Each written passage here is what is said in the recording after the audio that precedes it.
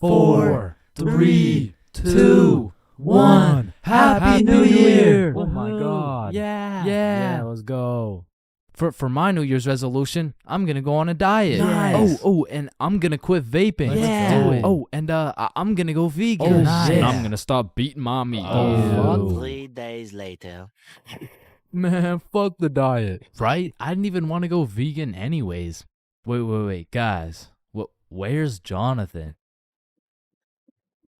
Alright, I'm gonna keep it a stack. This New Year's resolution thing is a whole lot of bullshit. Some goddamn buffoonery. A heaping pile of fucking horse cut. Like, don't get me started on these New Year, new me motherfuckers, man. Like, dyeing your hair and getting another piercing doesn't change shit. Now you're just broke, depressed, and lonely in a different font. And I'm not gonna pretend like I don't see you motherfuckers in the gym for the first 2 weeks. Like, come on now. You and I both know as soon as you get out of this gym, you're about to pick up a large strawberry milkshake, a Big Mac with no pickles, and a side of chicken nuggets, and it's disgusting. But Chains, how do you know down to the exact specifications of the order? 'Cause shit, I'm about to get the same damn thing. Because the devastating truth is a new year doesn't change jack shit. And if you're watching this in 2022, I'm really not trying to kill the hopes and dreams of 2023, but let's be honest. If you really wanted to be jacked, you would start working out, bro. Like, I hate to be the bearer of bad news, but the Earth orbiting the sun one more time isn't gonna get you any bitches, bro. 'Cause trust me, I would know. Now, as a stick man like myself, I can't fuck with New Year's resolutions because it's always the same shit. Like, 3, 2, 1, Happy New Year's.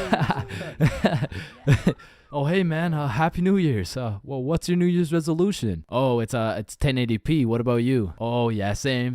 But did you see Ethan, bro? Nah, what's his? Yo, he's got 4K. Yo, what's up, dudes? Oh, look at the quality on this guy. Damn, wait, do you hear that noise? Yeah, what is that? Oh shit, it's Chains. He got 480p again. Shit. Fuck. Why is it 480p again?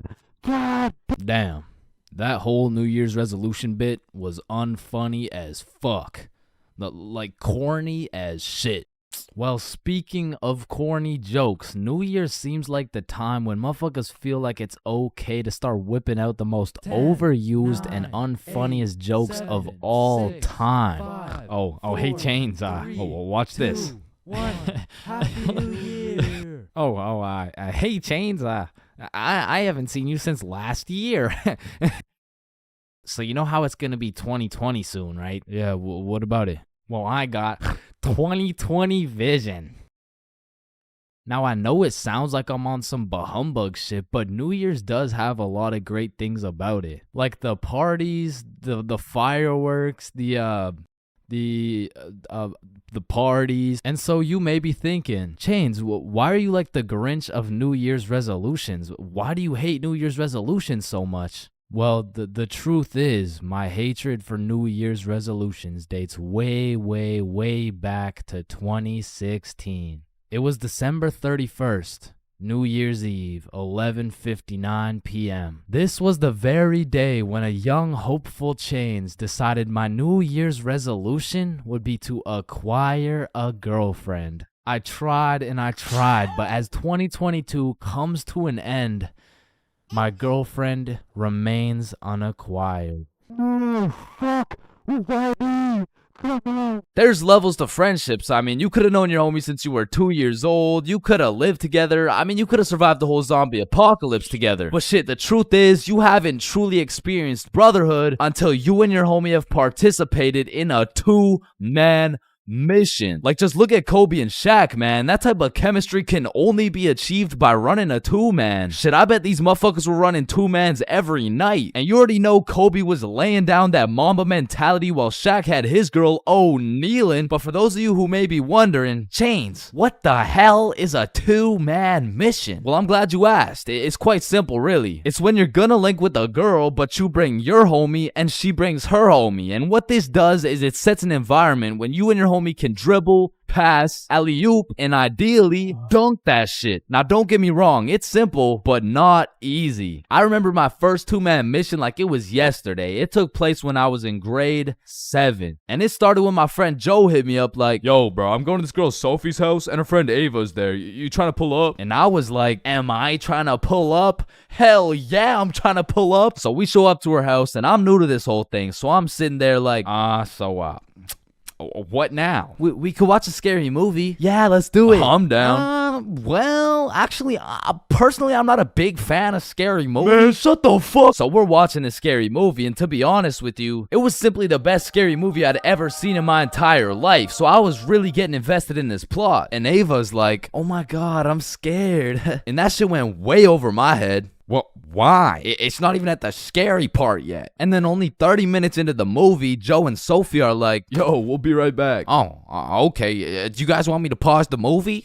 Nah, it's all good, bro. And you see, what Joe just did right there was a calculated move. In basketball terms, he just set an ISO. So now it was 2 1v1s. And the situation was absolutely perfect, but the problem was, I actually liked the fucking movie. And that violates rule number 3 in section 7 of how to pull off a successful two-man. Never give a fuck about the movie. Cause the truth is, the movie length is like the shot clock. If you end up actually watching the entire movie, you failed the mission. But I had no clue, and to be honest, I didn't even know what a two-man was at the time. So I got some popcorn and I was just watching the movie. But when the climax of the movie was about to come around, I did something that violated every term and agreement of the two-man mission. I went over to Joe and Sophie like, hey guys, quick, you're gonna miss the best oh, fuck. And I missed the climax of the movie, but shit, I seen a climax. And needless to say, Joe never invited me to a two-man mission since. But you know I had to redeem myself, even if it was 3 years later when I was in grade 10. It was a Saturday night, and me and Bob were looking for something to do. And I'm gonna keep it a stack with you, bro. I had no motion. Like, my Snapchat was drier than a Popeye's biscuit, bro. But lucky for me, Bob had a roster. And I'm talking an all-star lineup of girls who just want Bob on their body. And I don't blame them. I mean, shit, I got Bob on my body right now. And you can too at chainsclub.shop. That's right, we got hoodies, shirts, beanies, socks, keychains, stickers, you name it. And starting at the price of $4.20, Bob can be all yours. Or if you want me, I wouldn't mind being on your keychain or something. Treat me like white teeth. So as I was saying, me and Bob were bored. So Bob hits up this girl named Avery like, what are you doing right now? And she's like, just chilling. Who you with? My friend Alice. Let's link. I'm with my homie. Okay, is he cute? Cute as hell. Okay, come over. And I'm excited as fuck, so we get Bob's sister to drive us to Avery's crib, and as we pull up to her house, I remember a crucial detail that I'd been forgetting this whole time.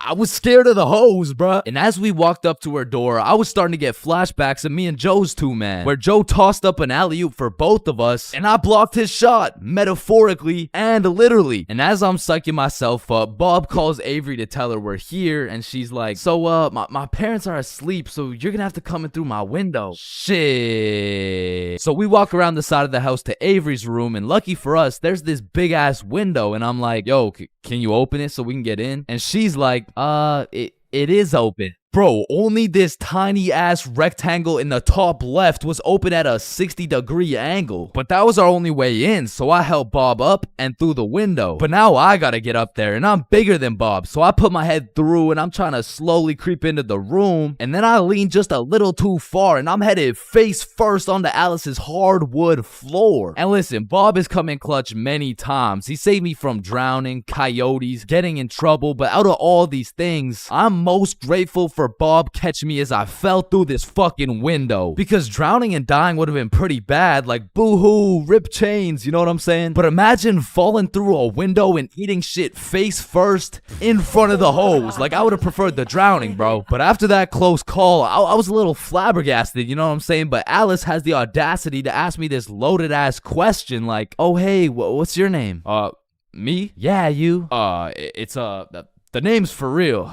ChainsFR. Nice to meet you, Mr. Frill. I'm Alice. And so we all just started talking and shit, but I keep noticing Alice was getting a bunch of text messages. And I remember thinking it was probably her mom or something, so I shrugged that shit off and I'm like, yo, we should watch a movie. Yeah, we should. God, yeah. And I wasn't about to make the same mistake I made last time. So I found the most dog shit horror movie on the face of Netflix and threw that shit on. And man, that shit was ass. In fact, it was so ass that we just started cuddling and shit. Like, what else was there to do? But now that we were close, I could feel the vibrations of Alice's phone getting a call. So she's like, 1 second, I'll be right back. And I wasn't trying to eavesdrop, but I could low-key hear what she was saying through the door. I'm just at Avery's house.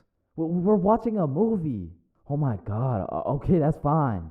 Okay. But when she comes back, she puts a pillow between us. Like the same type of shit two dudes do to make sure they don't fuck in their sleep. And I'm trying to piece everything together. And as I'm coming to the conclusion that this girl has a boyfriend, I hear footsteps coming towards the door. And when the door opens, I'm fucking bamboozled to see a 60-year-old man who looks furious. And I'm just hoping this isn't Alice's boyfriend, because if it is, we got bigger problems on our hands. But as I seen the way this man looked at Bob, I realized he's Avery's dad. And Bob wasted no time jumping out that fucking window. But for me, let's just say that shit wasn't very elegant, because I got stuck for what felt like 5 minutes making eye contact with this grown-ass man. Well, what are you trying to seduce my dad or something? Like get the fuck out. And I'm not gonna lie, we ran, bro. And once we made it home, me and Bob were relieved. But when I go to check my phone, I got a little notification on Snapchat. And I'm expecting it to be Alice or maybe even Team Snapchat or something, I don't know. But I sure as hell wasn't expecting it to be a motherfucker named Ryan Donaldson. And Ryan must have woke up on the wrong side of the bed this morning, because he's like, what the fuck did you do, dude? So I hit him back with a, who dis? And he's like, Ryan Donaldson. Yeah, no, I can see your username, bruh, but I have no clue who you are. I'm Alice's boyfriend, bitch. And Ryan got his shit hit with an instant block, bro. And so the moral of the story is, if you're gonna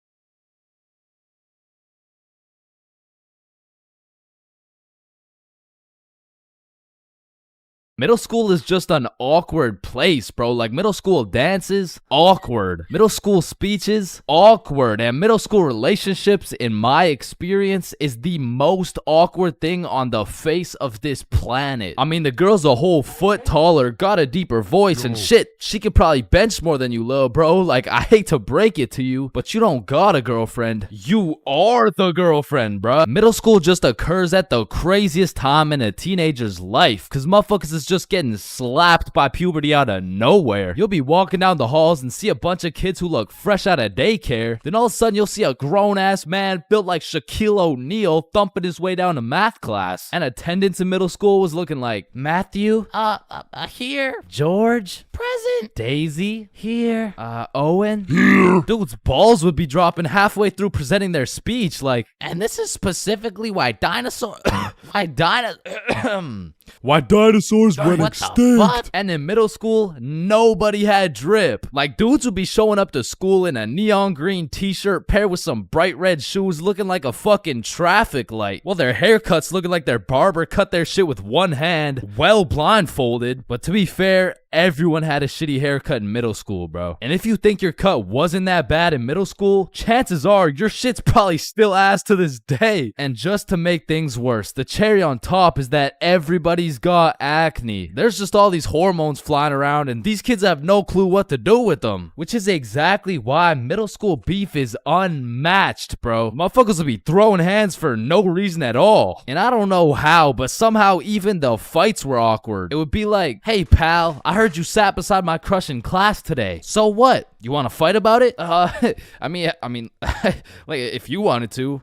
That, like, I'm not scared. Like, yeah, we can fight. Okay, let's freaking go, pussy. Fuck, I wasn't ready. Sorry, was that too soon? No shit, Sherlock. Okay, you can hit me back so we're even. But if two dudes were throwing hands and their crush is watching, They're about to fight to the death. But the thing is about middle school fights, I didn't know this was possible, but somehow both motherfuckers end up losing the fight. I remember one lunch at my middle school, a dude whipped out some boxing gloves for no reason at all, and all of a sudden we're running a whole fight club. Kids would be betting their lunch money on who's gonna win and shit, but we never laid down any ground rules. So one day, JJ hit Timmy with a spinning back fist and put his ass to sleep. And I'm hyped because I just doubled my lunch money, but Mr. Principal didn't seem too hyped to see one of his students knocked out on the ground. So of course JJ gets in trouble because he's just that one kid who's always in trouble but never got expelled. Like, I could have swore dude was on his third strike 5 strikes ago. But man, middle school had some characters, bro. There was that one guy that would walk through the halls blasting music on his speaker, the kid who used to sit in his chair like this, the dude who hit puberty and midlife at the same time. Mr. Donaldson, can I get some help on the subtraction?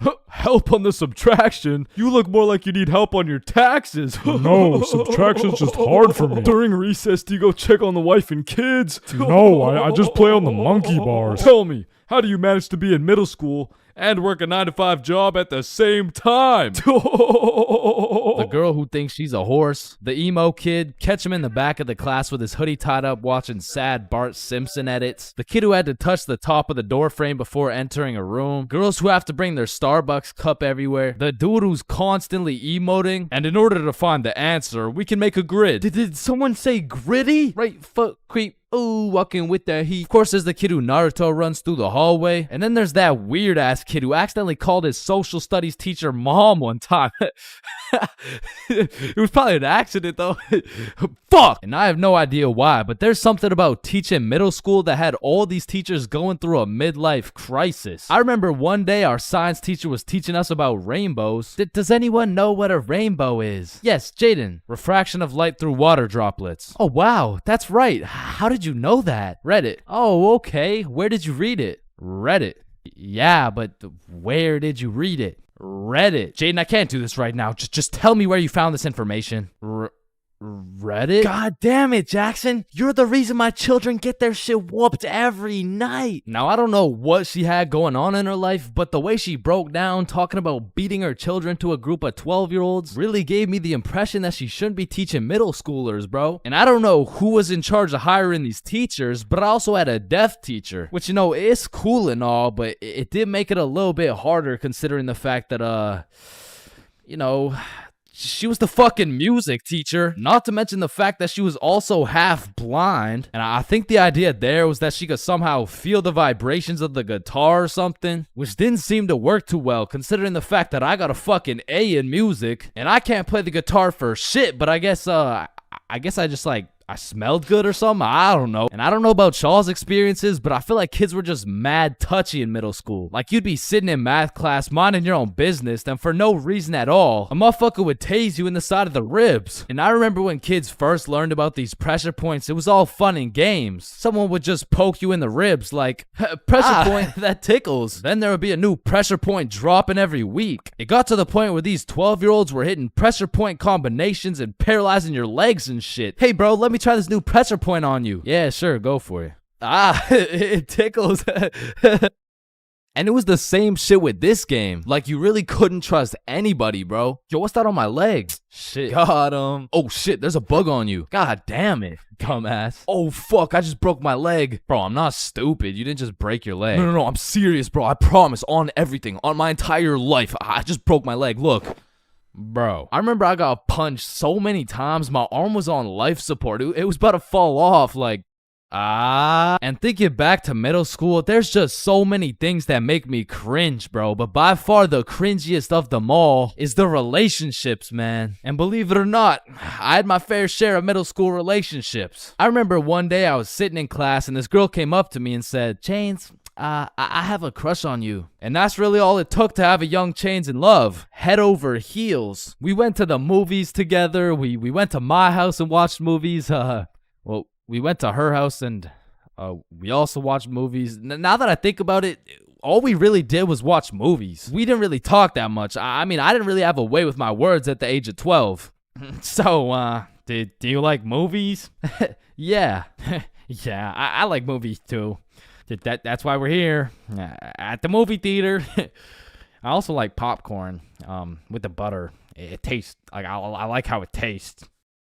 And one day we went to the mall and I took a good look at my girlfriend of 2 weeks and thought, man, I don't even know this girl. Like who are you? I remember we were inside Zoomies at the time and I said, hey, Jessica, you're a great person and all, but I don't really think we're compatible like that.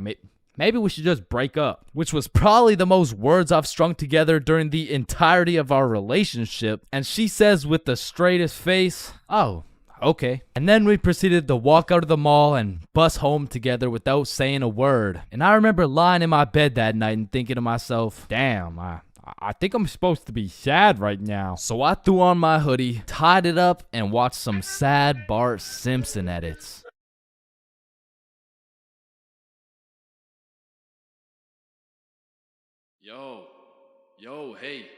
Yo, wake up.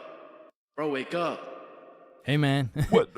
Who are you? Dreams, we all have them whether you remember them or not. And at one point in our lives, we've all dreamt about the same shit, bro. Like your teeth falling out, or running through your school butt booty naked, or being reincarnated as a chicken laying eggs.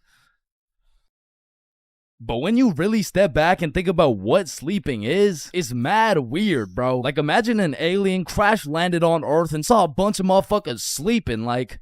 Why is everyone dead? Oh, no, they're not dead, they're just sleeping. Man, what the fuck is sleeping? Yeah, so basically they just play dead for 8 hours and live false realities in their heads and shit. Strange. Yeah, like you see this guy, he's probably dreaming about sunshine and rainbows. Get down. Oh. Where you see this dude? He's having a nightmare for sure. Oh, and this dude? Yo, this dude's definitely fucking, bro. I'm a caterpillar. Damn, that's crazy. Now, we all know there's only 3 questions in life that have yet to be answered. What's the meaning of life? What's Obama's last name? And why do we dream?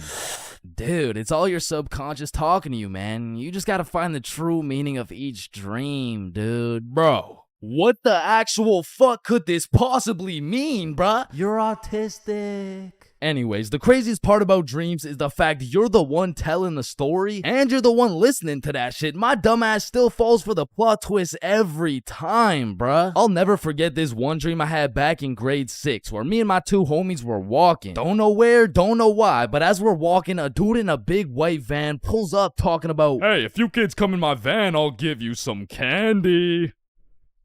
shit. I mean, I'd come in your mouth for the whole bang. So obviously, we hop in, and the driver looks absolutely cracked out, talking about, hey kids, eat this candy. and so we unwrap this piece of candy, and it's literally just a razor blade, bro. Like, he didn't even try and hide that shit. Nah, I think I'll have to pass on this one. Alright, okay, then eat this piece of candy. Nah, this is a perk 30. You got any Reese's cups? Yeah, nah, I got Reese's cups, here.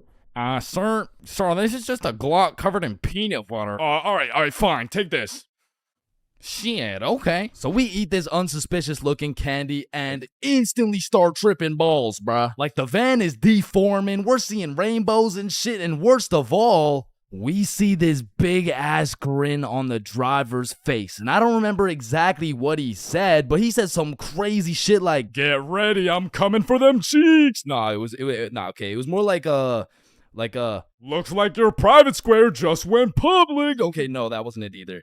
It was, it was something more like, You boys ever had your buns stuffed like a meat mountain from Arby's? yeah, I can't remember exactly what he said, but all I know is if we didn't act fast, we were getting our cheeks snatched up, bro. So Billy's like, yo, quick, call your dad. So I'm rushing to start calling my dad, and this is the most dream logic shit ever, because I don't even got a dad, bruh. And this is where my own brain hit me with the meanest plot twist I never saw coming. Because as I'm calling my dad, the driver's phone starts ringing, bruh. Bomba Club. Now, I don't remember the rest, but the fact my own brain hit me with some Star Wars Darth Vader type plot twist, god damn, bro, that shit was a movie. But still, I probably got my shit touched, so I'm gonna have to leave this as a B-tier dream, bro. B-tier? What the fuck could possibly be worse than a crackhead tickling your pickle, bro? Fever dreams.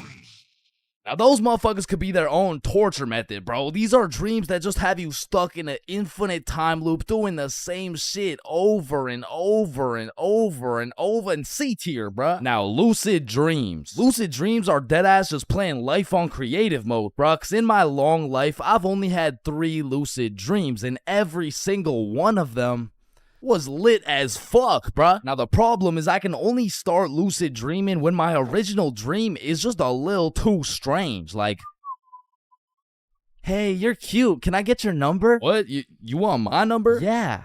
Yo, I must be lucid dreaming. Ow, what the fuck? Shit, it's so real, bro. I can do anything. I can probably fucking fly. Alright, Chains, this is not a dream. You're under arrest for battery and assault. But for real, my first lucid dream started when I was posted up in a basement with Michael Jackson. Yo, aren't you supposed to be, like, dead and shit? Oh shit, I must be dreaming. And so to test the waters, I start spawning in random shit on the spot, and this is the moment I realized the possibilities were endless, bruh. I could do whatever I wanted, and so I spawned in a honey pack, and I spawned in Lola Bunny, and I S tier. Lucid dreams are S tier, bruh. Wet dreams are too.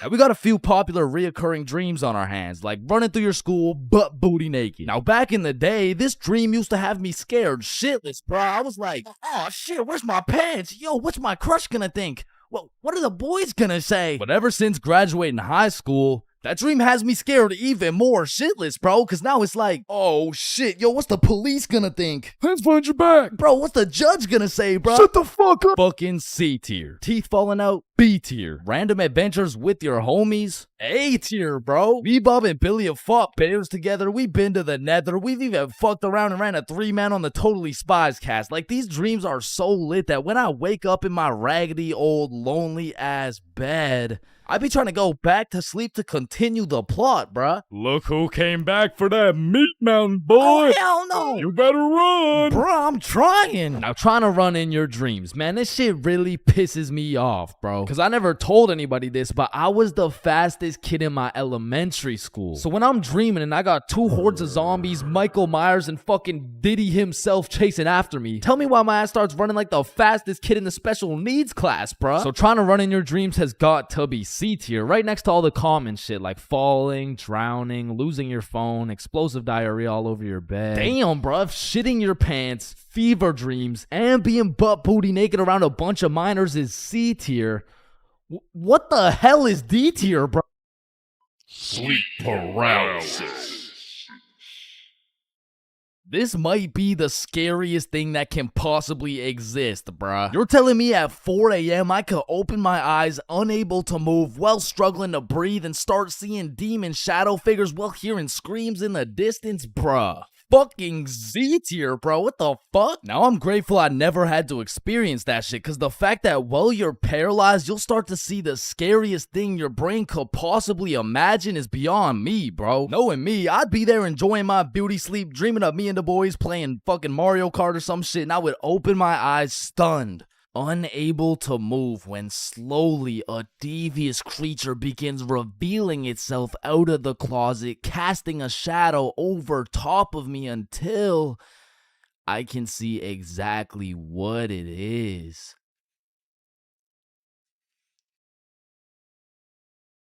Looks like someone ordered a meat mountain.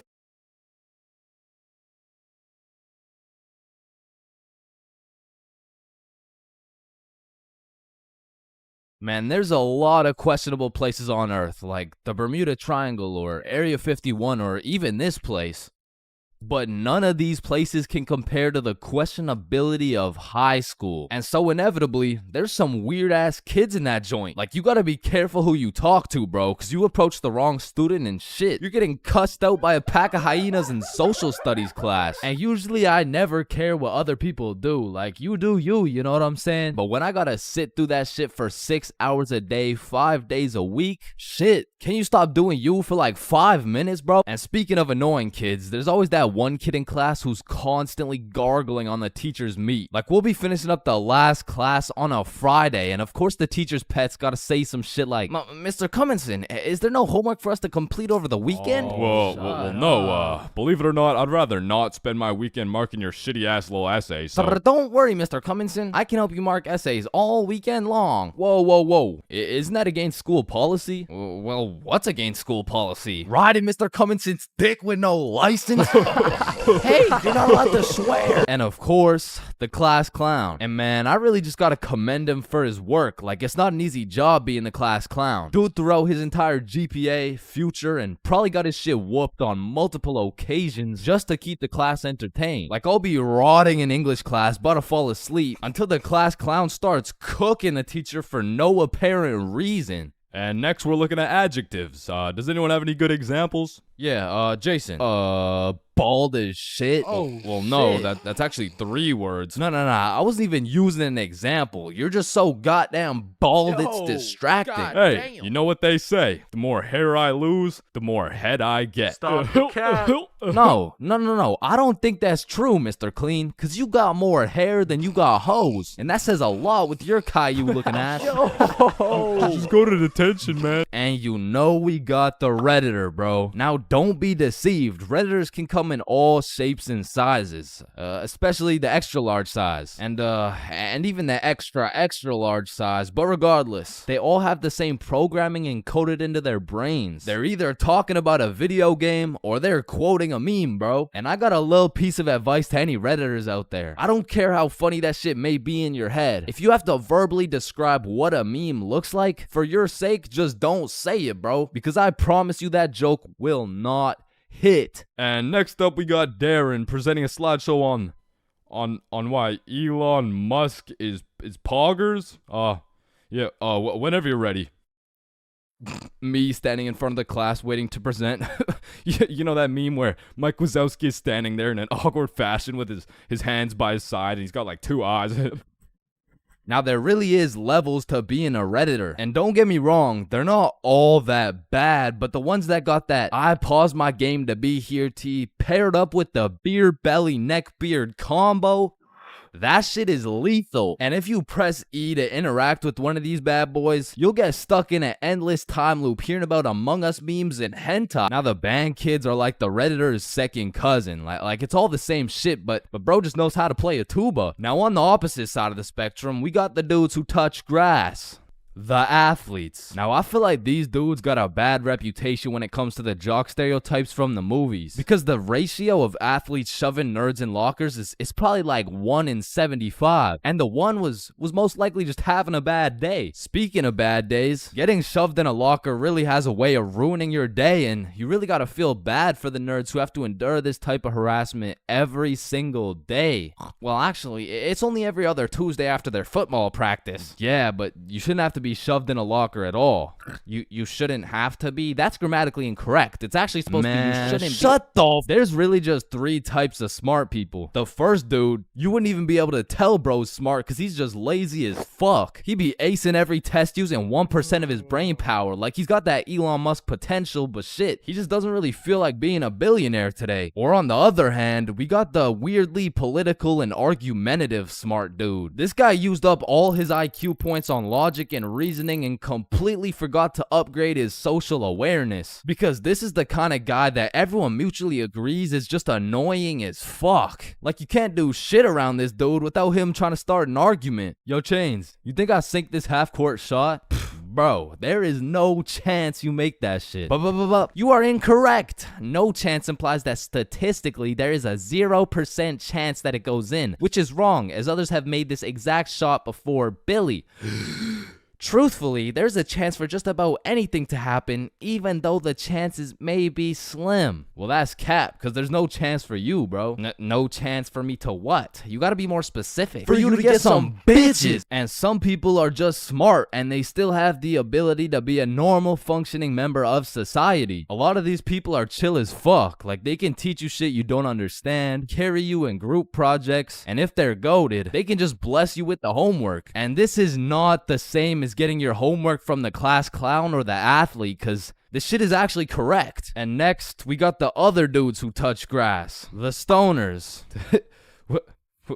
Why are you looking at me? There's always a dude posted up in the back of the class who's visually fried as fuck. You'll commonly see him posted up with a snack of some sort, and you know they never forget the bev. Now, you don't want this dude's homework, because I promise you, we will just have a bunch of doodles with some mushrooms and this graffiti S, and somehow these motherfuckers will manage to take a multiple choice test and get every answer wrong. Like, it's actually kind of impressive when you think about it. But besides that, they're just cool people. But I'm not gonna lie, I can't really say the same about the hot Cheeto girls, bro. Like, these girls put in an effort to be as loud as possible. Like, Lord forbid, if one of these girls breaks one of their long ass nails, it doesn't matter if you sit on the opposite side of the class, you're gonna hear about it. You're also gonna hear them chewing those hot Cheetos, cause they be lip smacking like crazy. Speaking of smacking, there's always that one kid in school who simply enjoys smacking motherfuckers. And at my school, it was Jordan Johnson. And if you see my high school fights video,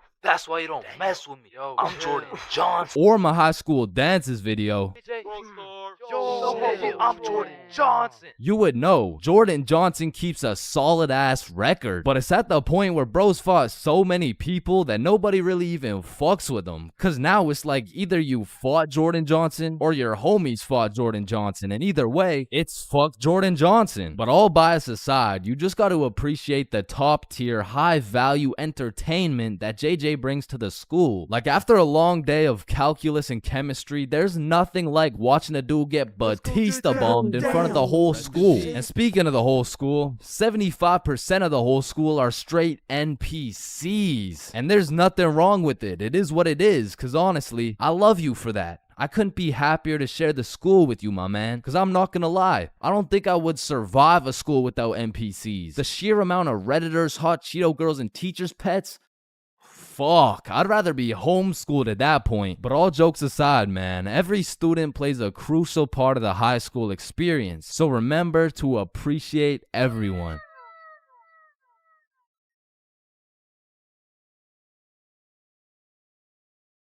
When you link a girl and you both bring a friend, man, what could possibly be better than a 2-man mission? 3-man mission. And when you go on a 3-man mission, you need to be able to trust those homies with your life, bro. Cause I don't know why, but 100% of the time you go on a 3-man mission, somebody's gotta take one for the team, bro. Like, it's just inevitable. And if your homie isn't willing to eat the shit sandwich in order to see the gang succeed, the entirety of the gang is eating the shit sandwich, bro. And on top of that, you need your homies to have your back when you crack a shitty ass joke. Cause if you're in a group of 6 people and not a soul laughs, nah, you're done, bruh. Like, you're cooked. You're sauteed, bruh. Like, pack it up. It's over with. Like, yo guys, what do you get when you mix human DNA with goat DNA? Oh my god, what do you get? Wait, no, let me guess. No, I don't know. What do you get? Kicked out the petting zoo. Fuck, I sold. Actually, that's a really good joke. Facts. Wait, it was? And lucky for me, I got the 2 most perfect dudes for the job. Bob and Billy, so you know we were no strangers to the game. Like, we had 99 chemistry, bro. We were like Jordan, Pippen, and Rodman, setting up these plays, passing, alley-ooping, and dunking that shit. In these streets, they called us the real Big Three. And one day, the real Big Three hopped on a plane to Mexico. And this story takes place way back. Like a month ago. And this story doesn't just contain one 3-man, not 2 3-mans, but 3 different 3-man missions. And with these 3 different chances, will me, Bob, and Billy be able to find love in Mexico? Or will we get set up and kidnapped by the cartel? Find out coming up on this episode of Billy, Bob, and Chains.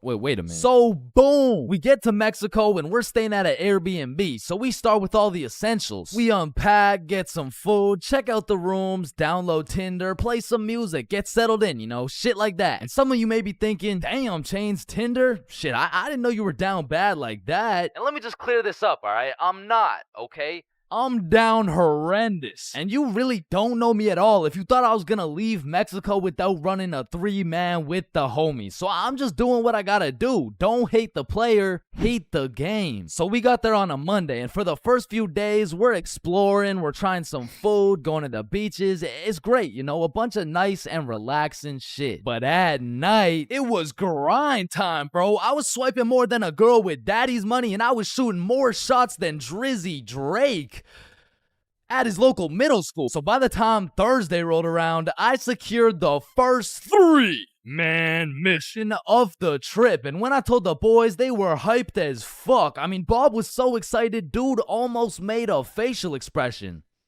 So before we went out, we had to get teed up. And lucky for us, we spent half our food budget on a few bottles of vodka. So we're absolutely down in that shit until our Uber pulls up. We hop in the Uber and get dropped off by some bars where we plan to meet the girls. Now keep in mind, at this point, all I've seen of this girl is pictures. And you know there's a brutal catfishing epidemic going on. So let's just say it's completely in the realm of possibility that I set up a link with 3 big buff Mexican dudes. And Lord knows I'm crossing my fingers. Like hopefully there's like no big buff Mexican. I don't want the big buff Mexican dude. So my heart dropped to my balls when I got a tap on my shoulder and turned around to see a not so buff Mexican dude with another not so buff Mexican dude with the 3 girls. Oh, hey, oh no, don't worry. These are just my friends, by the way. Hey. Oh, that shit. makes Okay, sense. yeah, what's up? And not only was I relieved that she wasn't a jack dude, but she was fine, nice, and she spoke English. Same with Bob's girl and Billy. Yeah, nah, he had to take one for the team for sure. Hey, bro, I'm sorry, but this is just the way the cookie crumbled. Shit, bro.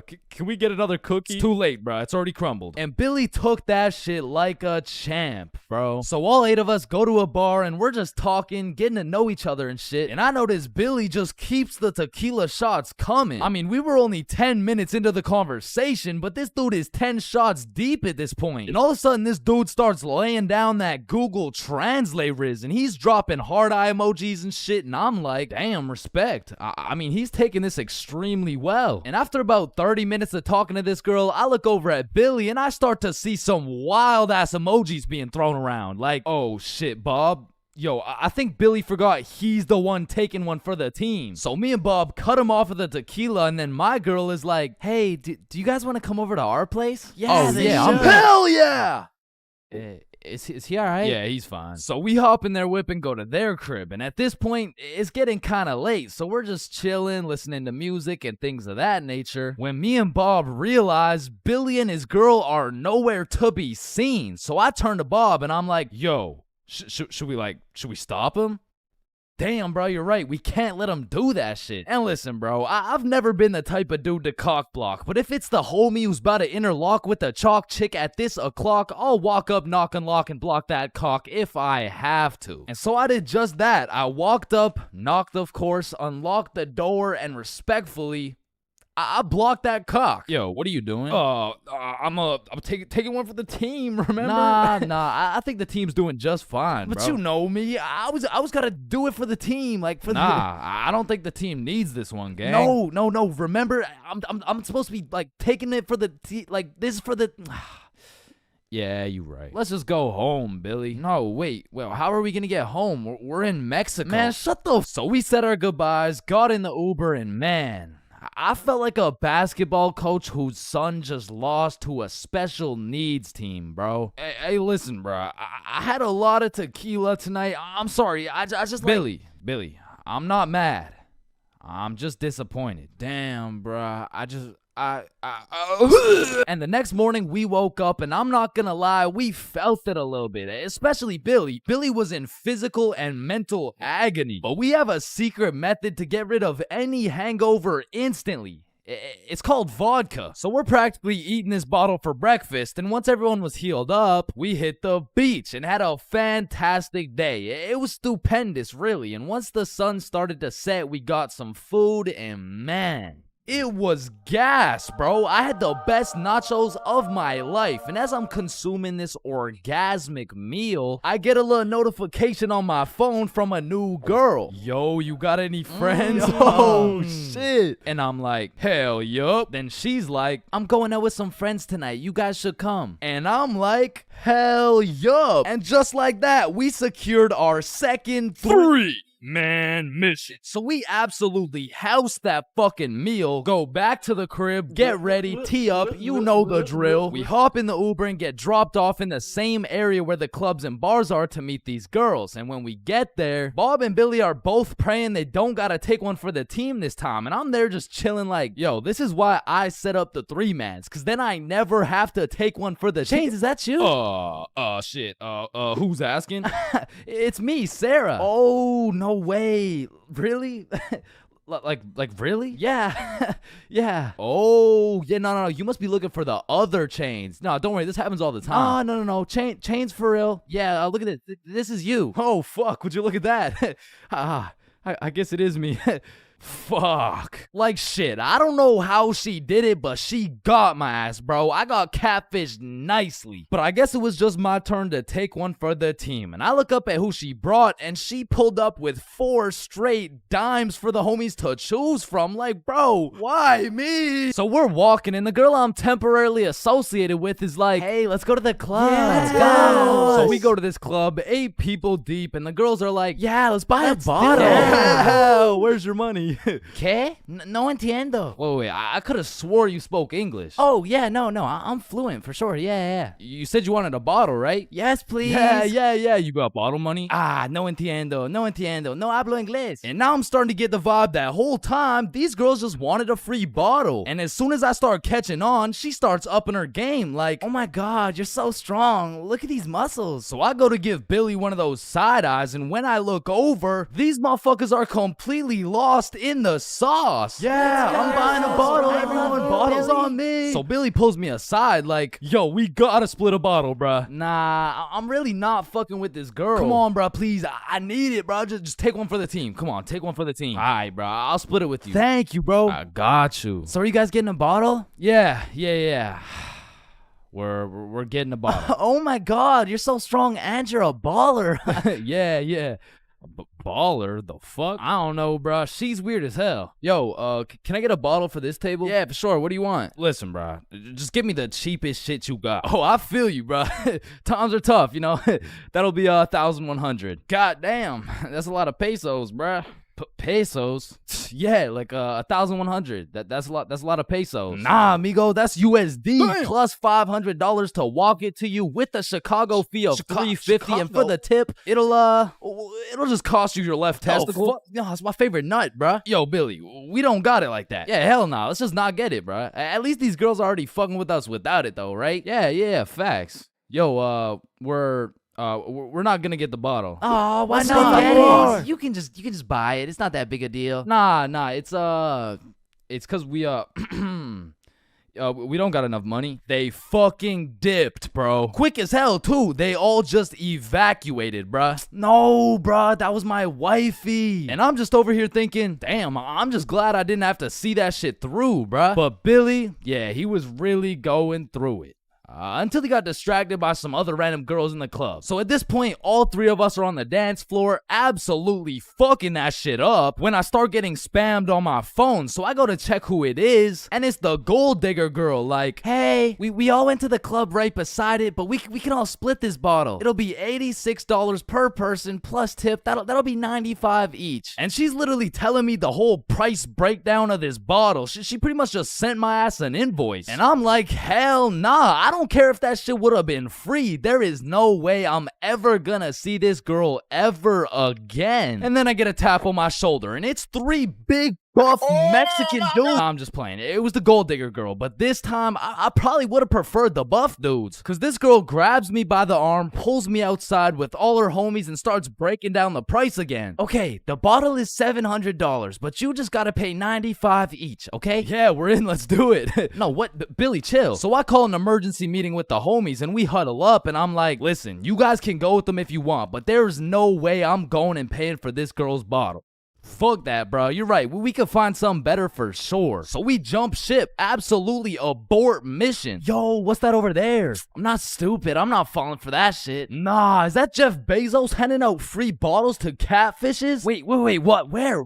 So we evacuate and start roaming the streets when I get a tap on my shoulder. I take a deep breath, turn around, and it's the girls from the OG3, man. Like, oh my god, Chains, what are the chances? Yo, what's up? And me and Bob are hyped, but Billy's over here having traumatic anime flashbacks and shit. You guys should come with us. We know the best spot here. Oh shit, bet. Fuck. So they take us to this club bar thing, and it's fucking bumping, but as soon as we get inside, Billy disappears, bro. And I don't even blame him. He's staying as far away from this girl as possible, not because he's scared of what she's gonna do, but because deep down, he's scared of what he might do. But regardless, me and Bob continue to respectfully obliterate the dance floor for about an hour straight, and then the girls are like, hey, it's getting kind of late, so we're gonna head out now. I bet. Wait. Yeah! And once me and Bob had officially decimated the dance floor beyond repair, we realized there's an upstairs that leads to a balcony. So of course me and Bob go to explore that shit. And as we walk out onto the balcony, we see Billy with this one girl who looks our age, who happens to have a friend who also looks our age. And once again, Billy is absolutely laying down that Google Translate riz, but this time he's really cooking. So me and Bob start talking to her friend named Mia. I get her Instagram, and then Billy's like, alright, let's go. The Uber's here. Uber? Uber to where? Oh, yeah, no, my bad. I forgot to tell you, but Camilla and Mia are coming back to the B&B. What the fuck?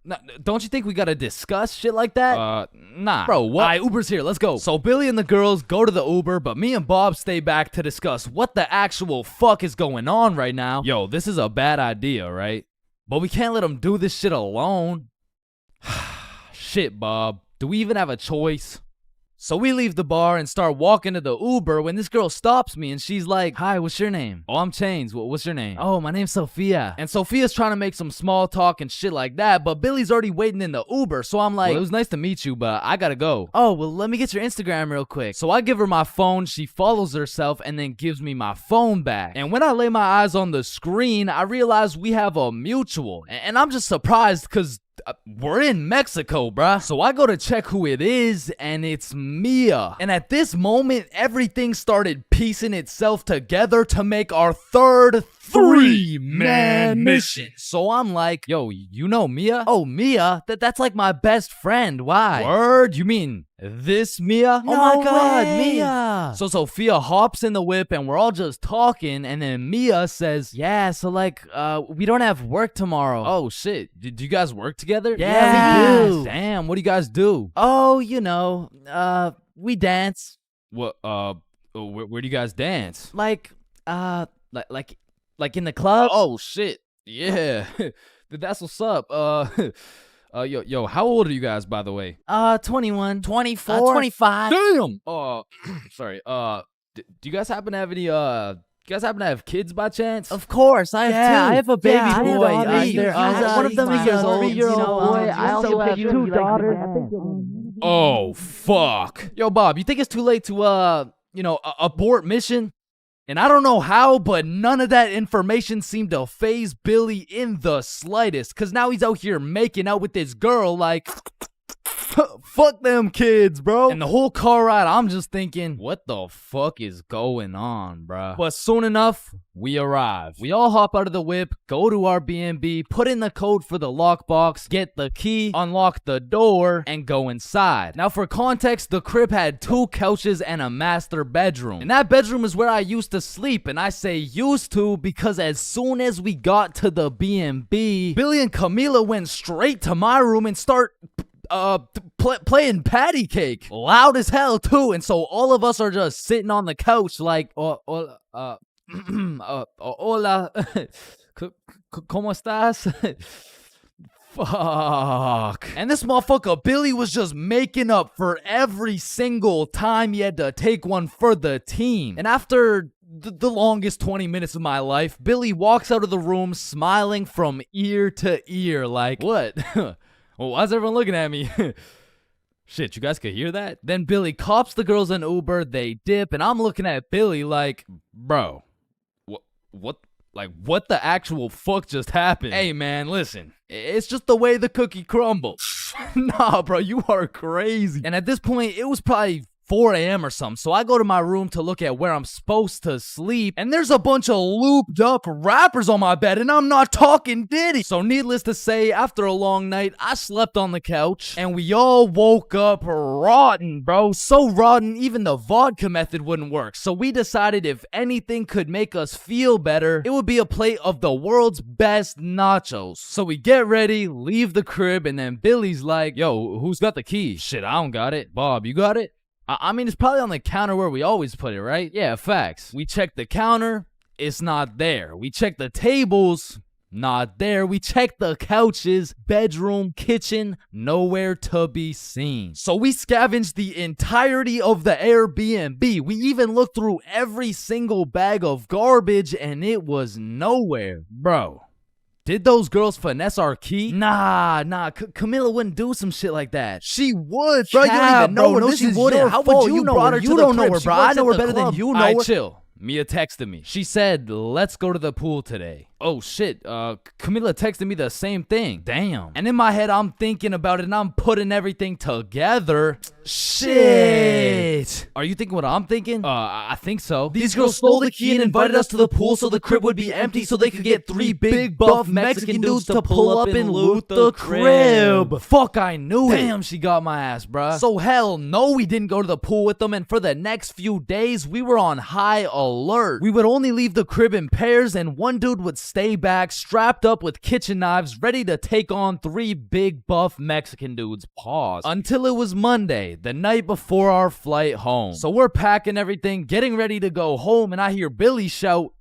Chains? Yo, what's up? Yo, guess what I got, bruh? Chlamydia? No. Gonorrhea? What? No. Herpes? No, it's in my suitcase. Your suitcase got herpes? No, it's the key.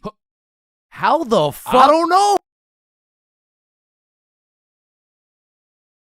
Yeah. Oh Yo. shit. Ooh. Damn. That's why you don't mess with me. Yo, I'm chill. Jordan Johnson. Mr. Johnson, why did you beat Kyle's ass?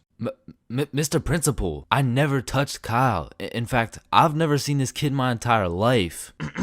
How do you presume he received a concussion, 2 broken ribs, a black eye, a broken nose, and a dislocated shoulder? I mean, he must have fallen down the stairs or something. Okay, Mr. Johnson, how do you explain this? That's why you don't mess with me. I'm Jordan Johnson. But I mean, you got the wrong Jordan Johnson. Then, what happened to your knuckles there? Shit, these ain't even my knuckles. Listen, I am not one to condone violence, but I'm not gonna lie, school fights are a major part of the high school experience. I mean, there's something about a good old school brawl that just boosts students' morale. Like, there is nothing that gets you through the rest of the day like some kid getting his ass beat in front of the entire school. And truthfully, it's just a community building experience because it gives everyone something to talk about. Yo, did you see the fight? Yeah, bro, Kyle got his shit rocked. Wait, are you guys talking about the fight? Yeah, bro. Man, Kyle got fucked up, dude. Overall, in school fights, everyone wins. Like, the fighter gets some respect and the crowd gets some entertainment. It's a win-win. What about me? But tell me why when a fight breaks out, the entire school will be recording, but not one person can get a good video. It's like when a fight breaks out, every motherfucker recording starts having severe hand spasms. I mean, as the person recording the fight, you literally have one job: to record the fight. Damn, I just missed it. What happened? Oh, well, lucky for you, I recorded the entire thing from start to finish on my brand new Samsung. Check it out.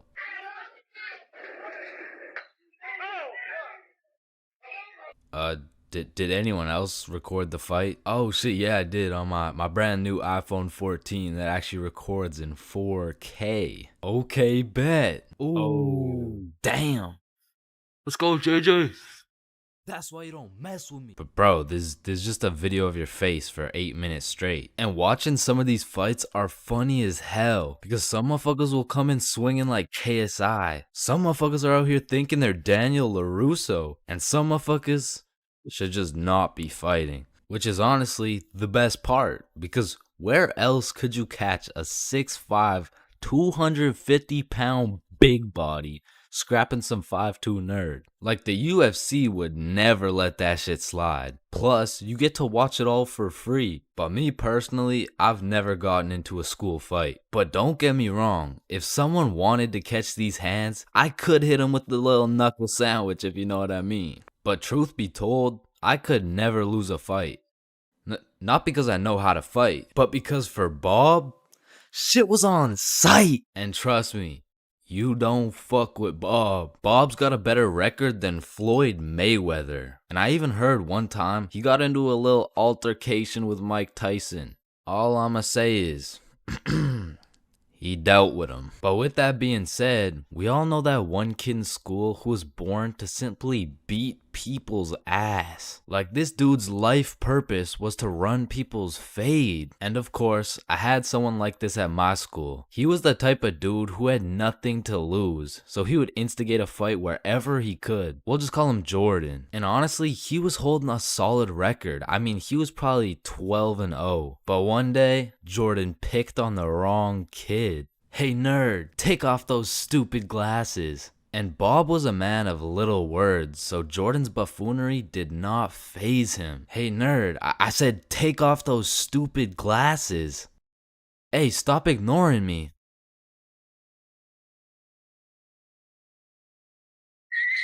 And without saying a word, Bob just ended Jordan's whole career. And ever since that day, nobody messed with Bob. That's why you don't mess with me. Yo, I'm chill. Jordan Johnson. So a few years ago, I worked at a fast food restaurant. We'll just call it Jim Jordan's, you know what I'm saying? Jim Jordan's was my first job ever. So coming in on my first day, I was kind of excited, because it was just overall a new experience, so I was looking forward to it. So I walked through the doors and, it's looking like a nice establishment so far. But as soon as you step past the staff gate, you realize it's instantly a hellhole. Like, this is exactly what it was like. Hi there, can I take your order? Yo, who's Medium making double coffee? double. What's your order? Yo, Large, hello. black coffee. It's Medium it's my double, first day. Hi black there, can I coffee. take your order? And bro, once they give you the once they give you the Jim Jordan's drip, you instantly lose value as a human, bro. For example, if you're going for a casual stroll down the street, an average interaction would look something like this. Hey, how are you? Good, how are you? Good. Just average small talk things. But once you throw on that Jim Jordan's drip, hey, what can I get for medium black coffee? Make my coffee faster, bitch. And while I was working here, it was just the beginning of the pandemic, meaning on top of the gym drip, you also had to wear a mask. So pretty much people could just see your eyes. And trying to communicate during the pandemic was horrible, because not only did both parties have to wear a mask, there was this big plastic wall between us, and they had to stand 6 feet away. Hi, what can I get for you? What? I said, hi, Huh? Ma'am, what can I get for you? Oh, I'm good. Thanks for asking. Oh my god, bro. And man, I already made a video on NPCs, but working in any sort of drive-thru, you'll figure out that drive-thrus are NPCs' prime real estate. It's just like back to back to back NPCs. And when you don't have your average NPC, you'll have a below average IQ NPC. Like, there was this one lady that would come through every day, and all my coworkers knew her as the coupon lady, because every day she would try and use coupons, but somehow never understand how they work. All right, your total is $15.67. Okay, I'm gonna use a coupon. All right. What are you waiting for? The coupon? Oh, it's just at my house. And don't get me started on my manager, Magnus, bro. Next time I see Magnus, it's on site. Wait a minute, James, is that you?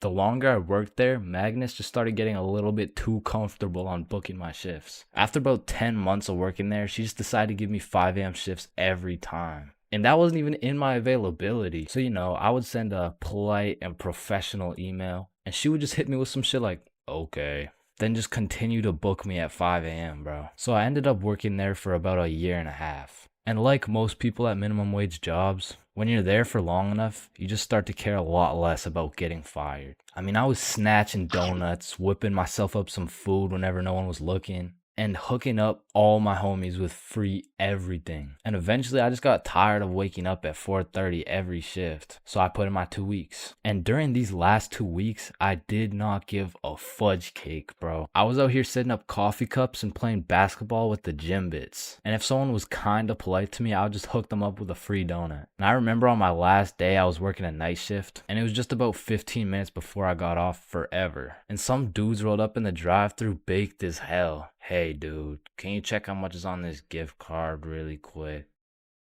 Yeah, you got 21 cents on it. What can we get for 21 cents? One sec. I just went to the back and cleared the shelves of every single donut in sight, and I just sauced them all for free. Yo, thank you so much, dude. You're the GOAT. Can't believe this cost 21 cents. So yeah, that was my experience working fast food, and it's definitely not fun, but I feel like it's a valuable experience. Because now that I know I hate working there so much, I'm gonna work hard enough so you will never catch me working in fast food ever again, bro. Here at Stickman High, we understand the importance of learning. That's exactly why our new curriculum has been perfected to accelerate the learning of each and every student. Like, hey, look at this kid. Wait, what? Look how big his head is. It must be full to the brim with all that knowledge we provide. Hey, it's not that big. No, it's pretty fucking big. Anyways, let's take a look at how the new curriculum pushes our students in the weight room. Oh, wow, impressive. See, I didn't even know legs could bend like that. They can't. All right, stop recording. Stop the recording. Stop the recording. Stop the recording. All right, Stickman High, welcome to the new curriculum, and let's study those textbooks. All right, class, are we ready to learn about this new curriculum or what? Or we could just do a Kahoot? Yes, sir! That's what I've been waiting for. That's what it's all about. Man, I fucking love Kahoots, and I don't study for shit. Bro, I feel like Kahoots are the exact equivalent of the good old here comes the airplane trick. Like, yo, you want a Brussels sprout? Aw, hell nah, bro, those are disgusting. Oh, shit. Alright, but here comes the airplane. Hey, Chains, you need to study for this history test. Hell nah, bro, that shit's boring as hell. Okay, yeah, but... What? The Declaration of Independence was signed on the Georgia. Because personally, I didn't give a single fuck about what we were learning in school. But I swear they infused the Kahoot music with Adderall or like crack or some shit. Because a game of Kahoot used to have me all the way locked in. And I would be grinding my way up those leaderboards. Like I'd make it to 3rd place and then 2nd place and then 1st. And then the teacher would throw in some bullshit like, now what position was Abraham Lincoln conceived in?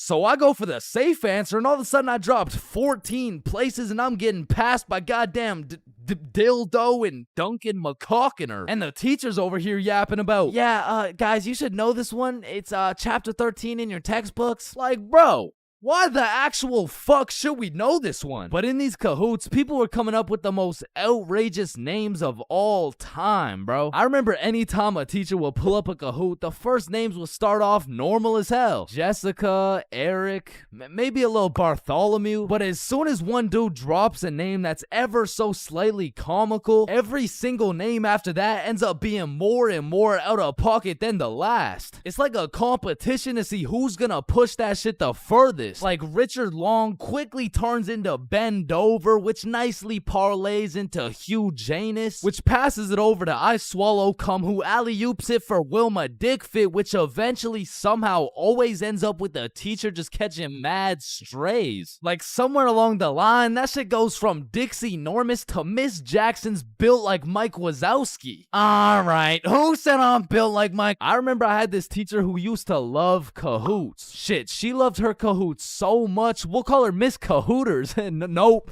Nah, we're not actually doing that. We're not calling her that. I think we'll just go with Miss Kahoot. You know what I'm saying? I think Miss Kahoot works just fine. And every Friday or so, we would walk into Miss Kahoot's class, and she would have a Kahoot pulled up smiling from ear to ear. Which I'm not gonna lie, was really sad to see. Not because she was smiling, but because I knew in 20 minutes tops, that smile would turn into straight anger, bro. Hey class, happy Friday. We're gonna do another Kahoot because I know it's a class favorite. Just please, everyone be appropriate. DJ Bustanut, are you serious? In my like 22 years of teaching, I have never. And I felt bad for Miss Kahoot, you know, like I really did. But it was low-key her fault for running it back so many times. Cause DJ Bustinut just couldn't stop catching these dubs, bruh. He was a dog. But nah, I really do feel Miss Kahoot. Cause sometimes even Kahoot pisses me off, bruh. Cause picture this, I'm here grinding out these answers, giving it my all, even cheating a little off that one smart motherfucker with the big ass laptop, but I still get a few answers wrong, you know, nobody's perfect. But imagine my pain as I read my screen and find out I'm 76 points behind fucking Sebastian, bro. And I look up at Sebastian and this motherfucker doesn't even know what he's playing. He's just happy to be here and shit. But there's only one feeling worse than being 76 points behind Sebastian, and that feeling always came from the easiest questions. It would be like, oh, what? This is a little too easy? How do you say hi in English? And you're trying to speedrun this shit, so you click the first thing that kind of makes a little bit of sense and the answers come up,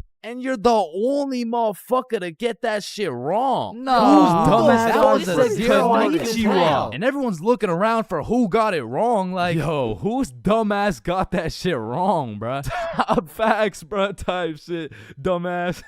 Type shit. The fucking dumbass. Chains? Were you the dumbass who got that shit wrong, bro? Me? Dumbass? Nah, shut up. Shut the fuck up. Nah. It was probably it was probably Sebastian, bro. Just look at that motherfucker. And I feel like there's only 7 types of people in class when you're playing a Kahoot. And the first is Dover. Bend over. We all know him and we all love him. He's got a smart name, but not a smart brain. He might get the first answer right, but then he falls off the face of the leaderboards, never to be seen again. But on the leaderboards, we got Genius George, because George actually studied the material like a well-prepared and studious nerd, bruh. Because George was the type of dude to be like, calculate for the common denominator. oh man, this one is too easy. Like, bro, if you don't shut the fuck up, I'm about to commonly dominate that ass. No, it's called a denominator. Oh, I know. And I swear every game of Kahoot had that one person who took their sweet time to answer every single question. Like, it could be 1 + 1, and this motherfucker would be 30 seconds deep into the question, like, okay, 1 + 1. Is it a trick question? No, just answer the question. Oh, okay, 1 + 1 equals... The answer's 2, dumbass. Okay, can I use a lifeline and phone a friend? All right, chat. How do we kick Jasmine out of the lobby? And then we got Flying Fuck Frederick, and Flying Fuck Frederick doesn't give a flying fuck. Dude will give his best shot at the first question, and then he's aborting mission and playing some goddamn Clash Royale. And then there's always that one dude yelling out the wrong answers. All right, what's the biggest mountain in the world? Ooh, I know this one. Chains. It's blue, bro. Trust. Oh, shit, bet. Wait, no, I meant red. Sorry, my tongue slipped, bro. My bad. Bro. Oh, and it looks like Chains is off the leaderboard. Everyone, let's point our fingers and laugh at him. And we got the radiating Redditor. And I say radiating because that boy is radiating the most profuse body odor known to man. And I don't know, maybe it's all a part of their strategy to win, because that shit throws you off your game, bro. They'll be invading your nostrils with a concoction of Doritos, Skibbity Toilet, and Badussy. And if you've ever played against a Redditor in a game of Kahoot, you may be wondering, yo, how is this dude getting every answer right while sitting back drinking Mountain Dew watching Best Sigma Moment compilations? And the answer is he's cheating, bro. And not the normal kind of cheating either. This dude's using a Kahoot bot to get every answer right. And now you may be thinking, nah, why would someone cheat on a Kahoot, bro? It's not that serious. And that's facts, but the thing is, the prize was a gummy bear, and this dude can't leave no calories behind. And then we got the casual Kahooters. Fuck, I gotta stop saying that shit, bro. I was trying to say we got the people who just play the game. They got normal names, they guess some right, they guess some wrong, but at the end of the day, they probably still get their shit yelled at, all because DJ Bustinut couldn't stop catching these dubs. Alright. Hello, can I get a green apple and bubblegum, please? Of course, that'll be 25 cents. Oh, gee, what a deal. Life sure is good, huh? Oh, it sure is. Hey, yo, Unc, pass me that green apple and bubblegum, gang. Oh, wow. I remember when I was your age, I used Didn't to... ask plus ratio, all right? Just give me the vape juice, bro. Vape juice? I thought we were talking about real green apple and bubblegum. Of fucking course, dude. These fucking old heads nowadays, right, guys? Just give me the vape juice, please. All right, well, in that case, I need to see some ID. Yeah, I got you, Unc. Your ID says you just turned 11 years old. Type shit. No, you gotta be at least 21 to buy vape juice. Oh, shit, yeah, no, I guess it's a robbery then. Oh, wait, what? Ah, shit. Listen, the times are changing, bro. Not too long ago, kids were just playing outside, playing sports, and climbing trees and shit. But nowadays, I swear these kids are just grinding TikTok, playing GTA in real life, and the only thing they're climbing is the spectrum, and I blame the internet, bro. Because now these kids are coming straight out the womb watching Skibbity Toilet Brain Rot, and if that was my kid, shit, I would want to restart, bro. Like, take two from the top, bro. And honestly, I feel like most of these kids were coming along just fine, you know? Like, they were developing into some cool dudes. They had a banger theme song and shit. Like, yeah, I was low-key fucking with this new generation. And then...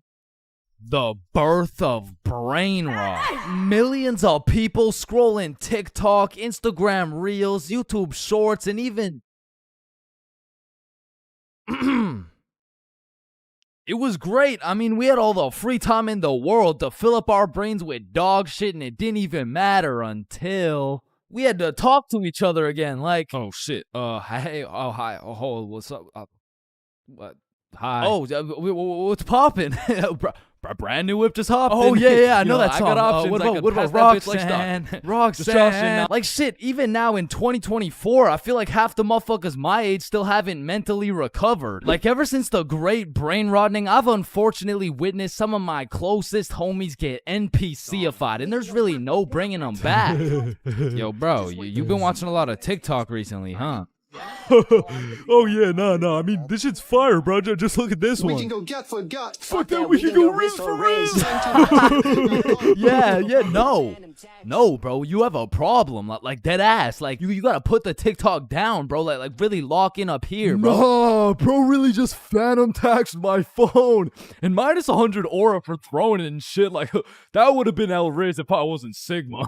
But remember what Duke Dennis said? Ohio, Riz Skibbity Toilet, Phantom Tax, did Gronk hugs Libby Dunn? And so if some of my homies' brains are still trying to recover, I can only imagine the permanent effects on these kids, bro. Like, I feel like it's entirely possible that these kids' brains will be stuck in 2024 and they'll be old as hell talking about, Hey, can you help me cross the road? oh yeah, for sure. W Riz! Oh, no, my aura! Now, unlike half these YouTubers out here, I don't spend a lot of time talking to kids. But the one kid I did talk to recently was actually my cousin. Hey, you're not alone on that one. No. So I was at this extended family function, and there was a bunch of people I'd never seen in my life, including this one kid who had to be about 10 years old. He was a short little guy, still waiting on puberty and shit, but when I talked to him, it was like talking to a little Kai Cenat or some shit. If he was 10 years younger and like, about the same height. Yo, broski. The fuck? Hey, down here. Oh, shit, what's up? My name's Elijah. Okay, Elijah. How's school, bro? Shit, it's alright. Yo, what grade are you in, bro? Grade 5.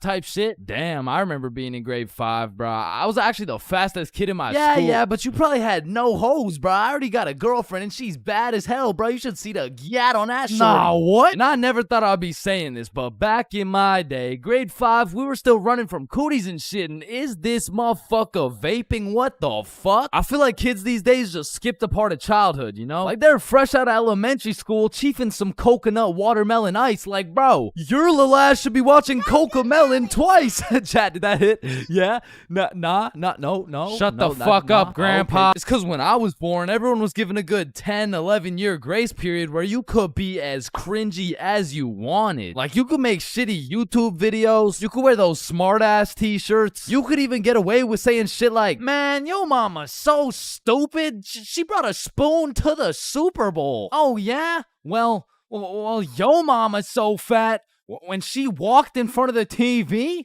I missed 3 episodes. Okay, but yo mama's so fat, she takes selfies in panoramic mode. Well, yo mama's so nasty, she got fired from a sperm bank for drinking on the job.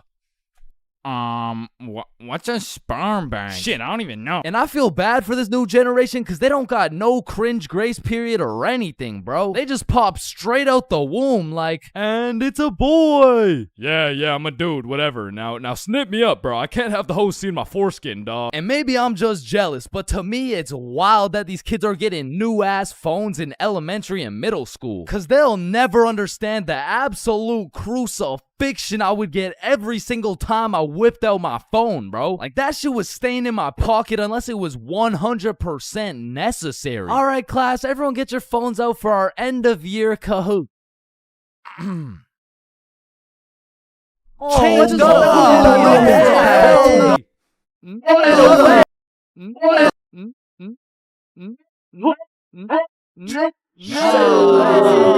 I honestly feel like the world would be a better place if we implemented a new law where if you saw a kid who had an iPhone number higher than their age, you had every right to respectfully and lawfully slap the shit out of them and give them a devious wedgie, bro. Like, you're 10 years old. What the fuck do you need 6 gigabytes of RAM for? I need it because I like to play Fortnite on my phone. Man, how about you eat 6 gigabytes of this shut up sandwich before I ram this fist up your ass?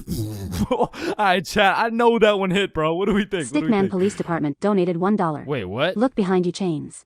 Oh my. And it's the same with these kids' fits, bro. Like, whatever happened to wearing neon shirts and light up Skechers? Like, why am I seeing literal children walking around in Jordans, bro? Like, I didn't even know what Michael Jordans were until I was getting my shit cooked for walking around in some Michelle Gordons, bro. But I mean, that shit was necessary for my character development. And that's what's wrong with these kids, man. They're straight up skipping out on some of the most crucial moments of their lives. I feel like we could low-key do them a favor. Next time you see a kid walking around on the street thinking life is all sunshine and rainbows and shit, you could just give him a little character development and like maybe roast his cut or something, you know? Like, hey kid, you look like you cut your hair with a fucking pencil sharpener.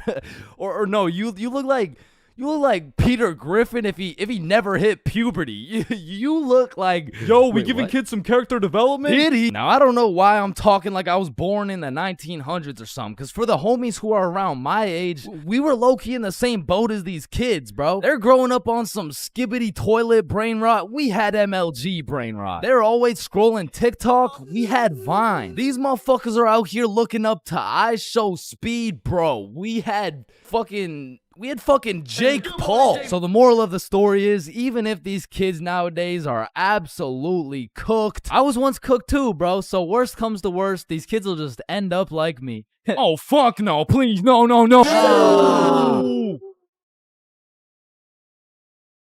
If you saw this video, you would know my very first time drinking, I got both high and drunk at the same time. But my first time being drunk takes place back when I was like 14 or 15. And this story takes place at my grandma's crib. No, listen, I know that sounds bad, but like, I mean, it's pretty bad. So the story starts with me and my brother pulling up to the family function. And right off the bat, we notice the chill cousins are nowhere to be seen. So instantly we can tell it's gonna be a long night of engaging in conversations about school, sports, my lack of ability to pull bitches. And about 5 minutes after arriving, you know, I'm just doing some good old small talk. Oh, hey bud, how's school going? Oh, you know, it's going. And,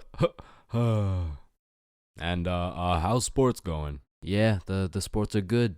Nice. So, the weather lately, huh? And then after about 20 minutes, me and my brother are just getting our shit flamed by every member of the family. No wonder you can't get a girlfriend. You're ugly as shit. Damn, that was just mean. And don't get me started on you. You had a 3-year head start and still can't get any bitches. And honestly, we just can't say anything back because last time I tried, man, still no girlfriend. That's brutal. not as brutal as your third divorce, am I right? Guys, so instead of flaming the living shit out of this grown man in front of his mom, I decided to be the bigger man. I just laughed that shit off and then got the fuck out of there before they brought up my school grades. So as my brother and I sit down in a different room, I'm just in agony thinking about how everything this dude flamed me for was actually true. But my brother, on the other hand, he was whipping up some devious plan. Yo, Chains, follow me. Oh, okay. So we walk down to the basement. So, what are we doing in the basement?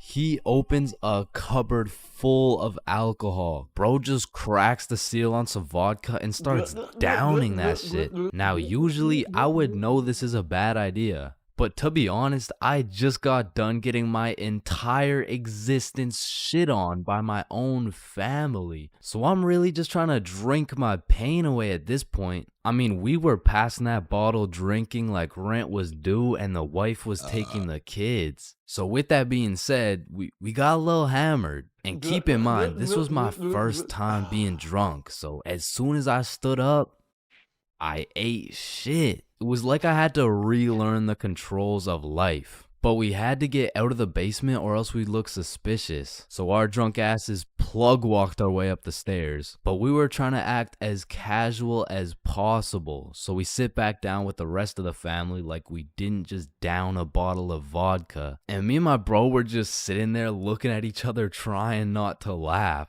But the next thing I knew, this dude, Uncle Jerry, was back on my ass. Hey, look, Dumb and Dumber are back. And at this point, I'm using every bone in my body not to end this man's whole career.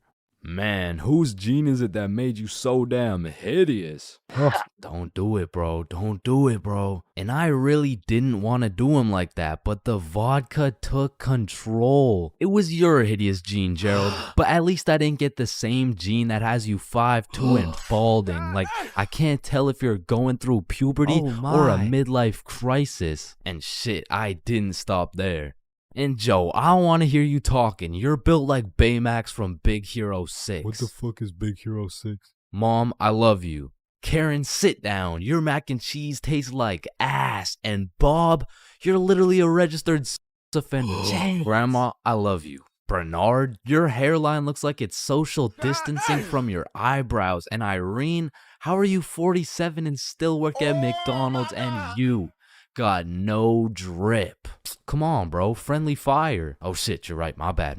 Needless to say, I was handing out smoke to everybody. Something in that vodka turned me to a demon. And I guess since everyone was mad at me for dissing the entire family, they never knew I was drunk as hell. But in the end, I did feel really bad for roasting my entire family tree. But ever since that day, everybody stopped flaming me, so it was worth it.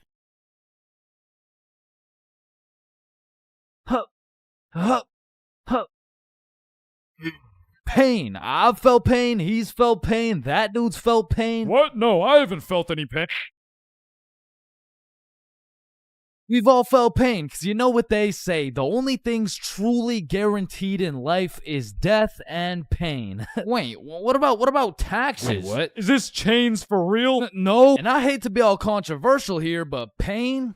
That shit hurts, bro. Specifically, the little shit that just does 1 damage has no business hurting so bad. Like stubbing your toe or biting your tongue or fucking paper cuts. Like, that shit shouldn't even hurt, bro. It's paper. It's not scary. Oh, shit. And I still remember the first time in my life I ever took some real damage and felt some real pain. And it was back when I was 4 years old. Which meant I was still learning the controls of life and shit. Like, yeah, I could run, but it was low-key like watching a dude play Fall Guys. if he was drunk and fried and asleep. But regardless, one day I was bored doing 4-year-old shit, and then I seen my arch nemesis, a fucking chair. And I instantly knew what had to be done. I had to assert my athletic dominance by running and jumping over this chair. So I take a deep breath, I run up, jump, and clear this chair clean as hell. Now keep in mind, I was 4 years old, so that was probably the coolest shit I'd ever done in my entire life. So you know I had to show my mom to make her proud of the man I've become. Hey mom, watch this. What the hell are you doing, Chains? Hey man, just watch and learn.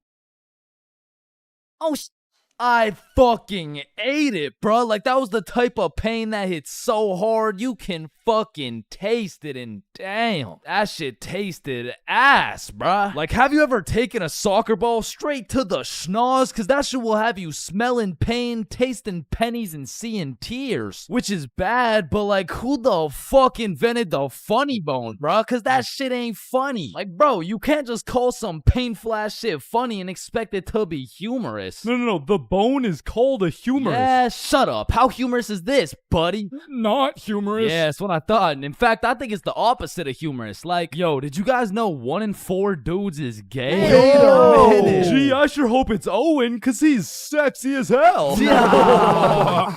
Y'all hit the funny bone too? Yeah, I did. If I had a pain tier list that went from shit ain't nothing to... I'd probably rate hitting your funny bone a solid. It's the same as stubbing your toe real hard. Like, you just need a moment to take a few deep breaths and say a few slurs, and that shit just heals itself. But if we're looking at some top tier, brutal, agonizing, excruciating pain, getting kicked in the balls. Now, for you 19.8% female audience, I know you might not be able to understand what this feels like. So let me just give you a quick overview. Imagine having balls, right? Now imagine getting kicked in them. That shit hurts like a bitch. I remember one time in grade 6, me and my homies were playing a good old game of soccer. And we were playing with the big homie.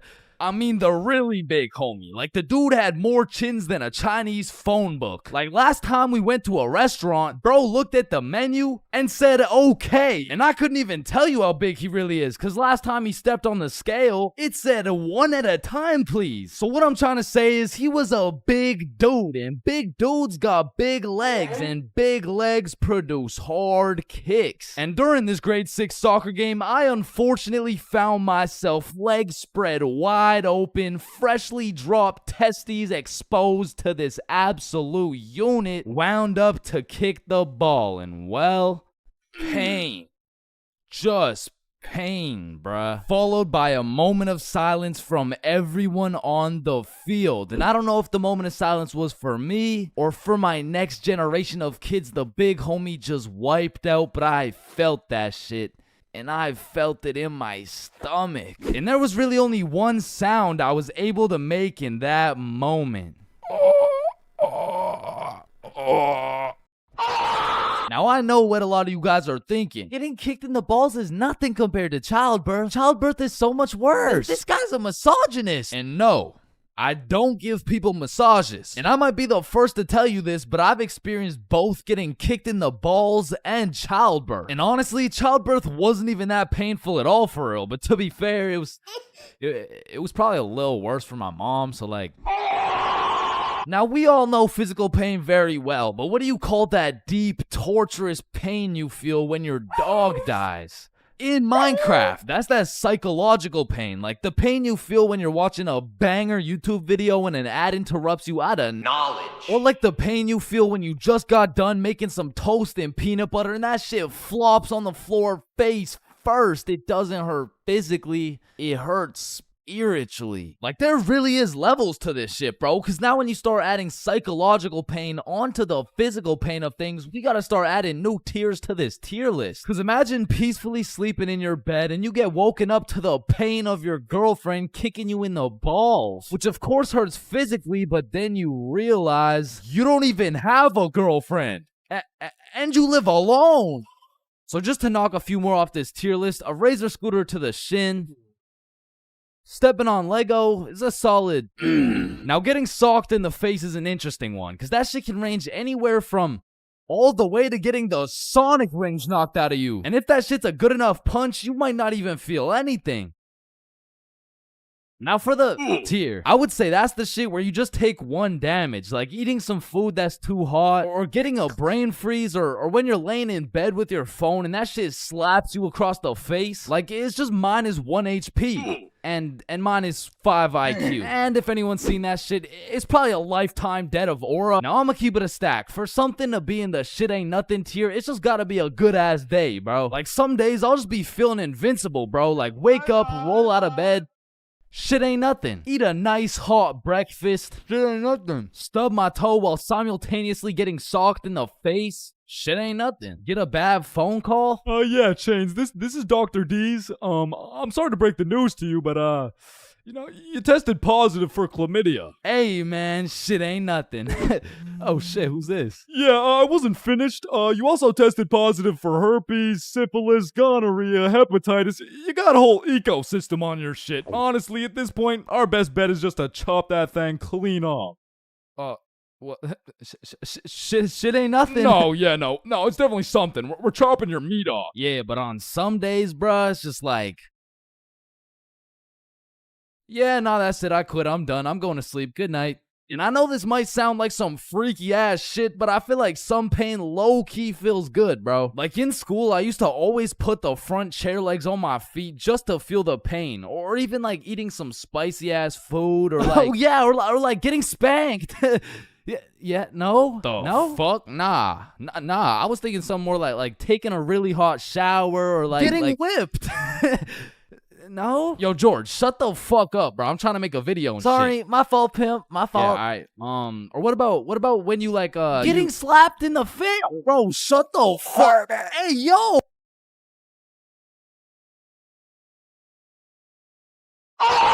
High school, the only place you'll find nerds and jocks chilling in the same room, where there's fight clubs and book clubs in the same building, where you can find the plug selling something and the school thought-giving dome all in the same bathroom. And surely one of the few places you can pursue your educational prowess and take it off that Benjamin in the same institution. High school, man. Love it or hate it, it's quite the experience. And although every single person will have a different experience at high school, there are some things you are guaranteed to encounter. Like the PE sweat, the nerd, that one strict ass teacher, the teacher's pet, the redditor, the predator, the chill teacher, the plug, the stoner, that one motherfucker who walks like this, the class clown, the band kid, the kid who just never shows up, the hot Cheeto girl, that one sexy ass kid who he got all the girls and you know what I'm saying, he was like super cool, the bathroom fiend, the oh my god I almost failed that test, I did so bad, oh shit same, I got a 51%, what about you?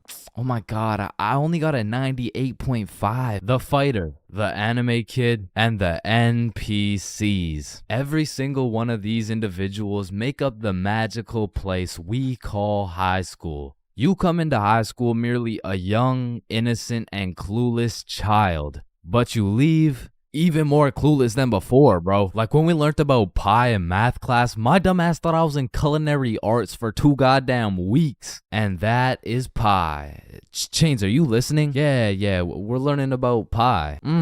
Then recite pie. Flour, egg, some fucking blueberry. Like coming into high school as a freshman, I was thinking, I can use my high school experiences and knowledge to figure out what I'm gonna do in life. Then shit, all of a sudden I'm graduated and my brain is filled to max capacity on bullshit. So now that you're graduated, what are you gonna do with your life?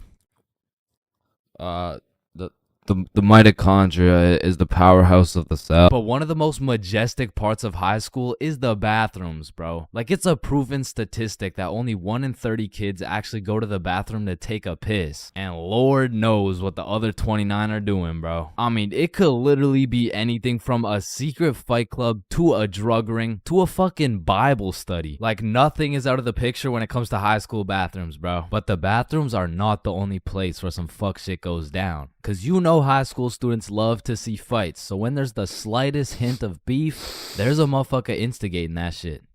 Oh shit, my bad, bro. Nah, it's all good. Don't worry. Yo, personally, I wouldn't take that shit, bro. What? Nah, it's fine. Like, he practically just called you a bitch. Wait, really? No, it was an accident. Wait, what's that? Oh shit, he just said he's smoking on your grandma's pack right now. Hey, don't be talking about grams like that. Ah, shit. Wow. But tell me why when some entertaining shit happens, I just happen to miss school that day. Like, I'll go every day of the month, but I get sick for one day? Damn, I'm glad as fuck I'm not at school right now. Yo. Holy shit. Chains, where are you? I'm in my bed right now. Why? Ooh. Jeremy and Tom are running the ones right now. Fuck, the one day I didn't go. Wait, what's that in the background? Oh shit, yeah. They got Lil Uzi performing at school today. What? Uzi's at our school? Yeah, check it out. Yo. Oh, and they brought in Gordon Ramsay cooking up free lunch today as well. What? Oh, and I almost forgot. Elon's pulling up and giving everyone Teslas. So, no. I'll see you later, man.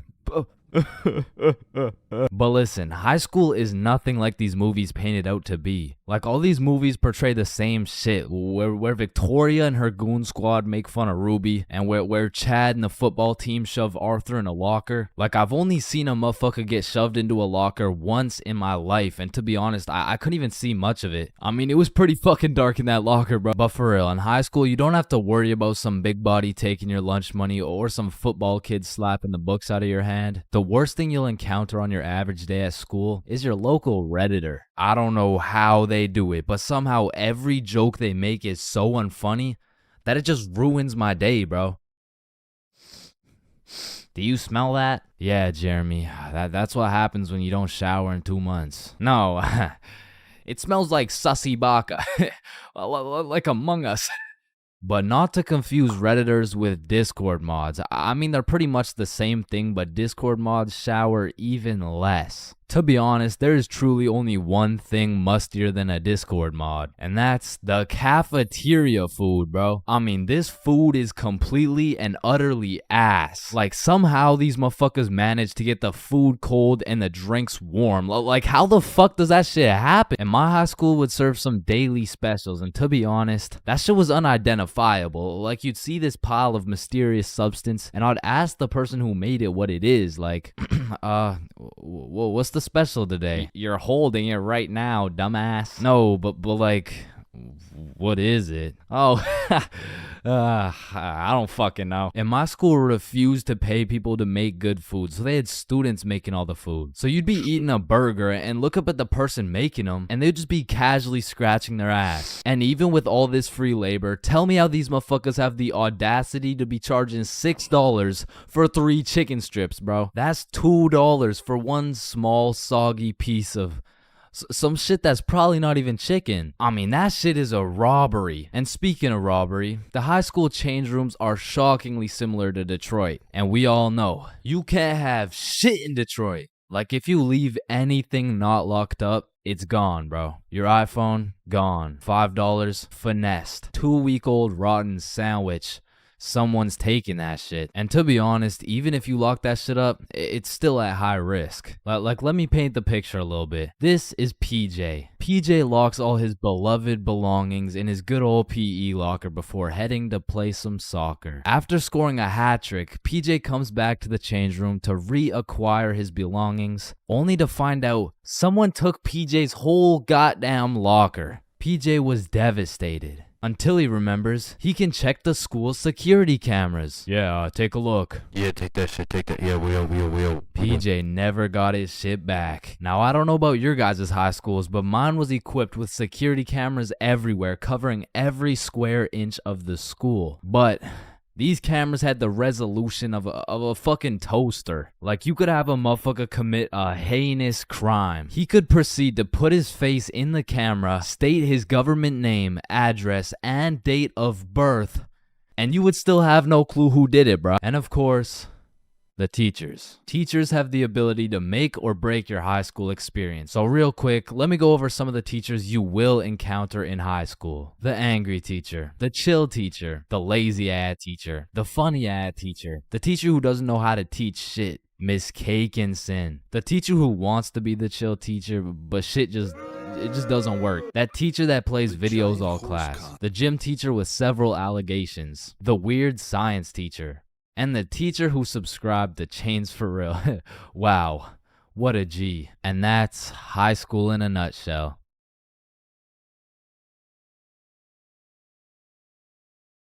Being absolutely faded in math class is one thing, but pulling up to school while you're hammered, wasted, absolutely plastered is simply a different ball game. Cause there's lots of people who can properly utilize that Mary Jane on a daily basis. For example, tattoo artists. In fact, I feel like majority of tattoo artists would say, it helps me work better, dude. And I would happily trust this man to do his best work knowing he's baked as shit. However, if this dude was wasted, it's a little bit of a different story. Alrighty, dude. All done. Yo, I asked for a rose, bro. And because of this reason, you would truly have to be a dumbass to go to school drunk. Chains, but the title of the video says going to school drunk. I did, bro. I went to school drunk, but listen, it was no ordinary day at school. No. In fact, I didn't even go in the day at all. I went drunk to the school dance. Meaning this story takes place when the boys and I were in grade 11. It was a Thursday night, the night of winter ball. And as the boys and I were getting ready, you know, looking like some distinguished young gentlemen, I had realized, damn, none of us have any girls to take to the dance. Fuck, you're right. That means we're gonna have to ask a girl to dance, bro. What? You mean like talk to them? Yeah, if only we knew someone with a bigger roster than a cheerleading team. Someone with more hoes than a shed. Someone who pulls more tens than EDP. It's Bob. So me and Billy started analyzing Bob. Like how does he pull so many girls, bro? Is it the jawline? I don't know. What about the silky smooth clear skin? Maybe. Or is it those succulent luscious kissable lips? It's the glasses. Yeah. the glasses. Yeah. So we stole Bob's entire flow in the hopes this would put an end to my drought of bitches. So we check ourselves out in the mirror and then we hop into Billy's whip. We throw on some Rihanna to get us hyped, and before we knew it, we had arrived at school. Now to really paint the picture, it was a Thursday at 8 p.m. And on this Thursday at 8 p.m., Billy pops his trunk to pull out 2 bottles of vodka. Now, if you were unaware, it was currently a Thursday at 8 p.m. on a school night, and we were headed into our school. Now, logically, I should have simply denied the alcohol, but I'ma keep it a buck. The whole idea of walking up to a girl and asking her to dance was really giving me the heebie-jeebies. I mean, my palms were sweaty, my knees were weak, and arms were heavy, so I took a big old chug of that liquid courage in order to ease the nerves a little bit. And shit, Billy must have been feeling the same way because Billy was down in that shit like it was water. And right after we consumed enough alcohol to kill a baby elephant, I got a notification on my phone.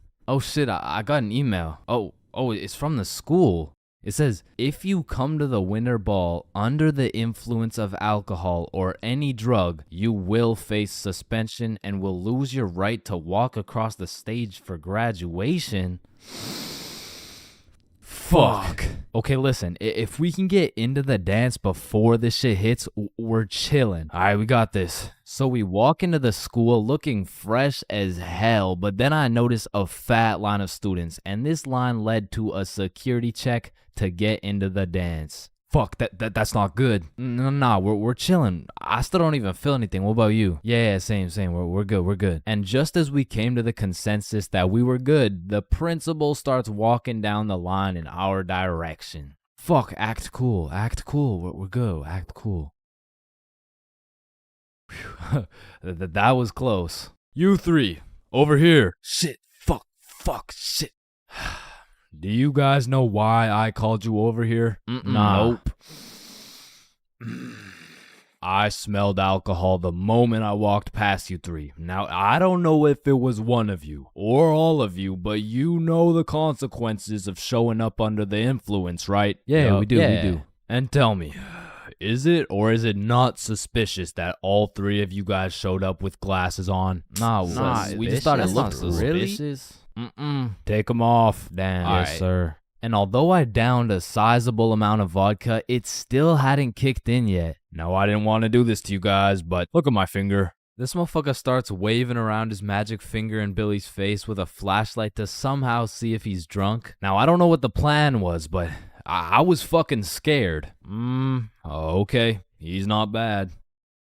Oh, okay, he's good. Now let's see here. And just as this motherfucker puts his finger in my face, that vodka hits, bro. I'm using all the strength I got to keep my balance while I'm getting blinded by this flashlight. Let me try that again.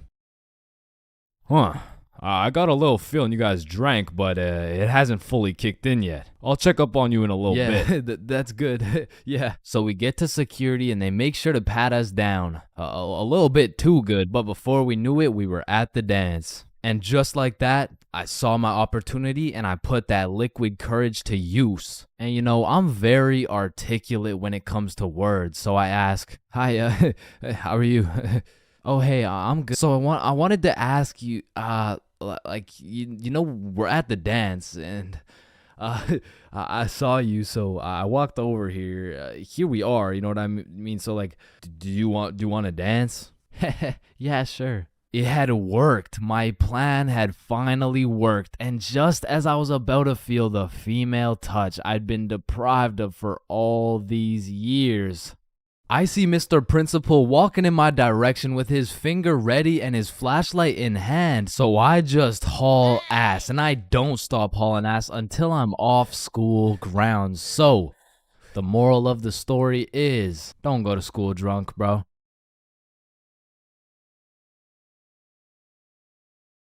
Everyone experiences being drunk differently, and it can change from time to time as well. But I'd say most people fall into a few general categories, one of which is the aggressive drinker. These people have to have pent up and saved anger for years. They just decide to let it all loose when they take a sip of alcohol. I feel like they might even just be using drinking as an excuse to sock someone in the face. And the main problem with aggressive drinkers is there's always at least one of them at every function. Sometimes they can be tamed, but if you just let them do their thing, then the function just turns into the Battle of Vimy Ridge, bro. You don't want your friends to be aggressive drinkers, because when they do something stupid, you just have no choice but to back them up, because that's your homie. Coming up next, we have the depressed drinker. I know lots of people who are usually happy and energetic, but when they start drinking, all of a sudden they think I'm their therapist or something. Like, of course I want to help my boy if he's in his feels, but I'm hammered too, bro. I can't help you get your ex back. Now listen, I'm no scientist, but alcohol is a depressant, which means like it means it makes you depressed, bro. I don't. Pretty much what I'm trying to say is, if alcohol makes you sad sometimes, don't worry, it's normal. Next up, we have the flirty drinker. Now these types of people are a common appearance at parties. They just kind of go stumble over to someone and just start spitting game. One thing I do respect about flirty drinkers is that they're perseverant, bro. When they get rejected by someone, they just take it like a champ and keep pushing to the next one. Usually flirty drinkers go rotate around the party and try for their first few contenders, but eventually at the end of the night, flirty drinkers will end up attracting other flirty drinkers, then boom, everyone's happy. And come on, everyone knows the I love you guy. Man, I love you, man. Nah, like, I don't think you understand. Like, I really love you, man. And whatever you need, I got you, bro. And I just really love you, man. Bro, who the fuck are you? And of course, we got the designated driver. Next, we got the loud one. Hey, bro, sometimes the alcohol just makes people talk way too loud. In some settings, it'll slide. But in other settings, at parties, these are usually the type of people to be in the mosh pits, because they're always super high energy, and sometimes they can be kind of annoying. Man, who would be this type of drunk, am I right? Alright, it's me. And if anyone else is this type of drinker, I know you can relate. When you wake up the next morning, not only you get hit with the hangover, but your voice is just completely gone. And I'm not even usually a loud person. But man, alcohol just works its magic and has me yelling like Kai Cenat. Hangovers being this type of drinker has to be one of the worst. I guess next to aggressive drinkers, you know what I'm saying? Anyways, we're moving on. You also might have encountered the philosopher. I couldn't tell you why, but for whatever reason, after taking 5 shots, some motherfuckers just become a philosopher, bro. They just have philosophical questions coming out of nowhere. And they low-key be spitting too. Hey man, love doesn't even exist, bro. It's all just an illusion. Love is just a chemical reaction that occurs in your brain that was programmed to make us inclined to reproduce. Next up, we have the OD, overdrunk. This is the 7th and final stage of being drunk. If you've seen the 7 stages of drunk video, you'll know exactly what I'm talking about. But some people are just prone to drinking way too much. And somehow, they always find themselves blackout drunk. But yeah, there's not much to say. They're pretty much just unconscious. And of course, we have the chill drinker. These people are just pretty neutral. They just be talking at a normal volume about normal stuff. And honestly, these people are just overall enjoyable to be around, especially when you're drunk. Let me know in the comments if I missed anything. And also let me know which type of drinker you are. High school bathrooms have to be one of the most unorthodox places in the entire world. Walking into the bathroom, you have absolutely no clue what to expect. And honestly, that's the best part. I remember one time I had walked into the bathroom, you know, to take a piss. And when I had opened the door, I was not surprised to see some motherfucker getting his head shaved bald. And these dudes were so casual about it too. Yo, what's up? What up? And you know, it's cool and all to be able to be entertained while you're trying to release your bodily fluids. But I mean, sometimes you just want some peace and quiet. Because you truly never know when something like this can happen to you. And that is precisely why I'm scared to ever shit in the school bathroom. And listen, my school bathroom has always been bad, but these TikTok trends that keep popping up made the bathroom situation so much worse. Yo, look at this TikTok. That's kind of funny. 1 week later. Damn, someone took the soap dispensers. Who snatched the blow dryers, bruh? Where the fuck did the urinals go? 1 hour later. Hold up. Who hit a lick on the bathroom? These TikToks had the school announcements like, Guys, I'm begging you, stop with the devious licks. if you see anyone hitting a devious lick in the bathroom, report it to the office immediately. And I'm not gonna lie, this trend was low-key pointless. Like, once you go home, the fuck are you gonna do with the broken blow dryer, bruh? But there was one TikTok bathroom trend that was fire. So, what is the square root of pi? Chains. Yeah, can I go to the bathroom? Be quick. Am I tripping or did I just hear? Yeah, bro, bathroom functions are a 10 out of 10 TikTok trend. Hey man, if you're still in high school, I recommend trying it. Anyways, I've obviously never been in the girls' washroom before, but I be seeing way too many TikToks filmed in there. Like, is it just a normal thing for girls to go to the washroom while other girls are just in there hitting the renegade? Like, I wouldn't know, but that whole situation seems a little bit awkward to me. Boom. Boom. Wait, renegade, renegade, renegade. And when it comes to most public schools, the washroom is like the black market of the school. So there's always some dude trying to sell you something. Yo, you need anything right now? I got that Gandalf OG, that Alaskan Thunder, some purple monkey balls, got those Girl Scout cookies. Hey man, just give me a second. I'm kind of busy right now. I got that sour diesel, that Granddaddy Purple Deluxe. Trust me, this stuff will blow your socks off. And every once in a while, someone will bring boxing gloves. All of a sudden, the school bathroom turns into the octagon. People are getting knocked out, draw, and getting hit with the guillotine chokehold. But as soon as a teacher walks in,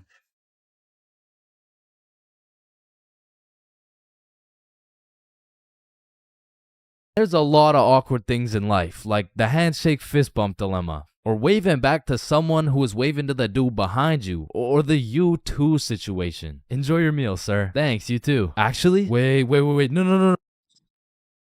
But on this long list of things that will keep you up at night, I feel like school dances lands itself in the top 3, bro. Cause it's like, is it a party or is it a school event? Are we hitting a Dougie or are we just standing awkwardly in the corner? There's just too many questions, bro. Like another question. Who the fuck hired this guy to be the DJ? Like, I don't know how much they pay this dude, but it can't be anything over 50 bucks. I remember at my first middle school dance, I seen the DJ walk in with all his gear and shit, and I thought, damn, look at those big ass speakers. This dude knows what he's doing for sure. Hey, Stickman Middle, are we ready to turn up? Yeah, let's go. 1, 2, 1, 2, 3, let's go.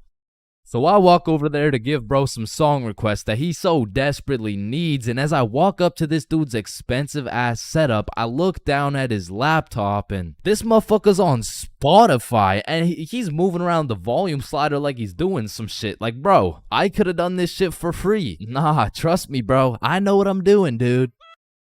Want a break from the ads? Now, to be honest, it was really the middle school dances that had me fucked up. Like, you took a bunch of self-conscious, prepubescent little kids and threw on some music and told them to dance with each other. Like, shit, of course they're gonna start hitting those Fortnite emotes, bro. That's all they know how to do. Like, these grade 6s are fresh out of elementary school. There's no way you'll catch one of these youngins asking a girl to dance. Like, they're still scared of catching cooties, bro. Or what about the grade 7s? These kids were straight menaces. Like, I remember at my grade 7 dance, there was a duo. We'll call them Greg and Roderick. Greg and Roderick would run up on some unsuspecting students, and Greg would slide behind him on his hands and knees, and Roderick would casually strike up a conversation. And just when the poor guy was expecting it least, Roderick would shove his ass, causing the unsuspecting victim to trip and eat shit. And they went around to damn near everyone pulling this shit, until one time they messed with the wrong dude. Hey bro, it's just a prank. Now, grade 8s. These boys are damn near in high school. They don't dance. It'll ruin their street cred, bruh. Instead, they prefer mosh pits, rap, EDM, fucking smooth jazz. It doesn't matter what song. These grade 8s will be relentlessly jumping up and down for no apparent reason. And soon, these grade 8s will turn into freshmen. All that street cred they once had,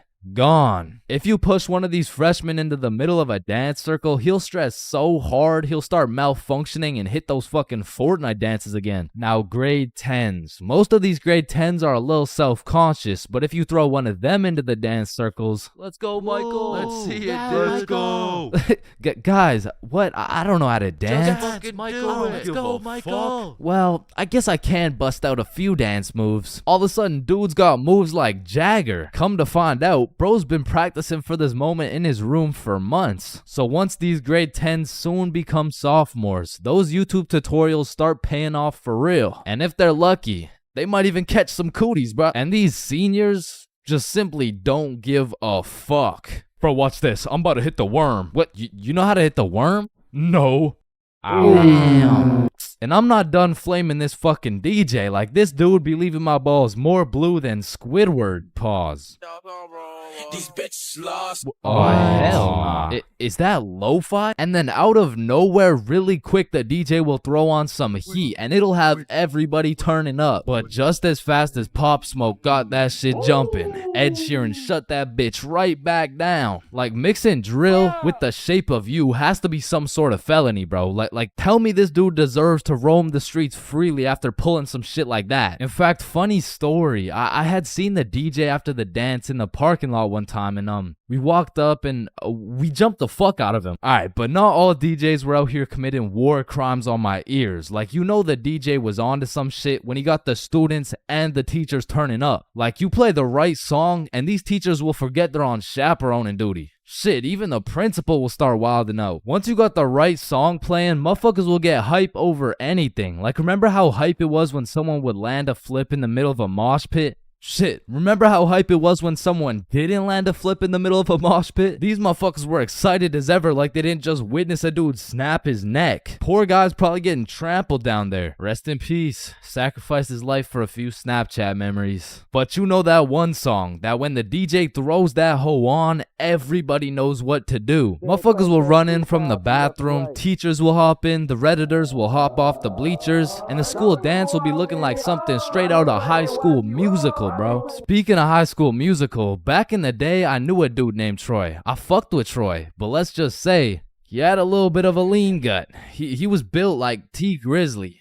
Nah, fuck that. He was built like DJ Khaled. And I remember this dude, Troy, was just coming off a school suspension, but for whatever reason at the dance, this motherfucker must have been looking for another one. Cause Troy came up to me talking about how he was gonna beat Jordan Johnson's ass at the dance tonight, and honestly, I ain't believing him. So once the dance came around, he was beefing JJ every chance that he got, until soon JJ wasn't gonna stand for it. Now, a school dance is simply the best time for a school fight to take place for the dude who wins. For the dude who loses, you literally have every single motherfucker in your school gathered in one place to get several different 4K angles of you getting pieced up. So Troy was really putting everything on the line here because JJ was known for handing out whoopings like food stamps. But to be fair, Troy loved food. Regardless, JJ wasn't scared. In fact, he threw the first punch. Boom. But Troy ate that shit like a Wendy's 4-for-4 combo. And instantly, the entire school gathered in a circle. The circle was so big, there was no escaping. They were gonna have to fight to the death. But the DJ was so locked in that he was completely oblivious to what was happening. He was playing some happy-go-lucky ass shit. Oh, shit. Ooh. Damn. Yo, get his ass. Let's go. Beat his ass, Troy. JJ. Yo, I'm Jordan Johnson. Now, the moral of that story is don't get into a fight at the school dance. Unless you know you're gonna win. Now, on another note, asking someone to dance is a very important topic when it comes to school dances. Now, girls, I'm sorry, I can't help you with this one. I've never asked a dude to dance before. But boys, shit, I can't help you either. I'm like 0 for 15 with this shit. But I do know someone who can. I'm talking about the homie Bob. So Bob, how do you ask a girl to dance? Watch and learn. Is this motherfucker moonwalking right now? Oh shit. Oh, what the fuck?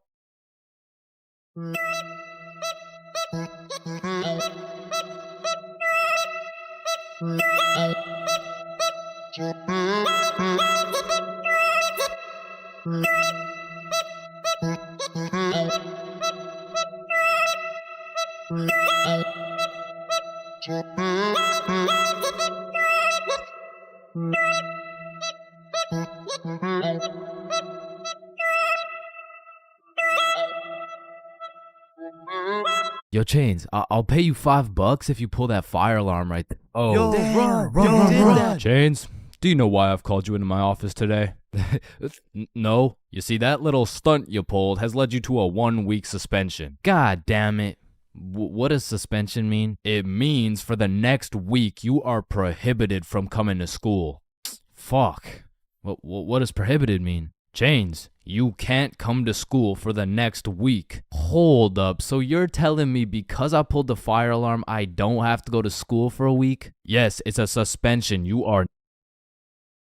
Man, I got a love-hate relationship when it comes to getting suspended from school. Like, on one hand, shit, you just don't have to go to school. But on the other hand... Suspended? Oh, I'm about to suspend that ass. Ah, fuck. Ow. Shit. Alright, I don't recommend getting suspended. That shit is not worth it. But how do I know? This story dates way back to grade 7. It was a cold winter day at Stickman Middle School. In fact, it was freezing cold, and this gave Billy a great idea. Yo, the pond behind the school is frozen. Let's go fuck around on it. Oh, I'm down. Okay, bet. So after school, we got a group of 5 homies, and we headed over to the frozen pond. Now, to paint the picture, behind Stickman Middle School was Stickman Elementary School, and behind Stickman Elementary School was this frozen pond, meaning we had to walk through Stickman Elementary School to get get to this pond. But nonetheless, we walk up to the pond and instantly I see this big red sign that says, "Hazard, do not step on ice." Guys, the sign says do not step on ice. Man, fuck the sign. Watch this. Oh shit, look, it's sturdy as fuck. Yo, fuck. And even though Billy's dumbass fell in, the ice was actually pretty sturdy. So you know, we're gliding around, eating shit, hitting the meanest ballerina spins you've ever seen, and eating shit. And we were having some good old harmless fun. In fact, our grade 7 selves were having the time of our lives on this frozen water. That is until... Oh, what do you guys think you're doing? We were just walking on the ice. Did you guys not see the sign? What sign? I could have swore I put a sign right here. Nope, no sign at all. There was no sign. I have no clue what you're talking about. Okay, but you guys have to get off the ice. Well, why? Nobody's getting hurt. Yeah, we're safe. Okay, it's your choice. You're gonna regret this. So we continued with our ice skating antics for approximately 10 more minutes. Until the same lady came back up to the pond, but this time she was equipped with a Sony Alpha A7 mirrorless digital camera with the extendo lens. In other words, she was quite literally about to catch us in 4K. But at least she doesn't know what school we go to. Hey, what school do you guys go to? Not Stickman Middle School. Absolutely not. No, definitely not. Fuck, she knows. We had to think quick. How are we gonna smoothly get out of this situation without getting in trouble? So we called a boys emergency meeting. We huddled up and discussed our best plans to get out of this situation. And after combining all of our genius grade 7 brains, we made the ultimate plan. If we started mooning the camera, it would then be illegal for her to take pictures of our middle school cheeks. I don't know how this became our best option, but regardless, we put the plan in motion. I mean, me personally, I got a little shy and kept my pants up, but some of the boys were out there going crazy, looking more caked up than Summer Rae. And after a little while, the lady must have decided it wasn't a great look to have a camera pointed at some 12-year-old cheeks, and she left, which means the plan had worked flawlessly. Now, the next day at school, I had completely forgot about it, to be honest. But strangely enough, while I was sitting in math class, I hear the little class phone start ringing. Hello? Oh, yes, he's here. Oh, okay. Yeah, I'll send him your way. Thank you. Chains, Mr. Principal wants to talk to you. And at this point, I should have picked up on why I was being called to the office, but I had complete faith in our foolproof plan of mooning this stranger that the thought of being in trouble didn't even cross my mind. That was until I walked into the office to see every single one of the boys sitting in Mr. Principal's office. But mama didn't raise a snitch, so we started capping our asses off. So, what did you guys do after school yesterday? Nothing. I played Fortnite. I was doing a homework. Don't play stupid with me.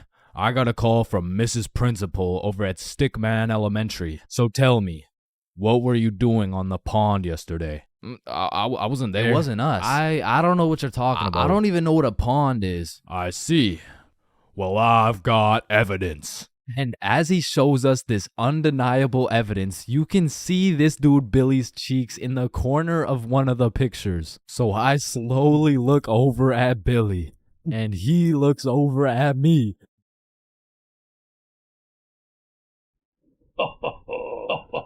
If you don't stop laughing right now, you're all suspended.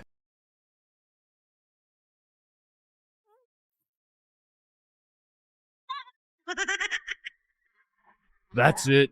You're all suspended. And as I explained the situation to my mom, let's just say Mama Chains was not happy.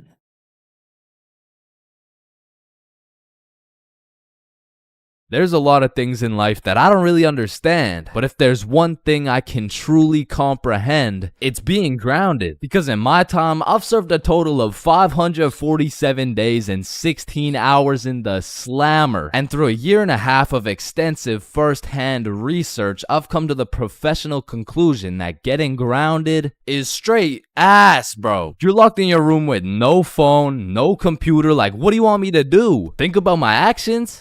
Hell nah. Being grounded had a young me doing the stupidest shit ever, bro. Like, I was popping handstands, hitting my head against the wall, playing with the door stopper thingy. Shit, I got so bored, I even read a few pages of a book like an absolute nerd. And now that I think about it, Percy Jackson and the Battle of the Labyrinth was actually a spectacular read. Now listen, there's only one thing worse than being grounded, and that's being falsely imprisoned for life. Well, now that I think about it, there's a lot of things worse than being grounded, but one of which is being grounded during summer, bro. There's something about being able to hear all the happy children, the ice cream trucks, your homies having fun, the hoes throwing rocks at your window, asking you to come outside. Well, you just cry yourself to sleep because there never was any hoes throwing rocks at your window asking you to come outside. It's just you, your Percy Jackson books, some used toilet paper, and the existential thoughts in your head questioning if it's even worth it. And listen, I'm sure everyone can pick up on the fact that I'm a really intelligent dude. Smart all around, really, but trust me when I say, I wasn't always this smart, bro. In fact, in kindergarten, my dumbass fully believed with my whole heart that being grounded meant your parents would just dig a decent-sized hole in your backyard, toss you in, and bury you alive for the time being. And so I'm sure you could imagine my surprise when my OG friend of 5 days said, yeah, I got grounded for 2 whole weeks. Holy fucking shitballs, dude, are you okay? No, man, it's really hard. I didn't get to touch any of my toys or anything. Damn, how long ago was that, man? Oh, I'm still grounded. What? No, you're not. Yeah, dude, I'm grounded right now.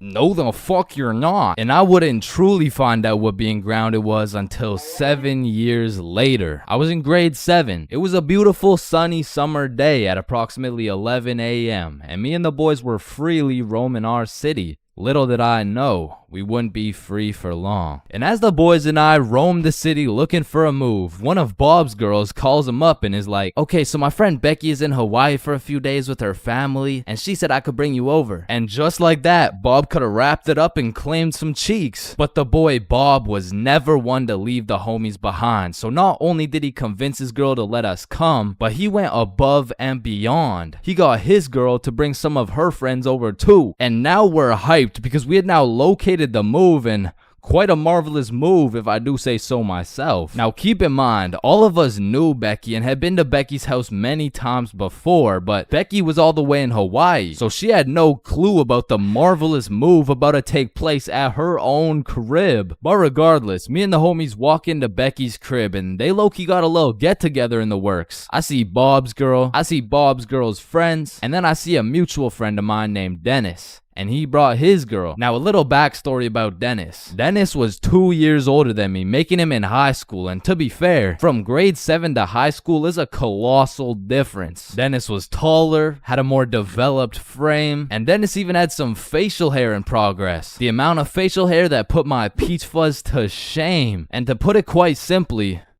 Dennis was a menace. But regardless, that's my homie's homie, so I walk up and dap him up. And then everyone heads over to Becky's room. Now keep in mind, Becky had simply invited Bob and Bob's girl to come over, and somehow we ended up being 8 people deep in that joint. And so that means technically, the other 6 of us were straight trespassing. So we were all chilling in Becky's room, chopping it up for a good hour and a half, until eventually, people start exploring her house. Now in Becky's room, it was just me, Bob's girl, and Bob's girl's friend named Lily. And so we're all just talking until I hear someone yell from the room down the hall, "Yo, Chains, get in here right now!" And I don't know exactly what I was expecting to see as I walked into that bathroom, but it was absolutely not seeing Dennis drop a condom filled with water on Billy's head. And of course I laughed because that's comedy gold right there, but it also made me realize maybe we shouldn't be here dropping condoms on each other's heads. But who was I to tell Dennis what to do? He had facial hair, so he was practically a grown man to my standards. So I just turned around, went back to the room, and continued chilling with Bob. And as we talked, the music progressively got louder, and Dennis progressively became more of a menace. And it had got to the point where the speakers were booming, and Dennis was lobbing condom water balloons off Becky's balcony. And then one time, Dennis either almost hit or just missed Becky's neighbor with one of these condom water balloons. So this grown man looks down at a condom that seems to have fell from the heavens. Then he looks up and sees Dennis scrambling inside the Becky's crib with the speakers blasting music. And then he continued on his way. And we were all just having a fantastic time in Becky's room until we hear the downstairs door swing open. And we all absolutely shit our pants and run onto the balcony. Hey,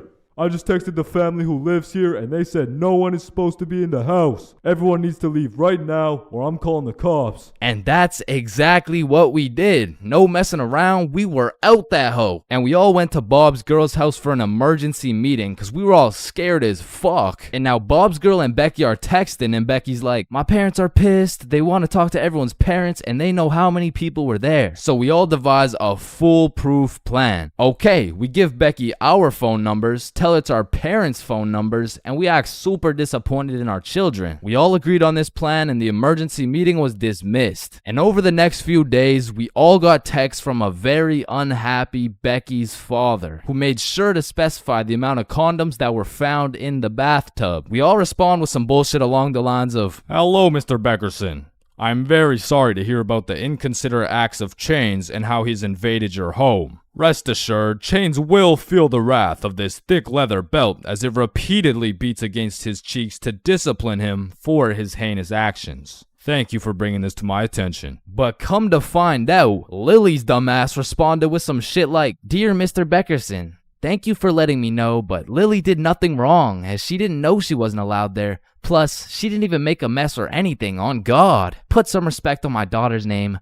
Period. And just like that, our foolproof plan got fucked. And Becky's father texted each of us saying, You are coming to the house at 3:15 p.m. today or I'm calling the cops. And shit, looking back, Becky's father was most definitely bluffing. Like, say I didn't go, what was he gonna tell the cops? 911, what's your emergency? Hey, there was 8 kids who invaded my home 3 days ago. Okay, sir, did they break in? No, no.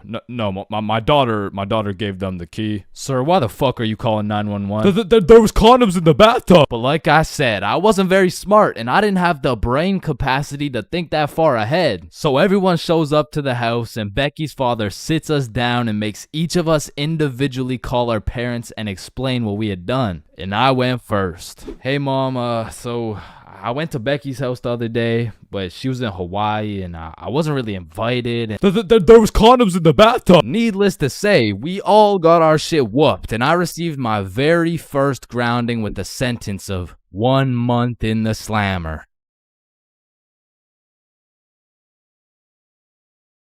We are currently facing a life-threatening epidemic that is threatening the lives of many teens around the world. Oh, what's that? Yeah. Oh, okay. It has been brought to my attention that there's a new strain let loose that is infecting more teens than ever. The strain is propylene glycol formaldehyde. Street name, Guava Ice. So stay safe out there and back to you, Linda.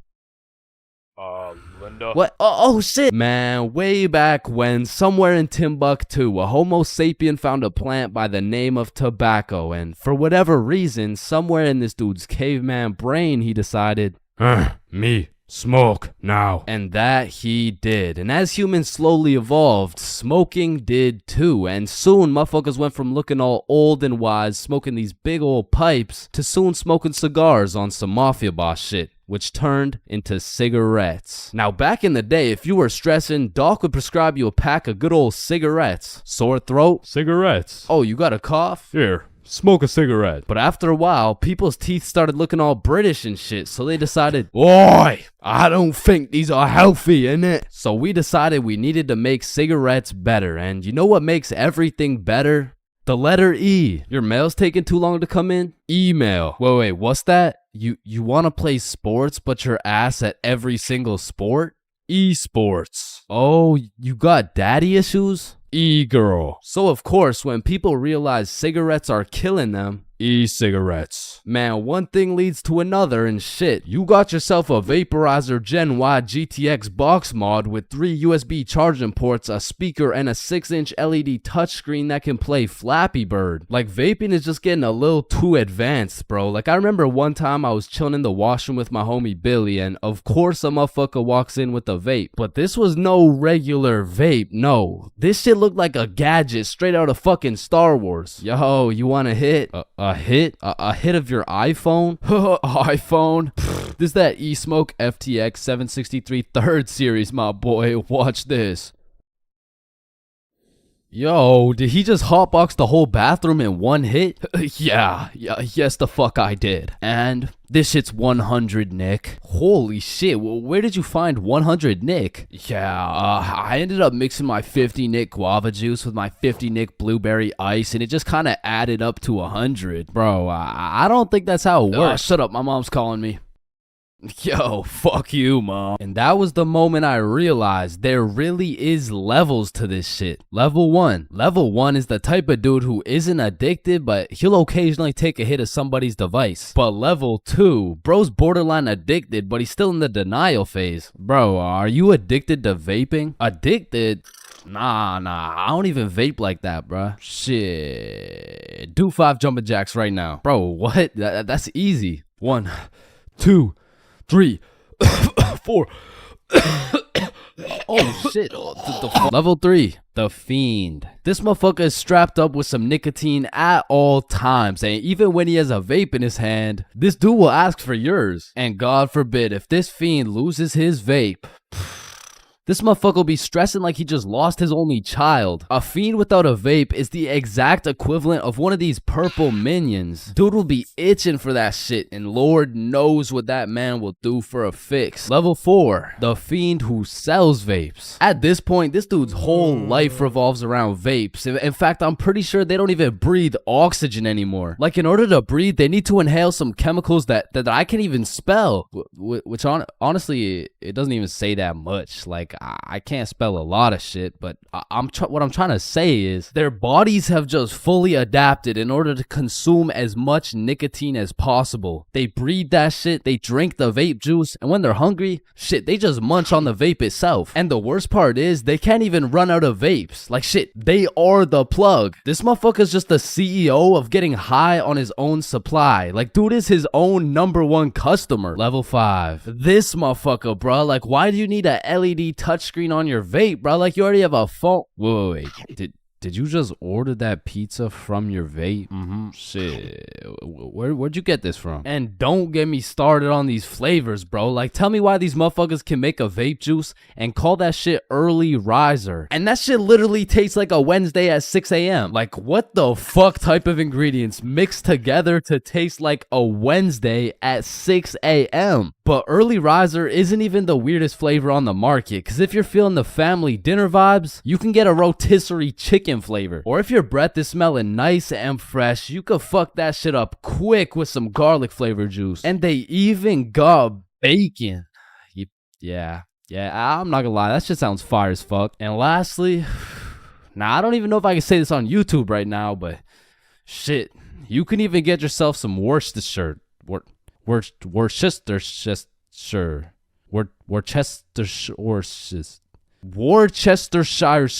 But regardless, I think we all know the home of nicotine, the eternal hot box, the communal vape sesh. It's the high school bathrooms, man. You walk into one of these joints and there's at least 15 dudes hotboxing that shit at like 10 a.m. You come in trying to take a piss and now you got a head rush. You walk over to the urinals, but it's so goddamn hotbox, you start pissing all over the walls. But shit, you can't even piss on the walls in peace, man. You got that one fiend coming over to you trying to suck your device dry, and dude's so down bad for that hit that's not the only thing he'd suck dry. And listen, you may be thinking, Chains, how do you know what you know about vaping? And that's a great question. Back in the day, I was a curious little George, man. And back in grade 7, I was chilling at my friend Becky's house. And when I walked into Becky's crib, I was nothing but an innocent, curious young man. But little did I know, I would leave Becky's crib, far different than I entered. So you know, me, Bob, and Billy are posted in Becky's room, and I was sitting with Becky. So Becky asked me, have you ever hit a vape before? Hell no, I hadn't, but you know I had to play it cool around Becky, so I said, yeah. Yeah, I do that shit all the time. And so, of course, she passes me the vape. And honestly, I didn't think this far ahead, but I was in way too deep to come clean now. So I put that shit in my mouth, and I sucked the fuck out of it. Pause. And because this was the first time anything had made contact with my lungs beside oxygen, my lungs started malfunctioning. And I was coughing up a storm, and my cool guy cover was blown, but I had to see it through. Oh my God, are you okay? This shit ain't nothing for a guy like me. Guys, I think Chains is dying. And as I went on with my life, I would hit a device here and there, and eventually I even learned some tricks and shit. But one day, me and my homie had to run to catch a bus. And so we started running, but the homie doesn't even make it 100 meters, and he starts rolling on the floor, coughing up blood. And I was like, no, fuck that. And you know,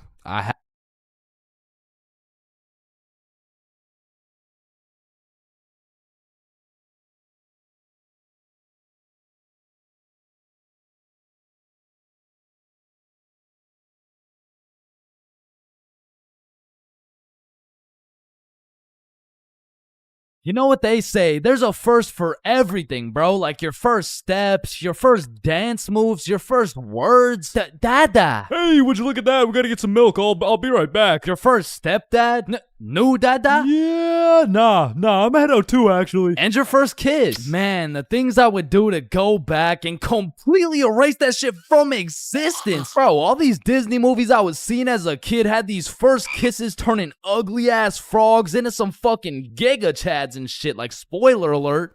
Fucking ribbon. And on top of that, the fact you have to close your eyes, like, bro, imagine you're learning how to golf and you're about to take your first swing, and these motherfuckers are like, yeah, now do it with your eyes closed. Bruh, this is my first time. What do you expect to happen?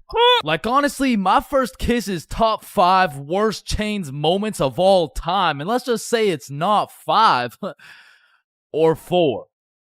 Or 3. That shit was really bad, bro. So with that being said, this story takes place in grade 7, which is the year I got my first girlfriend. Now, I told this story a few months back, but I purposely left out the part of my first kiss. Well, gosh diddly darn, Chains. Why would you do such a preposterous thing? And the truth is, I was planning on taking this shit to the grave with me, bro, but fuck it.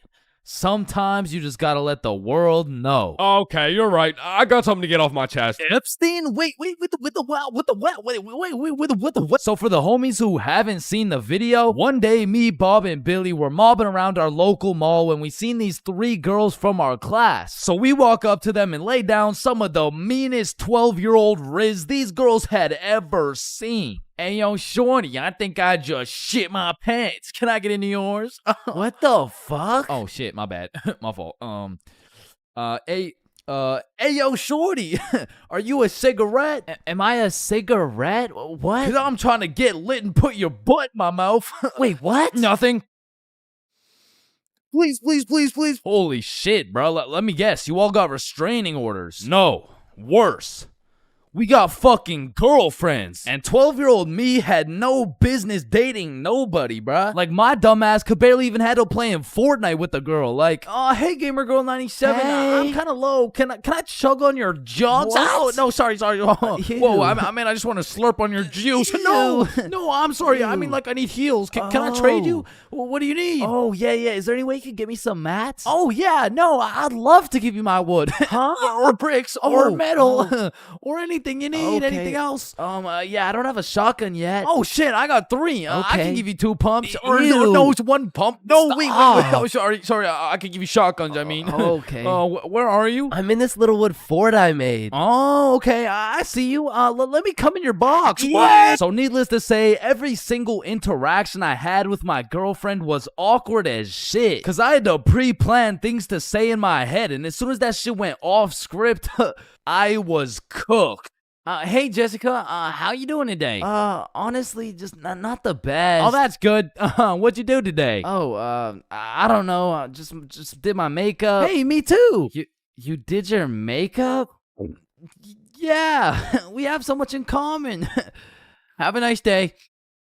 Fuck! And on one Friday after school, me, Bob, Billy, and our girlfriends all went to the mall together as we did every single day. But on this specific Friday, we rubbed together a few brain cells and realized, yo, do you got money? Nah. You got money? Zero. You got money? I'm broke. You got money? No. You got money?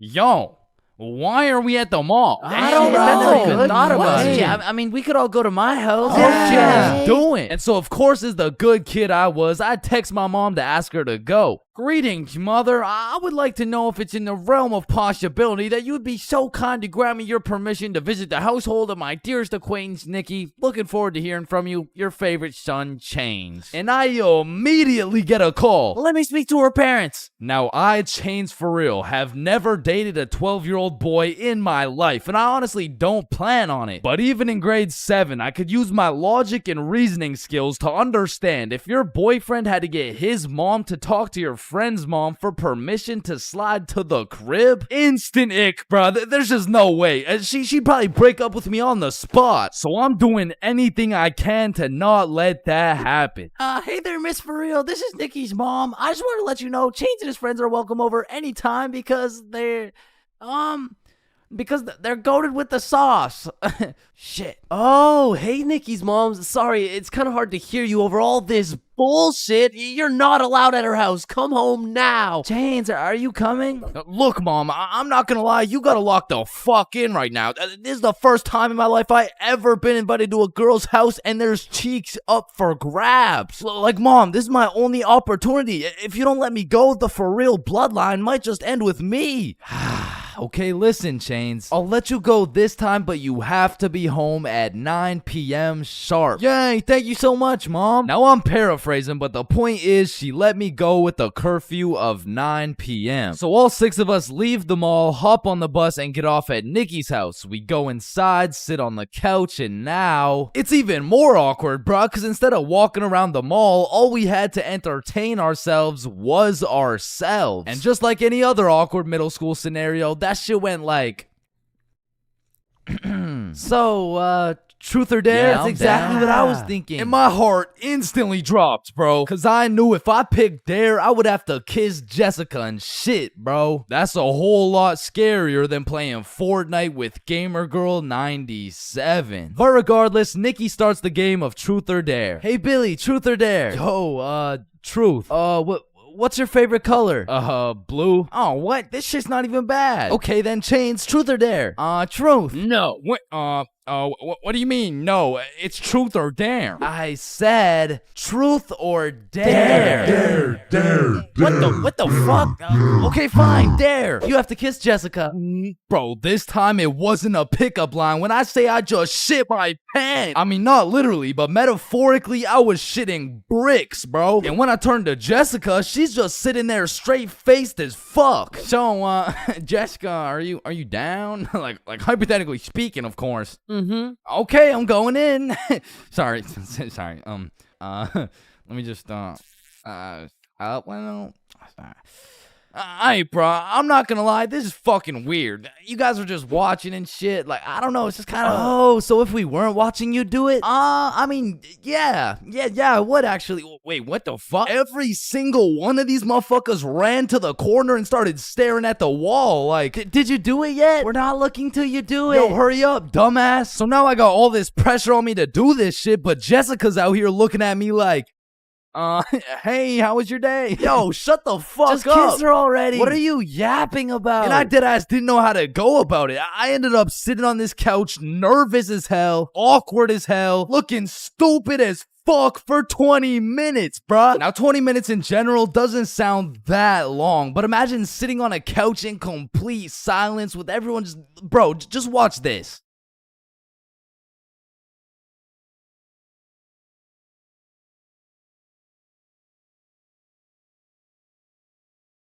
My brother in Christ, that was 10 seconds, bruh. Imagine doing that times 120. So after the second longest 20 minutes of my life, I say, you know what? Fuck it. And Nikki's mom walks in the room. Hey, who wants snacks? Oh.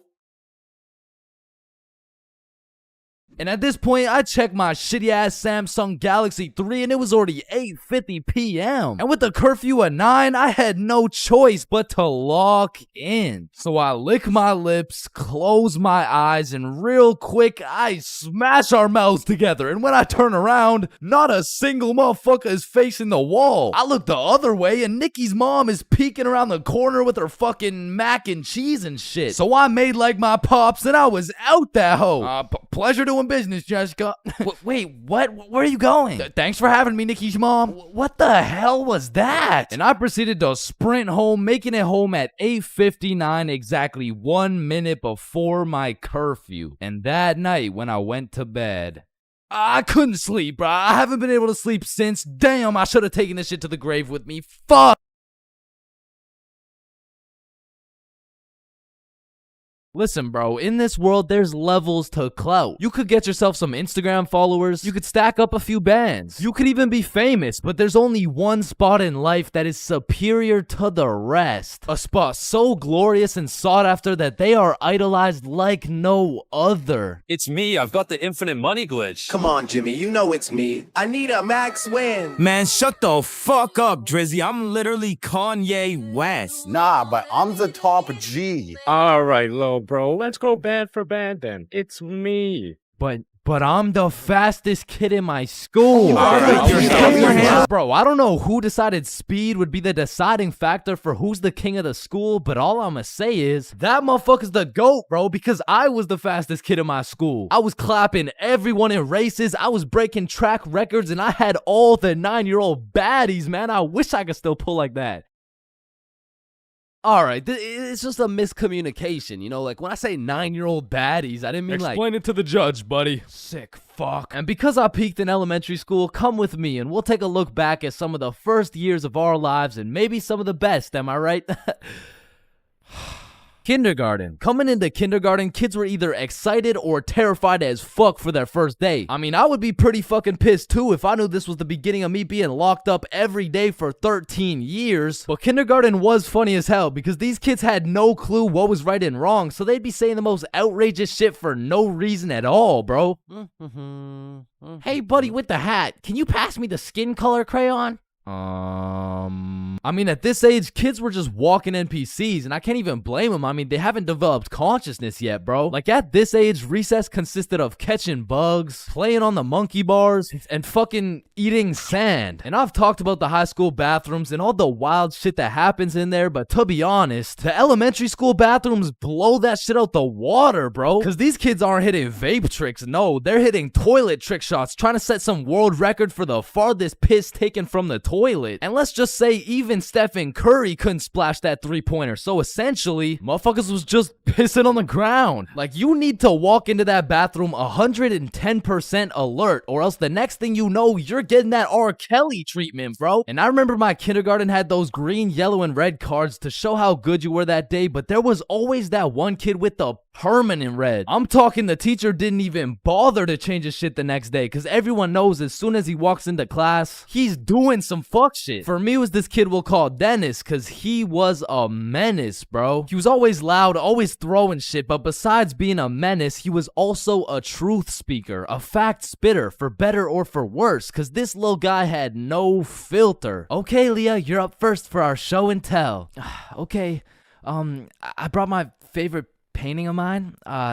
This right here, this one's me, and this is my dog, Peanut Butter. That shit is ass. Dennis, what did we say about saying the truth out loud? I mean, not the truth. I'm talking about, like, he was the only dude I knew who could talk over the quiet coyote. I mean, to this day, if I see one of those things, I just can't I just can't talk over it. I mean, maybe he's gonna eat me. I don't fucking know. But there was one thing that could shut Dennis up, and one thing only. Boy-girl seating arrangements. Dennis always had so much to say until you put him beside Isabel and Leah, and all of a sudden it's like, hey, what are you drawing? Nothing. Aw, is that your dog? Maybe. Shit, he's just like me for real. Like, to this day, you know?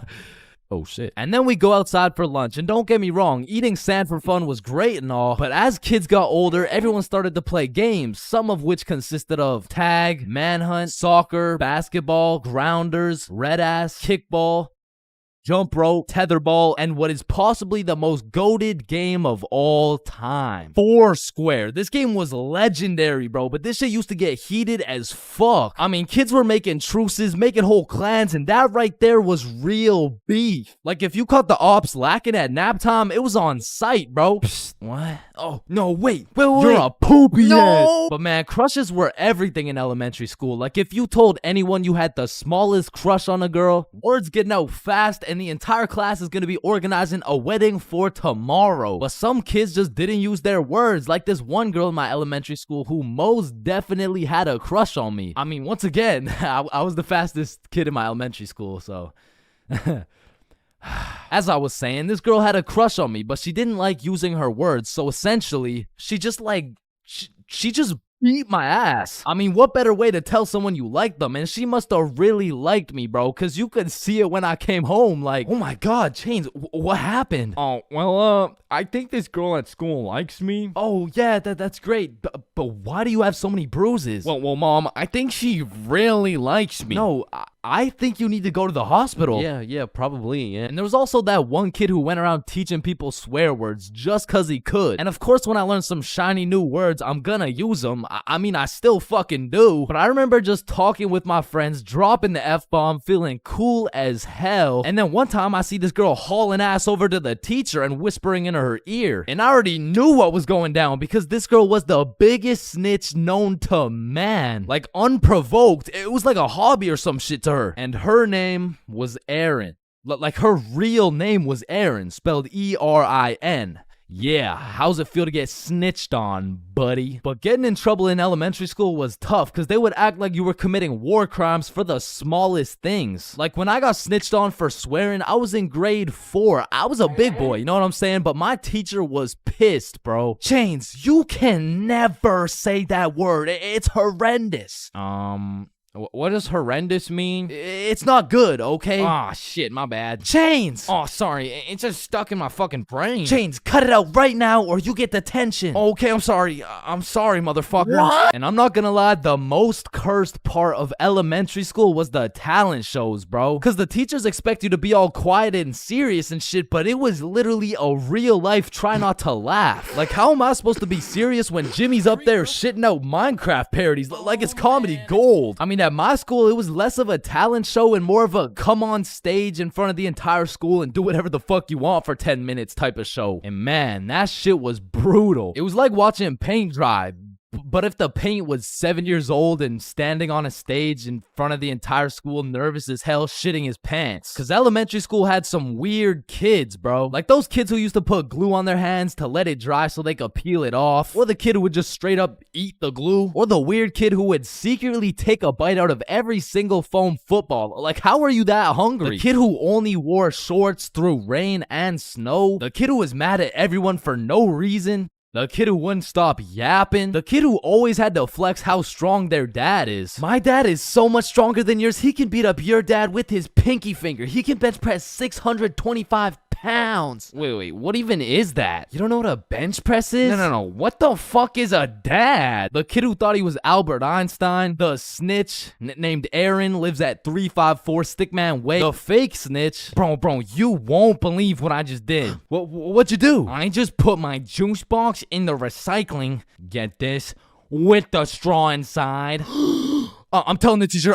Bro, chill. Teacher. Jackson. Yeah, can I go to the bathroom? The teacher's pet named Aaron, E-R-I-N, postal code 3310. And of course, the fastest kid in the school. You know what I'm saying? That was me.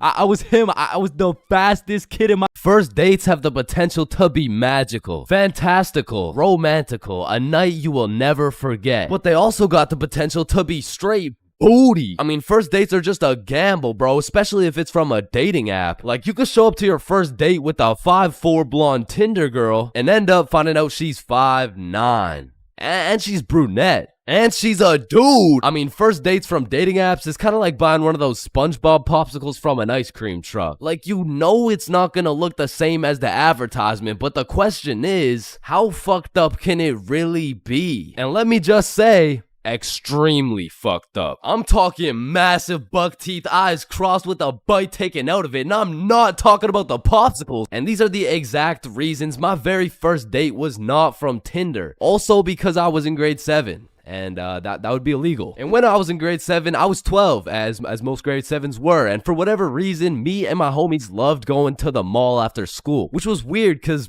we had no money. So after another successful day of walking around and being too broke to buy anything, we walked back to the bus terminal by the mall. And as we walked up to our bus stop, we see these 2 girls waiting there. And the closer we got, the more familiar these girls started looking, until we realized one of them was in our class. And so we walk up to them like, yo, are you Kate? Oh shit, Billy, Bob, and Chains. What's up? Oh, nothing much. How are you guys doing? Oh, I'm good. This is Jessica. She's new to our school. Hi. What's up? Hello, Jessica. What brings you guys to the mall? Oh, nothing much. Just walking around and not buying anything because we don't have any money. Yo, us too. And so we all get on the bus and we're just talking and shit for a good 20 minutes until my stop comes up. So I'll pull the thingy, but before I get off the bus, I ask Jessica, yo, Jessica, do you Snapchat by any chance? Yeah, I do. Let me add you. What's your Snap name? And I remember I had some shitty ass username like, oh shit, it's MLG Pro No Scoper Illuminati confirmed. Yo, kid, get the fuck off the bus. Sorry, 1 second, please. Where was I? MLG Pro No Scoper Illuminati confirmed. And when I got home, I went on Snapchat, accepted a request, and we started talking. And we snapped all night to the point I was smiling, kicking my feet in the air and shit. Yo, I'm coming in. No, wait, don't. I'm beating my meat. Wait, shit. Yo, what boy has you smiling like that? Boy, it's a girl. Man, shut the fuck up.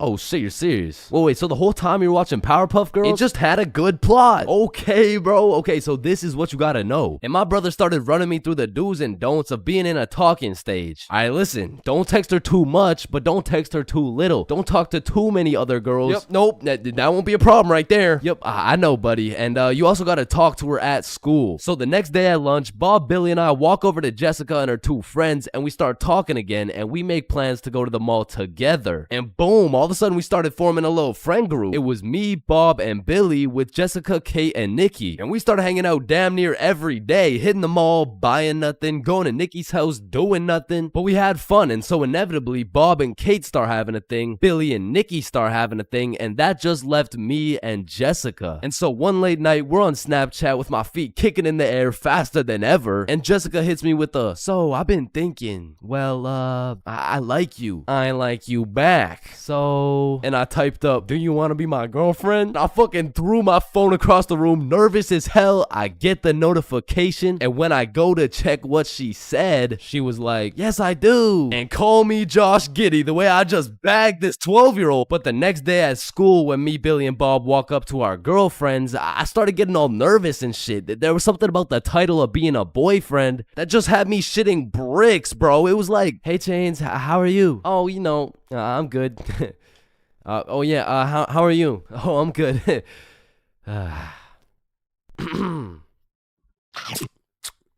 But now that all 3 of the boys had acquired girlfriends, Billy was like, hey, why don't we all see a movie this weekend? Like it'll be a triple date. Yeah, that's a great idea. Yeah, let's do it. It's a date, triple date. Yeah, fuck yeah. And by the time the weekend rolled around, I was still terrified of the fact that I was going on a date. And to be honest, I was also scared of the movie, bro. We came to watch It, which as a 12-year-old sounded like straight nightmare fuel, bro. But nonetheless, me, Bob, and Billy hop on the bus and arrive at the movie theater fashionably late. And so when we walked through the doors, there was our 3 little girlfriends excited for our first dates. So we all walk up, hug, and then go to get our tickets. And I dropped my entire life savings on her ticket and then go into debt for mine. But nonetheless, we head to the theater. Wait, should we get popcorn? Oh yeah, of course. Hey man, how much is a large popcorn? Large popcorn, that'll be $10. Damn! What happened? Are you okay? Yeah, I just realized they ran out of popcorn. Are you fucking stupid? Yeah, no, don't worry. Thank you, man. Is it no problem? Have a good day. And we got to our seats and sat down, and the movie began. And as the movie progressed, I realized it wasn't even too scary, but about 20 minutes deep, I get a tap on my shoulder from Bob. And he gestures to me the fact that him and Kate are holding hands. And I look over to Billy and Nikki, and they're all cuddled up and shit. Which meant I had to make a move, bro, which inconveniently made my hands start sweating bullets. So now I was in a position where I couldn't just grab her hand while my shit was sweaty as hell, cause then she'd think I'm weird. But then I also couldn't just sit there and do nothing the whole time, cause then she'd also think I'm weird. So I just started doing the only thing I could think of, which was blowing on my hand like some hot soup, and believe it or not, made me look fucking weird. But at least my hand was dry, so I go and hold her hand, but when I do, I make a grave mistake. A tactical error, bro. When I held her hand, my hand was on top and hers was underneath against the armrest, and my dumbass was scared I was gonna crush her arm or some shit. And I don't know where I got the idea that I even could crush her arm from, bro, because those 12-year-old stickman arms couldn't crush a fucking pretzel if they tried. But for whatever reason, I decided my best option would be to hover my arm slightly above hers so my 1-pound arm couldn't come down and fucking demolish her forearm. And you know, this was cool for about 60 seconds until I started feeling the burn, which started hurting so bad that I forgot I was even watching a movie. I was just 100% focused on thugging this shit out. And about an hour into the movie, I was just fucking shaking relentlessly. I mean, at this point, it wasn't even about not having this girl think I was weird, because Lord knows it was too late for that shit. But now it was about proving to myself that I could finish the movie this way, and sure enough, I did. But at what cost? Wow, you were so scared you were shaking, huh? No, I wasn't scared at all, actually.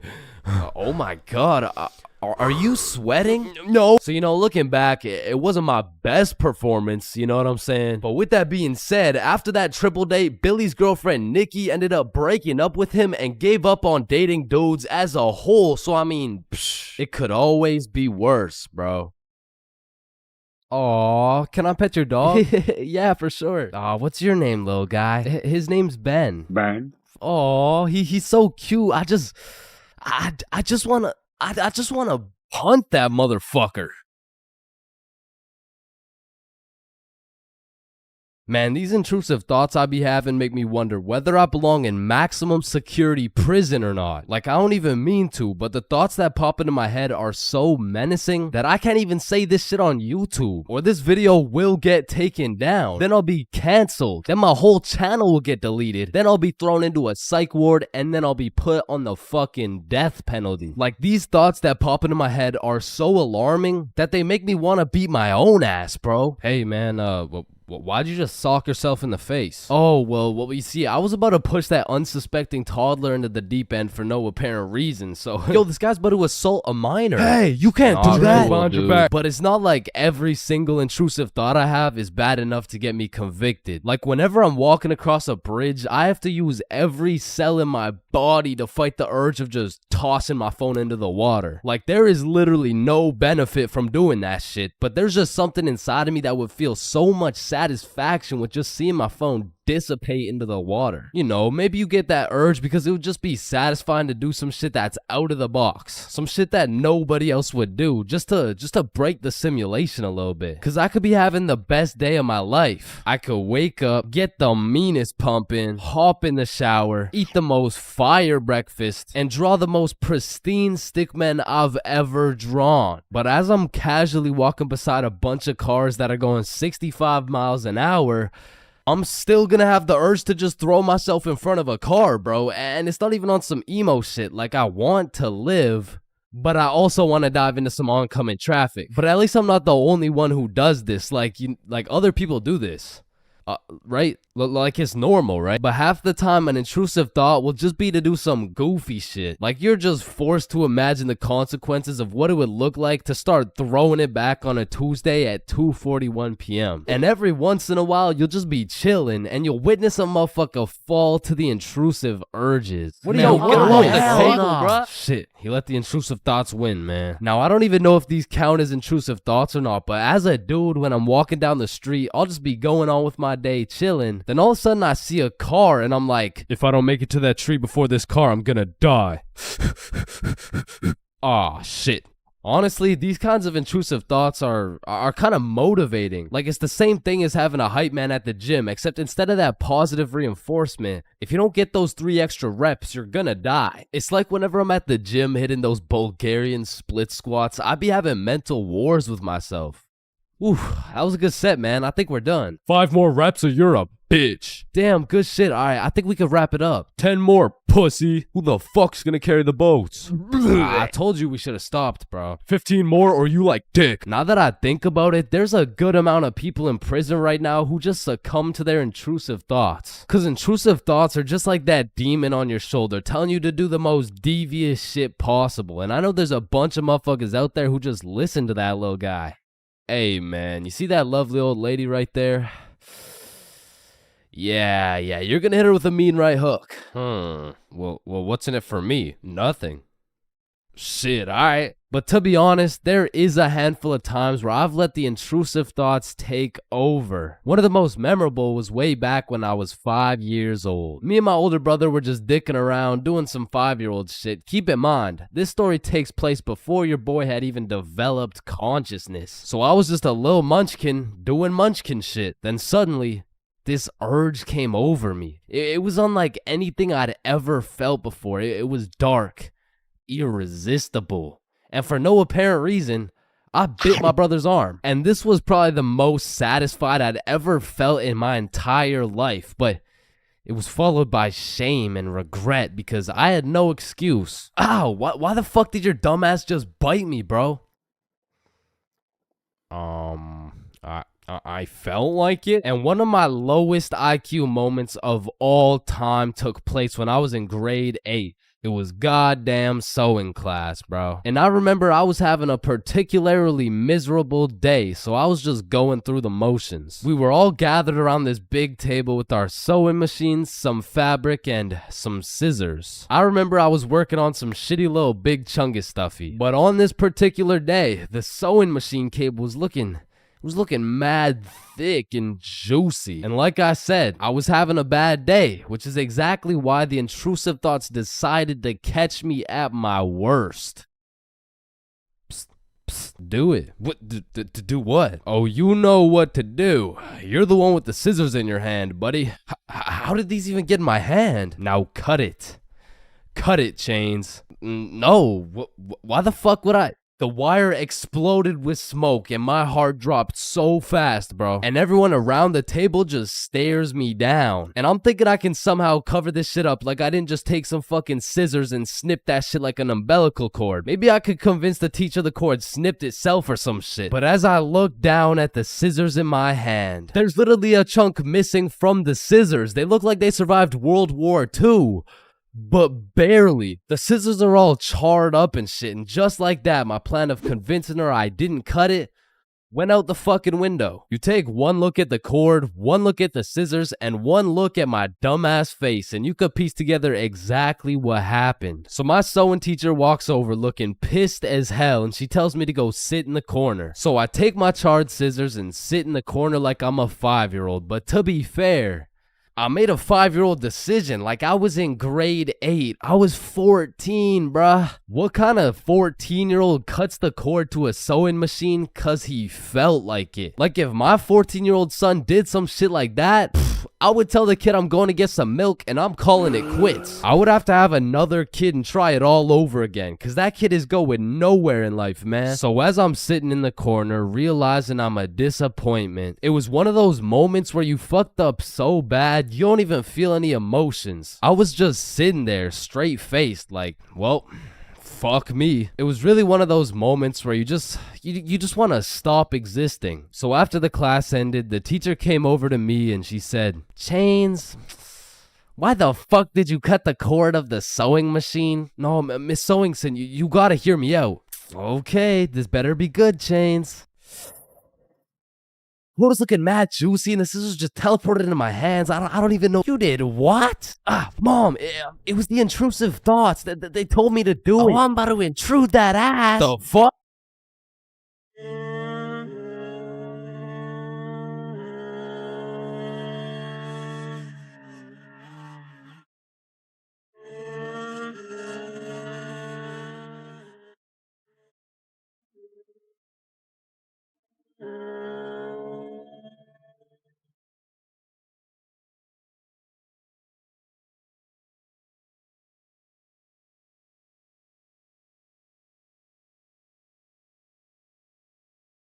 Yo, when you think about it, every light switch is also a dark switch. Light switch, dark switch. Light switch, dark switch. Okay, class, sound it out with me. Ball. When you really think about it, we learn to read, and then we read to learn. Teacher, yeah, I think change is high. What the fuck? This is kindergarten. Fuck, shit, ow, Damn. Any staircase can be a staircase to heaven if you're not careful enough. Baby, I've spent the best 4 years of my life with you, and I can't imagine my life without you. You're a 1 in a million, so will you marry me? So 1 in a million, huh? That means there's 8,017 people just like you. How does that make you feel? Yo, if you cut your leg off, would it hurt? Of course it's gonna hurt, bro. What? Nah, think about it. Where would it hurt? Your leg. Oh, cause you cut your leg off. Yo, what happens if you push down the gas and the brakes at the same time? Shit, let's find out. Oh shit, it takes a screenshot. Damn, my eyes are dry as shit. Just close them for a minute. Damn, bro. You never actually close your eyes. You just look at the inside of your eyelids. Damn. Yo. Can anyone answer 547 to the power of 3? Yes, Chains. Yo, did you know every single odd number has an E in it? Damn. Chains, are you high again? No. Wait a minute, bruh. Since you were born deaf, what language do you think in? Oh shit, you right. Damn, I just realized squirrels' cheeks are also their nut sacks. You know what I'm saying? That's kind of like your mom. What? The way she had these nuts all up in her mouth. Bro, if everyone in the world all blinked at the same time, nobody would know. Oh shit, that's facts. Oh, I just blinked. Did you? Nah. Oh, I just blinked. Did you? Nah. Wait, what about just now? Yo, which of these buildings do you think has the most stories? Oh, it's gotta be that one, bro. That's massive. Nah, this one's even taller. Oh, it's this one for sure. No, it's this one. No way. That shit's library? Tiny. Think about it. Oh, story. How are you supposed to get clothes? What are you talking about, bruh? Okay, imagine you had no clothes, right? How are you supposed to get some clothes? You go to the store and purchase that shit. Bro, they're not about to let you buy some clothes while your meat's hanging out. Nah, you just cop some clothes real fast. It's simple. Bruh, a young kid walks by and it's raps. So you guys both have the power to read minds? Yep, yes, that's sir. Right. Then if you both read each other's minds, whose mind are you reading? Oh, I don't know. We could try. All right, yeah, sure. Nah, that was not me. That was you for sure, dude. Damn, bro. When you think about it, the hospital is the only building you leave without entering. Damn. And people are having the worst day of their life, the best day of their life, the last day of their life, and the first day of their life, all in one building. Damn. Bro, I'm kind of scared down here. What? Why? But because I'm scared a shark's finna eat my ass. Well, when you think about it, there's more people eating sharks in the world than sharks eating people. Damn. That's actually really crazy to think about. Fuck, yo, every single day, there's some random motherfucker out there who took the biggest shit for that day. Yeah, he's in this room. Bro, it's literally just you and me in the room. Yo, this Taco Bell is bussin'. So he incorrectly assumed his position. You spelled that incorrectly. But spelled what incorrectly? Incorrectly. Yeah, but what's incorrect? Incorrectly. Wait, what? Wait, guys. When you really think about it, the only time incorrectly isn't spelled incorrectly is when it's spelled incorrectly. Shut the hell up. Yeah, shut the fuck up. You know, the number of people older than you never increases. It only gets smaller and smaller. Damn. What? It just got smaller. Yo, pizza's here. Shit, I got the munchies. I'm about to fuck this shit up. Wait, I ordered a mushroom pizza. Why'd they give us cheese? Hey, any pizza can be a mushroom pizza if you're patient enough. Damn, I guess you're right.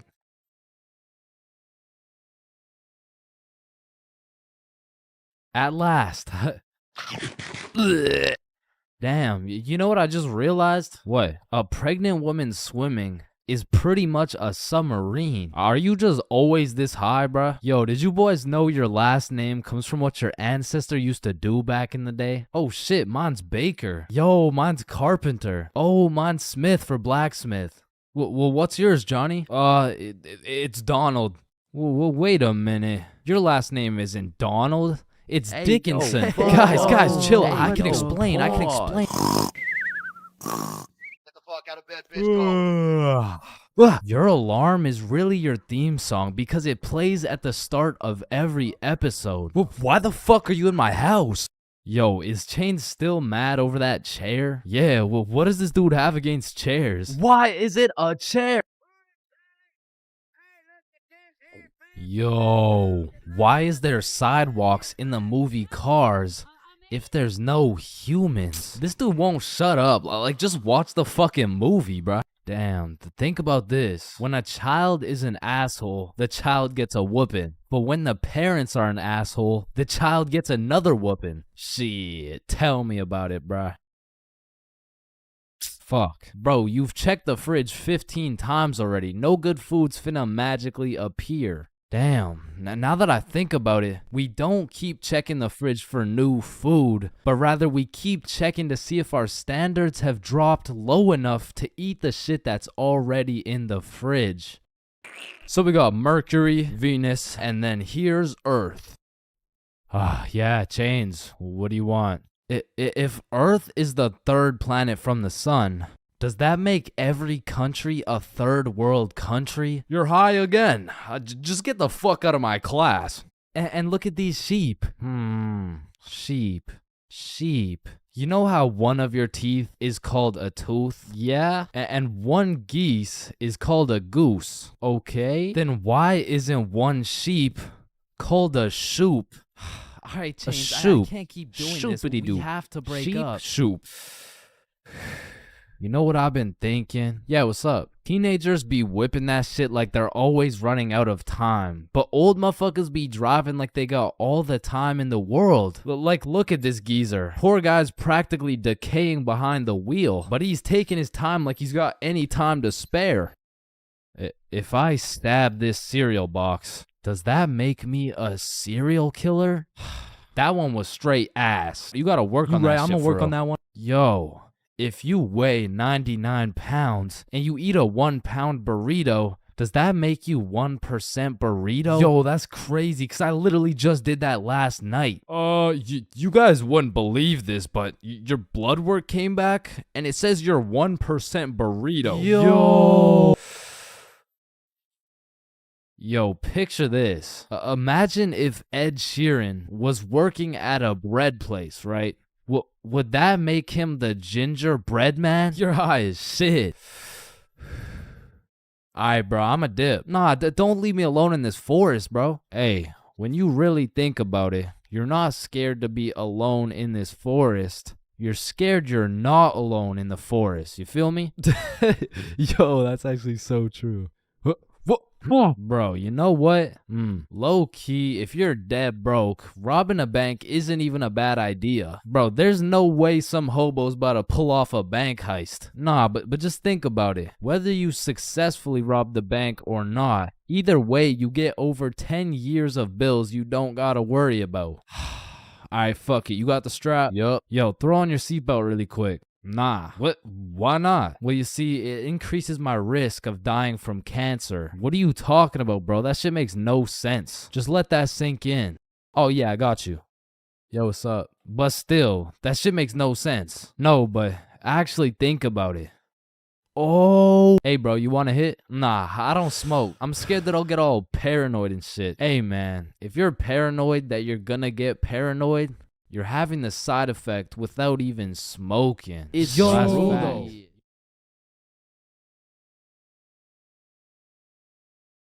Bro, when I was in middle school, every time I would walk by the high school, the freshmen deadass looked like adults to me, bro. The sophomores looked like tax-paying citizens. I saw juniors as grown men with a wife and kids, and seniors, bro. I couldn't tell the difference between a senior and a senior citizen, bro. And that's because in grade 7, I saw me and all my homies as fully developed, mature, and respectable humans, and that was simply cat. Because now when I look back at a picture of us in grade 7, I see a bunch of little babies, bro. Yada, yada, yada. What does this have to do with stealing a guy's vape? We stole a vape from a senior in high school, and we were in grade 7, bro. And when I say we, I mean Billy. Billy stole that shit, and me and Bob were accomplices. Now, if you ask me back in the day, ChainsFR, you're awfully small. Scrawny, weak, ugly, chopped. Okay, sir, what's the question? How do you expect to win this fight against such a bigger opponent? Listen, Joe Rogan, it's not about the size of the dog in the fight.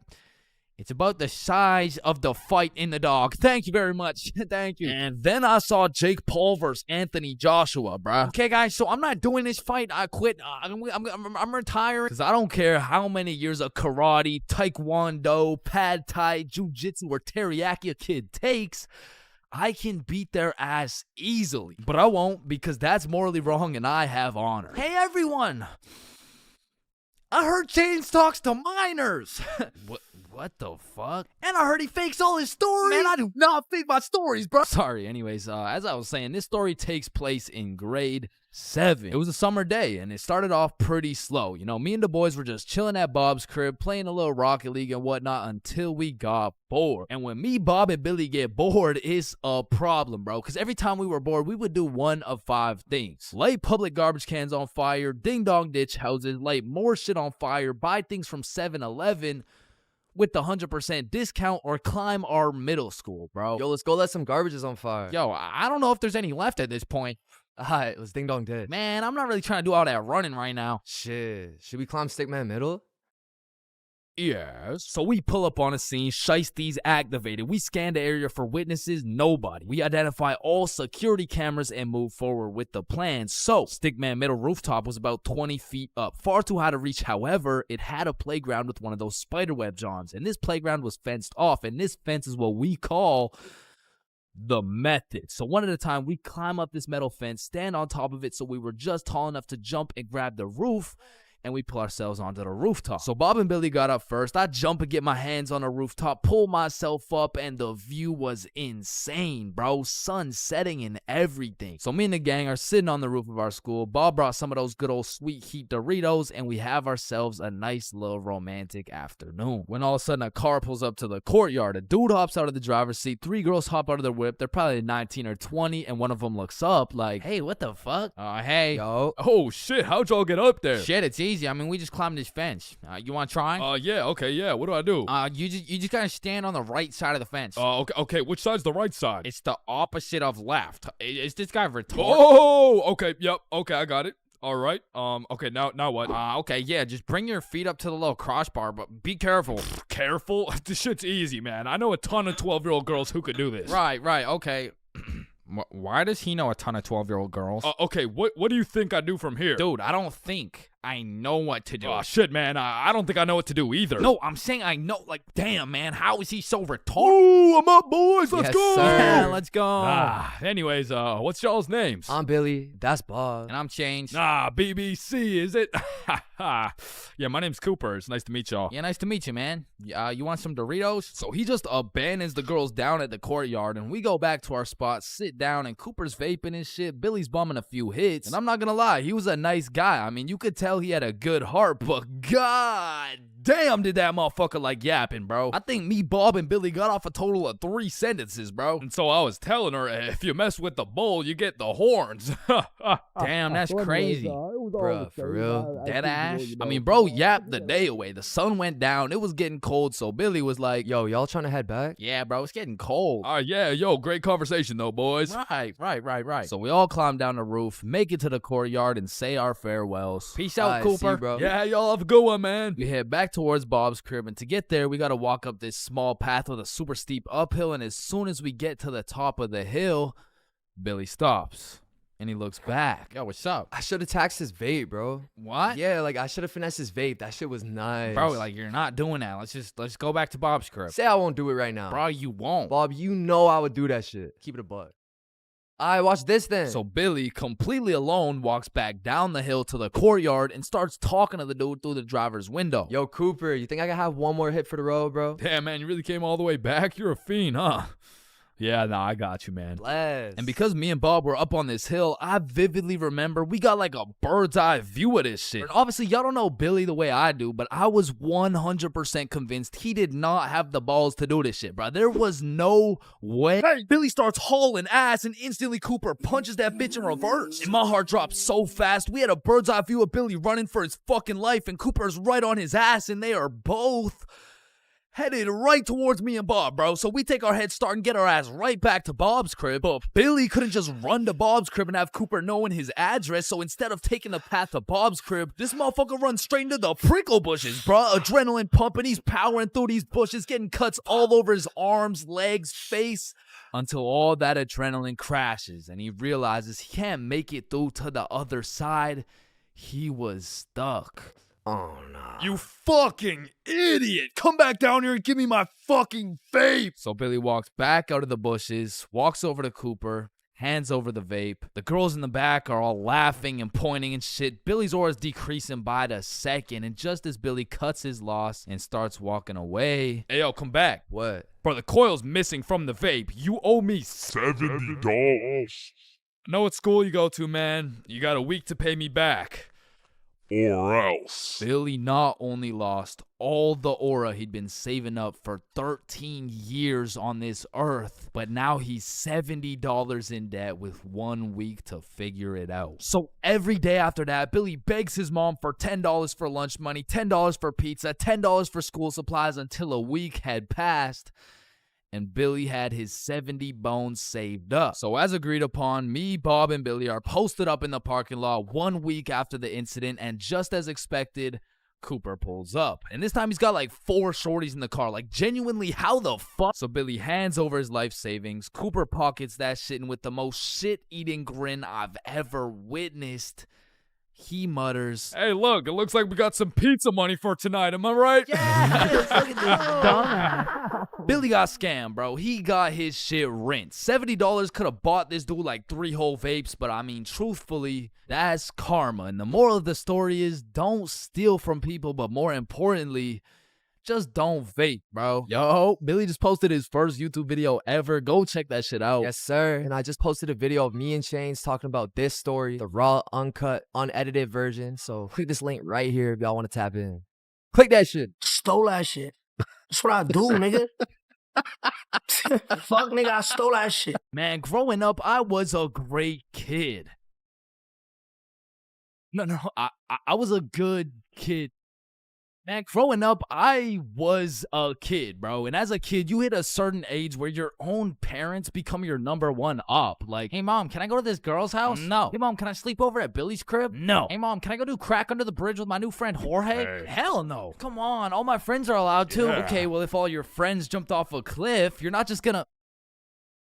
Now, to be fair, my mom wasn't the strictest parent out there. I mean, I've seen motherfuckers get the belt for speaking too loud, speaking too quiet, bro, for speaking at all. Like, one time, me and my friend wanted to have a sleepover, so homie went inside to go ask his mom, and he came out looking like he got a whooping from Prime Goku, bro. Yo, what the fuck happened back there, man? She said no to me, but...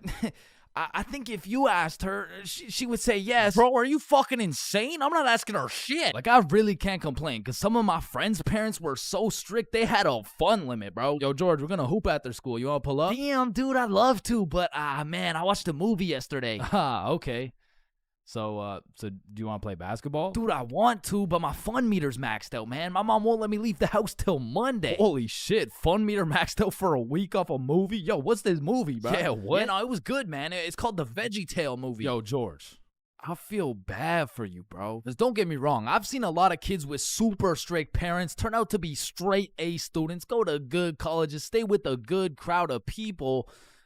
But with that being said, a lot of these kids whose parents were too strict to let them watch fucking SpongeBob, they end up going to college and catching Krusty Krabs after letting a dude named Patrick explore their bikini bottom, bro.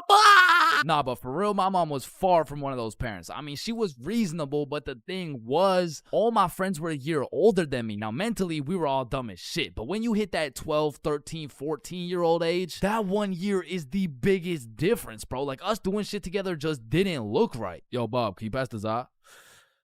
Yo, Billy, let me hit that. Yo, pass me that shit, cuz. And cuz of this, I wasn't allowed to do a lot of the shit that my friends were allowed to do. Like, these boys could stay up past 10:30 p.m. on a weekend.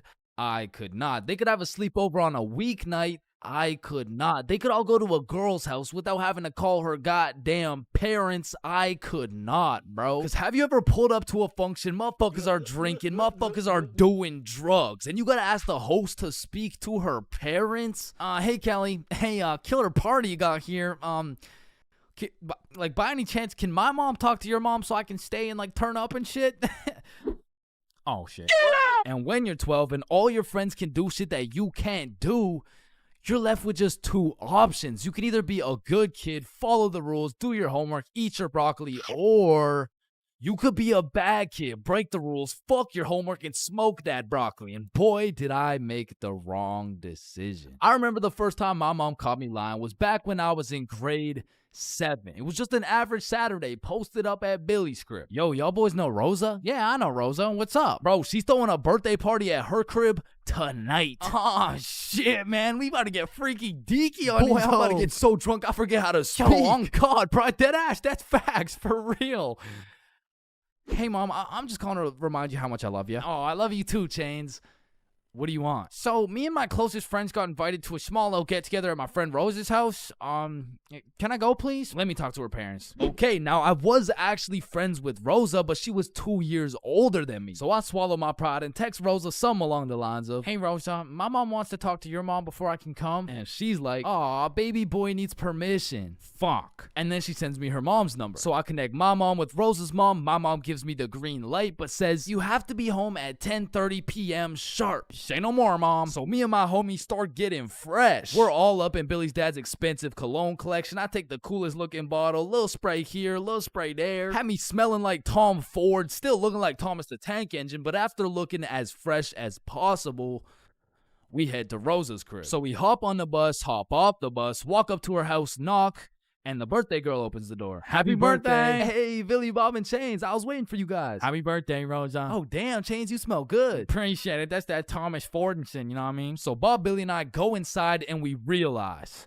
the gravity of this situation. Oh, shit. God damn. Rosa invited like 10 of her girlfriends and like 2 of her cousins, bro. We were completely outnumbered in the greatest way possible, bruh. As I'm just doing some quick math on the ratio, there's a knock on the door. Rosa opens it, and it's Dennis holding a bottle of vodka. Now, we're friends with Dennis. Rosa's friends with Dennis. But to put it simply, Dennis was a bad kid, bro. This motherfucker was living life with no precaution, no regrets, no morals. But to be fair, he was fun as fuck, bro. Because when Dennis pulled up, the party got lit, bro. We were taking shots, dancing, playing beer pong, taking more shots. We were having a marvelous time, and I was drunk, okay? Not too drunk, but not just tipsy. I had hit the perfect sweet spot of drunk. I got all the stat boosts of being funnier, more confident, more smiley, but I still had full control of my body, so I started applying that pressure, bruh. Hey, don't y'all both have ugly boyfriends? No, what the fuck? No. Shit. Y'all want one? What? Damn, you smell good though. Appreciate it. I showered this week. Now, I don't remember what I actually said, but all I know is that in grade 7, cologne was overpowered, bro, because nobody was smelling good. And if they tried, it would just smell like Axe, dog. So I'm over here combining the powers of Tom Ford with the confidence of Smirnoff. Had me feeling like I'm him, bruh. So how y'all feeling? Honestly, feeling amazing. How you feel? Shit, I'm feeling good. Just a little, just a little bit tired. I vividly remember sitting on that couch with these two girls never wanting this moment to end, bruh. But when I look up, I see one girl crying, one girl looking for something, Dennis helping her look, and Billy and Bob are all ready to dip. So I hop off the couch for a second like, yo, what's going on? Yo, so Dennis just finessed like 3 of these girls' vapes, and we're not trying to get blamed, so we're about to dip. Bruh, for real? Yeah, you coming? Bro, but like, bro, I'm not ready to leave yet. Yeah, nah, it's cool. Don't worry about it. Just text us when you leave, bro. Ah, shit, all right, peace, bro. Peace out, dog. So Bob and Billy dip. I see Dennis's ass sneak out through the back door, and at this point, I have no clue how long I've been here, bro, but the party had died down to essentially just the girls who are gonna sleep over and me, bruh. So I go to check what time it is on my phone, and it's 10:15, bro. My curfew's 10:30, and I'm a 30-minute bus ride from home. But if we're keeping it a buck right now, I don't even want to go home, bro. I made it to the girls' sleepover, and I didn't even have to ride the group dildo or nothing. This is a once-in-a-lifetime opportunity, so I text my mom, and I lied, bruh. Bob, Billy, and I are almost at Billy's house. Can I sleep over at his house, please? Then I threw my phone away, hopped back on the couch, and went right back to my happy place. So I'm posted up with these two, laughing, cracking jokes when Rosa walks up like, yo, Chains, where'd your friends go? They abandoned me, Rosa. They left me here stranded with no way home. Shit, I mean, you could just stay here if you want. Say less. So...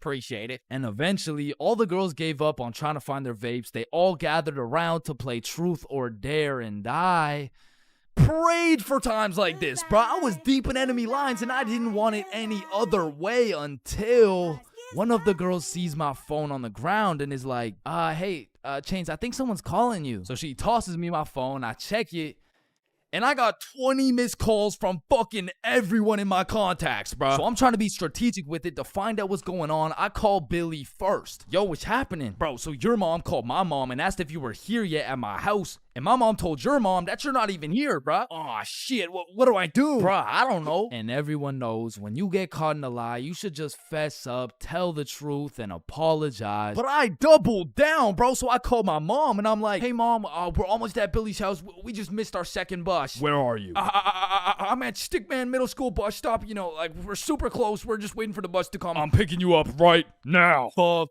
me, bruh. Now, not only is she expecting all 3 of us to be together at this bus stop, shit, not a single one of us is there, bro. To put this in perspective, my house is right here, Billy's crib is right here, and Rosa's crib is all the way over here, bruh, and Stickman Middle's somewhere near the middle. And so I pull up the bus app on my phone and see the next bus is coming in 2 minutes. And with all that adrenaline pumping through my veins, I jump up out the couch, steal a piece of gum, and haul absolute ass to the bus stop, bruh. I get there right on time, hop on the bus, and I call Billy. Yo, dog, I think I'm cooked. I told her I'm at Stickman Middle with you guys. Dude, why the fuck would you do that? Shit, bro, I don't know. I'm busting there right now. Bro, if she sees you there without us, you're cooked beyond belief. I know, bro. Yo, we're on our way. So Bob and Billy hop on scooters and start hill bombing their way down to the bus stop to save my ass. And this shit was a race to get to the bus stop before my mom does, because if she catches me there alone, I'm cooked. If she catches Bob and Billy there before me, I'm cooked. If she gets there before anyone, I'm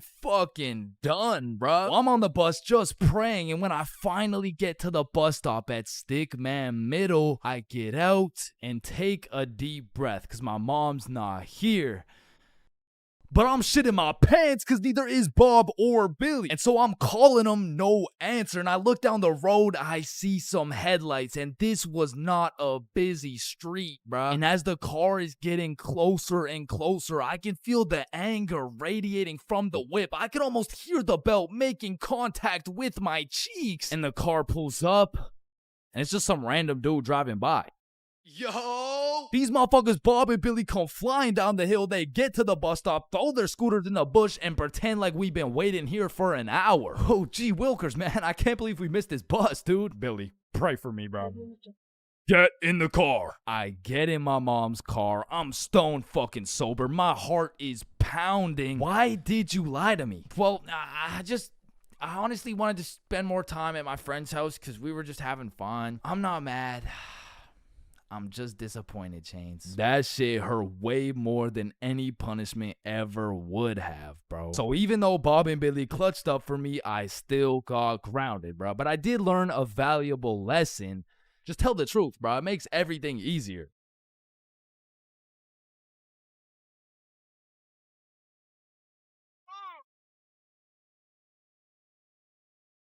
Honestly, bro, I'm not scared of much. I'd go skydiving, I'd swim with the sharks, run with the lions, fight a gorilla, beat some ass, and not even get my ass eaten. No, I would not. What the fuck? Wait, no. I mean, I'd even get my ass beaten, bro. But if there's one thing that leaves me scared shitless, it's a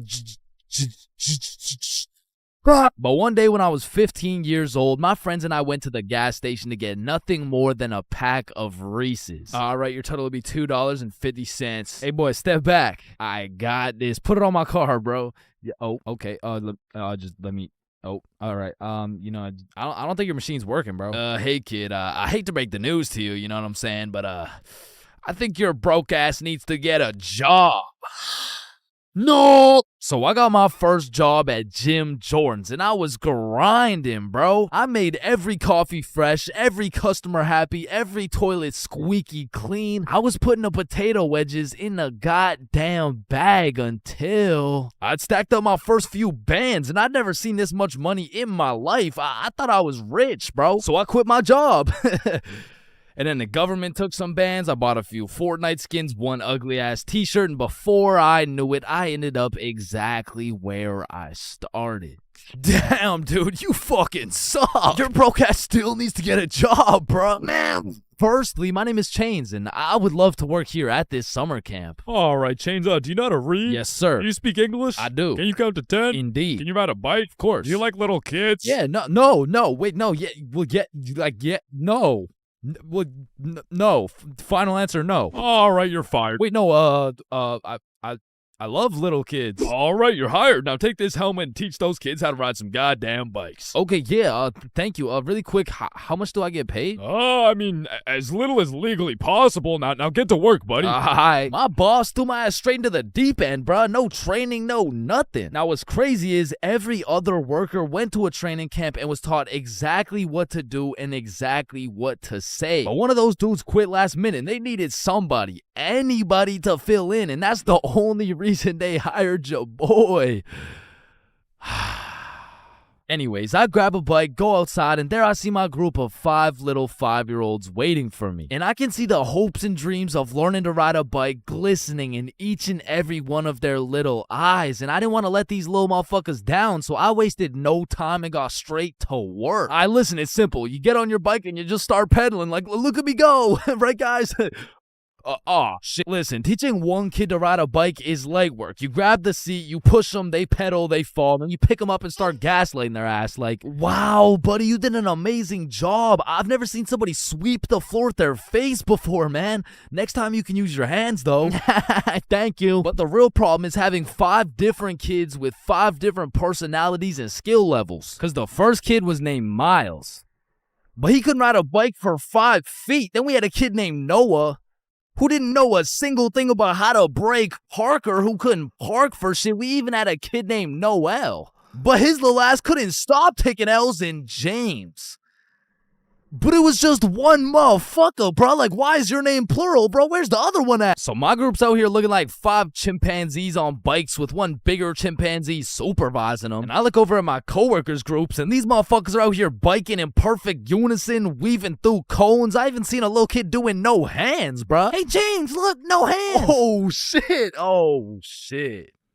Hey, James, look, no teeth. So after painting the pavement like Picasso, we get under the shade for some lunch break. And talking with these kids was such an interesting experience, bro, because since I was their biking instructor, they just assumed I knew everything, bro. Hey, Chains, why's the sky blue? Shit, I mean, it just, And who even decided that it'd be a Monday today? Oh, that was definitely Abraham Lincoln. Why does my sandwich taste like pennies? That's the taste of blood, my boy. What's the biggest number? Infinity. How old are you? 300. What time is it? 12:37. And why do my parents wrestle without any clothes on? Yeah, mine too. So, okay, time to get back to riding bikes, bro. But this time when we got back out to riding bikes, I set up a cone drill. All right, group, lock in. Here we got an easy cone drill. You know what I'm saying? I'll show you how it's done. So you just want to go through the cones just like this. You know what I'm saying? I like to call this drill. Oh, fuck.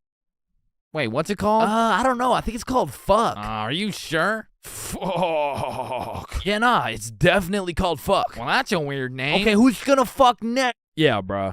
I'm not gonna lie, I deadass fell. Like, there was no type of biking test in order to get the job. All they asked is if I could ride a bike, and I can. But I did not know we'd be doing NFL drills on these fucking bikes. But needless to say, when the parents came to pick their kids up from the first day of bike camp, they were not impressed. Hey, there's my little man. What did we learn today? Oh, you know, we just took the training wheels off. We got started on a few cone drills. He showed us how to fuck. Okay, it's man. true. No, He even I'm sorry. I'm demonstrated. so sorry. This is a catastrophic miscommunication. And Chains told me I had the best grip. Hey, He yo, said I'm the that. handlebars, brother. You gotta Chains specify. says I have so much potential for a kid my age. Okay, yeah, that sounds same bad. here. That sounds really And bad. Why does all Chains this said shit he sound so likes bad? me better without any teeth. I'm just trying to cheer him up, He taught us man. to always use protection before riding. Okay, that's enough. True. Just stop. Chains- None of them came back, bro. So I got a new group, and the best part about this new group of kids is that they were already level 4, meaning we'd all just bike to the park, eat lunch, and then bike back. Damn, bro, that sounds easy as fuck. Surely this couldn't go any worse than your first group, right? Yeah, it does. Yeah, no, it gets worse. It gets so much worse. So for this little journey to the park, I'll pair up with my coworker Natalie. So Natalie's in the front and we got 10 kids in the middle. We'll call them Liam, Ava, Meatloaf, Zoe, Tucker, Cornelius, Jackson, Bradley, Quandale Dingle Jr. the third, and Riley, which is the only name you'll need to remember. So I count up the kids so we don't leave any behind, and as expected, I count 10. So we take off on our journey to the park, and all these kids were really good at riding. You know, out of the whole group, we only had one little fall.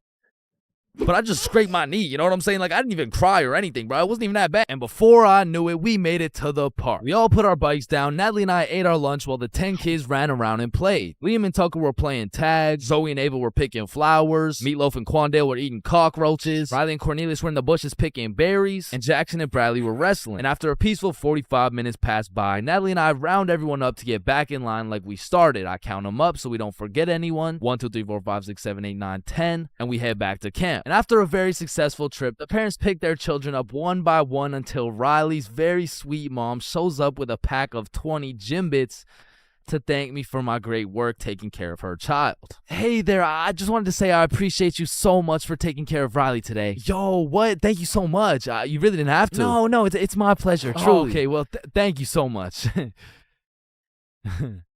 So, where's my little guy? Oh, he's right here.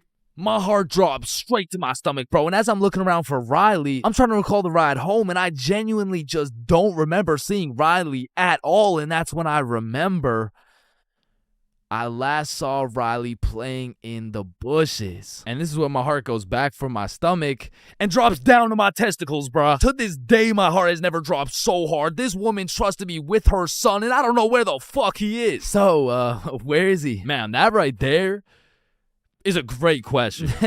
What do you mean that's a great question? You know, all the greatest questions in the world make you think, don't they? Yes. Right, and as you ask me this question, I really get to thinking, you know, like I really get to rack in my brain, and well, to be quite frank, well, I'm stumped.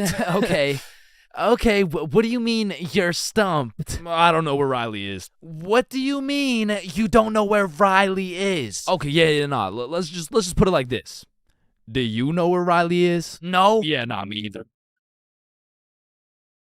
Yeah, ice cream. Holy fuck, he's right there. Oh my god, fuck, I knew it. I knew it. Like, fuck, I oh thought my this god, he's right dumbass there. lost you. I knew it the whole time. He's right there.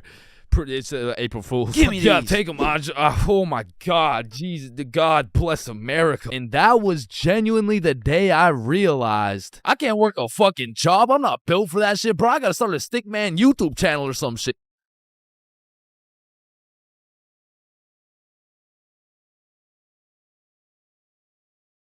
For most of my life, I've known how to swim. But by that, I mean, if my life depended on it, I could swim from one place to another. I don't even know if swim is the right word. Like, if you saw me casually enjoying a little swim at the pool, you'd be like, does he need help? Like, is he drowning? I mean, like, I did take swimming lessons, but I quit at level alligator, bro. I never even made it to level 1. With that being said, this incident dates way back to when I was in grade 4. We were going on a field trip, and of course, it's to the pool. But I'm not stressing. I know I safely passed level penguin, so I should be chilling. My whole class and I walk into the entrance of the pool, but before anyone was allowed in the pool, they asked everyone if they knew how to swim. And I thought, we're in grade 4. There is no way somebody still doesn't know how to swim.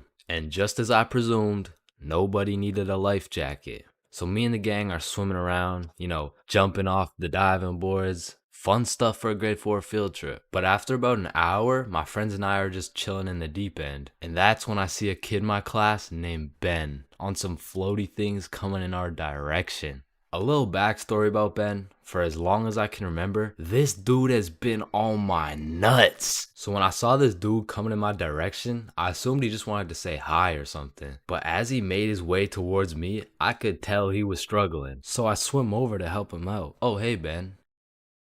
How are you?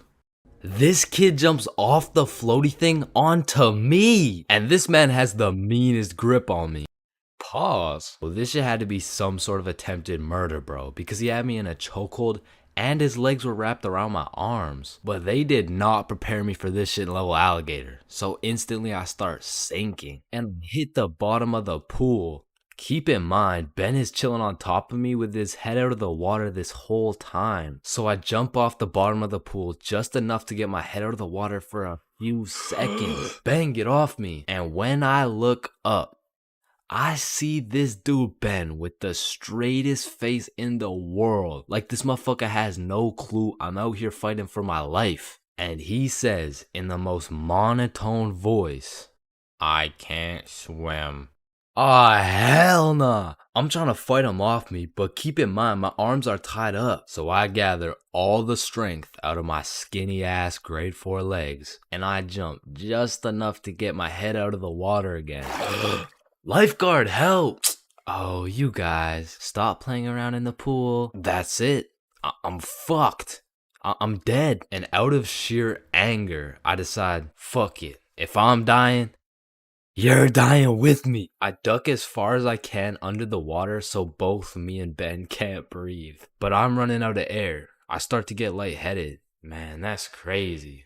This is really how I die, huh? And just as I had lost hope, my main man, Bob, comes in on some Superman shit, pulls Ben off me, and swims me over to the shallow end. I cough up some water, but eventually I catch my breath. So that's the story of how I almost died. And it's also the story of why I owe my life to Bob.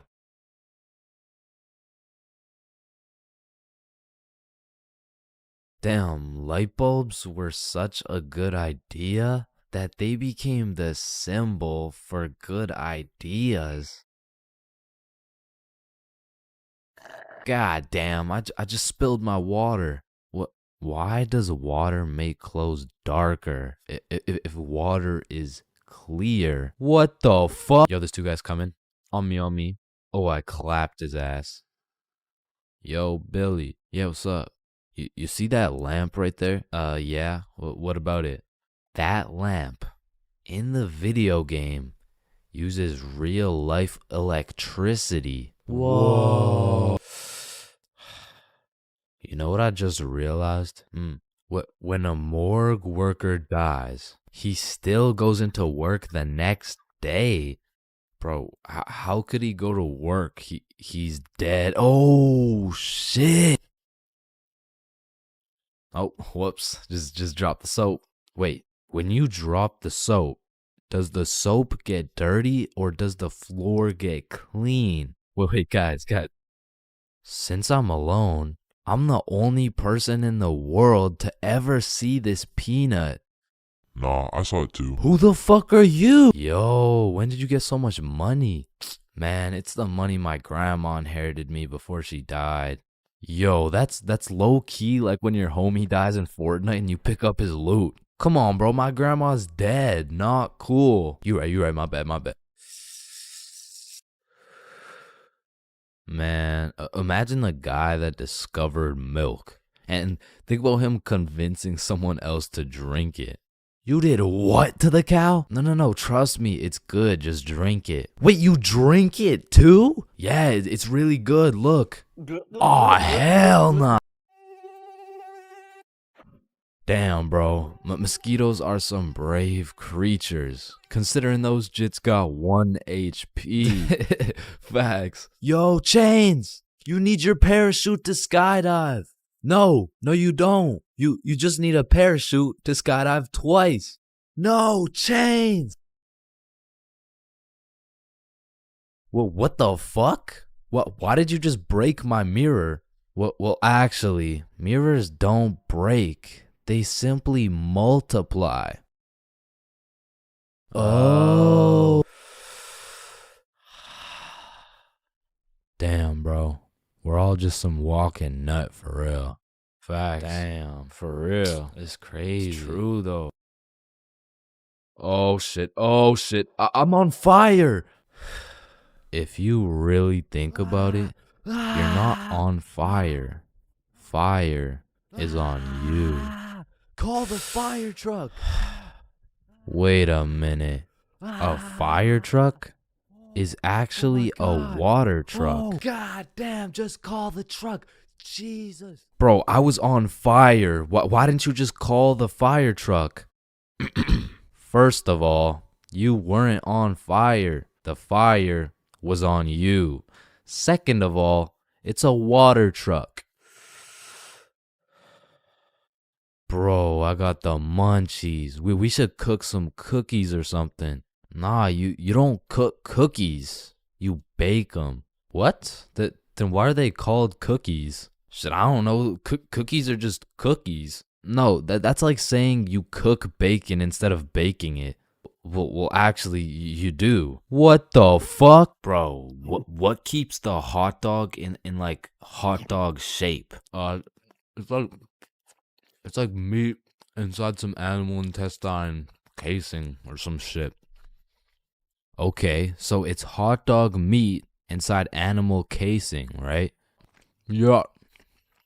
So, hypothetically speaking, once you eat the hot dog, it's still hot dog meat inside animal casing, but you are the animal casing. So, with that being said, when you eat the hot dog, you become the hot dog. Just let me eat my fucking hot dog, bro. And that is why Genghis Khan has the most descendants in human history. I actually know someone with more descendants than Genghis Khan. Well, that's impossible. Who could possibly have more descendants than Genghis Khan? Genghis Khan's dad. Damn, you know Google Maps, right? Yeah, of course. Bro, someone at Google really just said, yup, let's just have someone drive down every road on fucking Earth. And then they did it.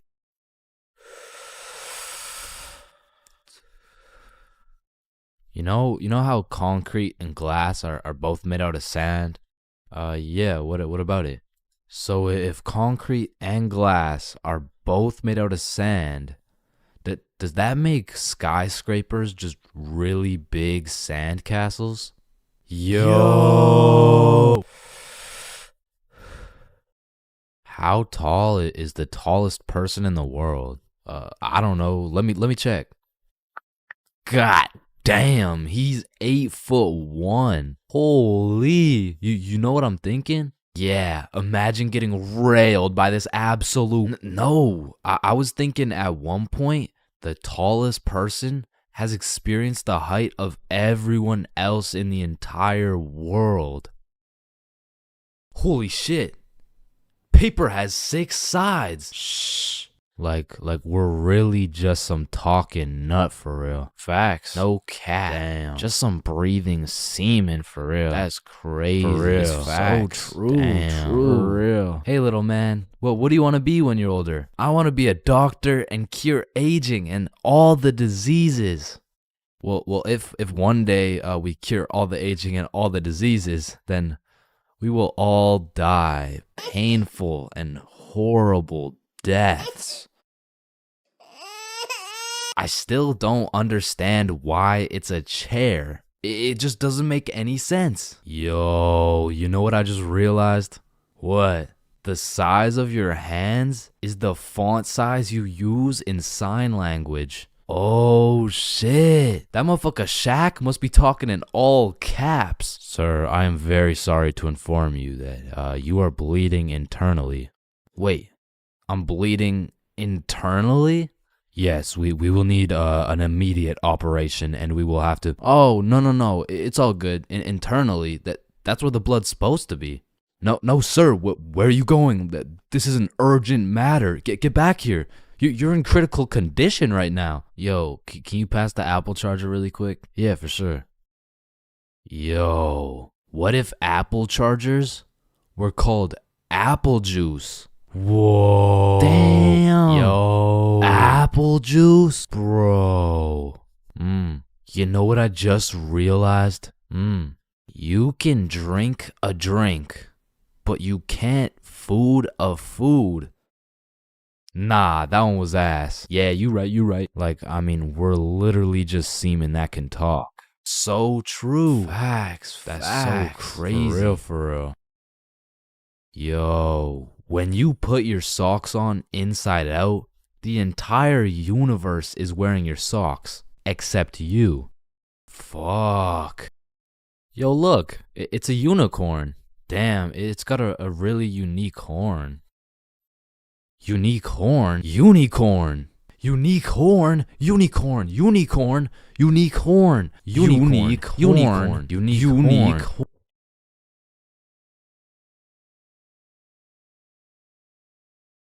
Oh, leaves are called leaves because they leave the tree. Holy shit, I got an idea. Can you pass me the wrench? Rope. Glue. Piece of pizza, please. Tape. A little more tape. Damn. Big ass magnet. Alright, all done. Whoa! This bad boy uses 0 gas. It's completely eco-friendly. Hop in.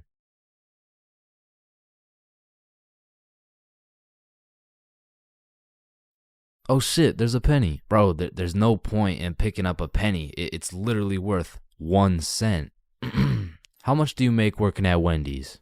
15 an hour? Oh, okay. So you see there are 3,600 seconds in an hour. And because you make $15 an hour, that is exactly 0.416 pennies per second. So with this being said, the second it takes to pick up this penny off the ground is a net positive outcome. Oh, okay.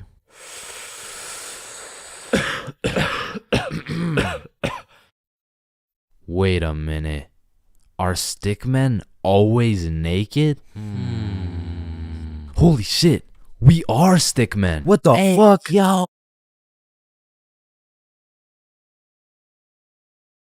Skipping class in high school is a slippery slope. Like one day you can skip and it'll slide no problem. Like, oh, hey buddy, welcome back. We missed you. Yeah. You skip 2 days, you're chilling. Hey, look who's back. Yeah. But when you go to class after skipping 3 days, all of a sudden shit is serious. Chains, why haven't you been here, huh? Well, you know, it was some family stuff. Oh yeah, family stuff. What family stuff? What I don't really want to talk about what family stuff. It was my grandma's funeral. Damn.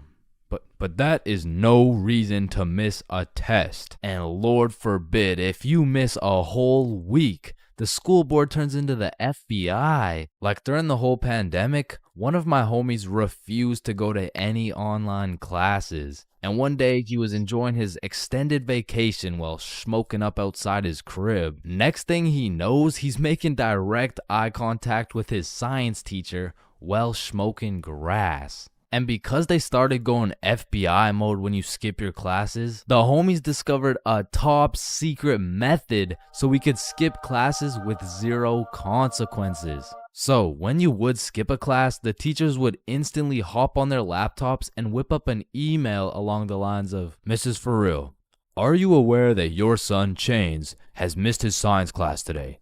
If this is continued, Chains' grade will continue to drop, which might ultimately lead to him failing my class. Mr. Perkinson. Now, Mr. Perkinson would write these emails with the hopes of my mom reading them and then beating my ass. When it really went like, my mom would read it and she would politely ask me how my science class was today. I would cap my ass off and then she would proceed to beat my ass. And one day after I got my shit whooped, I was talking to the homie Bob. Yo, we're going to Chipotle next class. You trying to come? Man, I don't know. I'm getting real tired of these ass whoopings, bro. Ass whoopings? You're getting ass whoopings? Yeah, bro. Mr. Perk never fails to type up an email that results in the leather belt. Oh, what? Nobody ever told you about the secret method? Secret method? Oh, you mean like wearing extra pants so the belt doesn't hit so hard? No, I'm talking about the secret method so Mr. Perkinsons can't email your mom. Why didn't you tell me sooner, bro? So essentially, the method starts at the very beginning of the school year. At my school, they would give you this form with your parents' email, phone number, all the contact information, you know what I'm saying? You would need this form filled out and signed by a parent or guardian and then handed into the office. However, this man, Bob, conceptualized one of the greatest plans of our generation. And it went like this. So you would receive the empty form from the school, take it home to your parent/guardian, get that shit filled out and get that signature. Then secretly, when nobody is watching, you hop on your computer, you make a fake email like bobsmom123@gmail.com. Then you would change your mom's contact information into that fake ass email and then deliver it to the office like nothing happened. So when Mr. Perkinson's smartass tries to get me whooped with one of those emails, I get that shit in my inbox. I read it through and respond with some shit like, "Dear Mr. Perkinsons, thank you very much for bringing this to my attention. I was unaware of my son's absence in pursuing his educational prowess.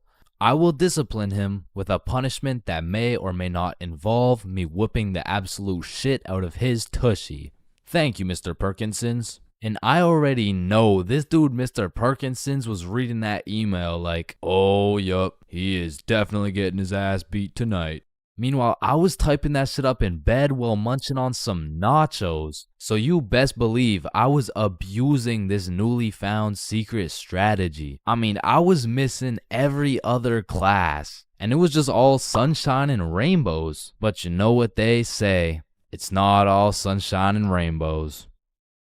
I mean, I really don't recommend using this strategy. And I'm not saying that to be some mature role model. I say that because there was one flaw in the strategy Bob forgot to tell me. And that was as soon as my mom saw my report card with all those absences, god damn, she made up for every single beating I missed.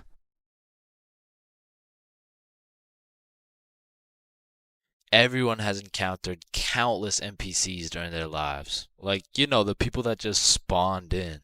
They didn't have any character development or anything. And to be honest, when you leave their vicinity, they probably just despawn. If you still have no clue what an NPC is, it's a non-playable character. They're like the type of people you could sock in the face and they'd say some NPC-ass line like, "Hey!" And I know at least some NPCs have to exist. Because let's be real, there is no way all 7 billion people on this planet have whole lives from start to finish. That just doesn't add up. And I don't know if any of you guys have ever noticed this, but NPCs all have a spot they go to just do NPC things, bro. For example, if you go to Walmart, that's their natural habitat. You are bound to see at least 15 NPCs at Walmart. And usually the NPCs are trying to avoid eye contact. But if you've ever tried interacting with them, you'll know they always have the most predictable and neutral responses possible. Like whoever programmed them should have spiced it up a little bit, you know what I'm saying? They could have made them tell jokes or something, I don't know. But anyways, I used to work at a summer camp where you teach little kids to ride bikes. And through this experience, I realized that pretty much all young kids are NPCs. And I guess it's just because they haven't been alive long enough to actually go through the character development. But working at this summer camp made me realize there's no way these kids have a thought process. Hey buddy, what's wrong? I dropped my rock. Here you go. But I guess little kids still aren't even at the stage of having full consciousness. And honestly, they kind of have that caveman mindset.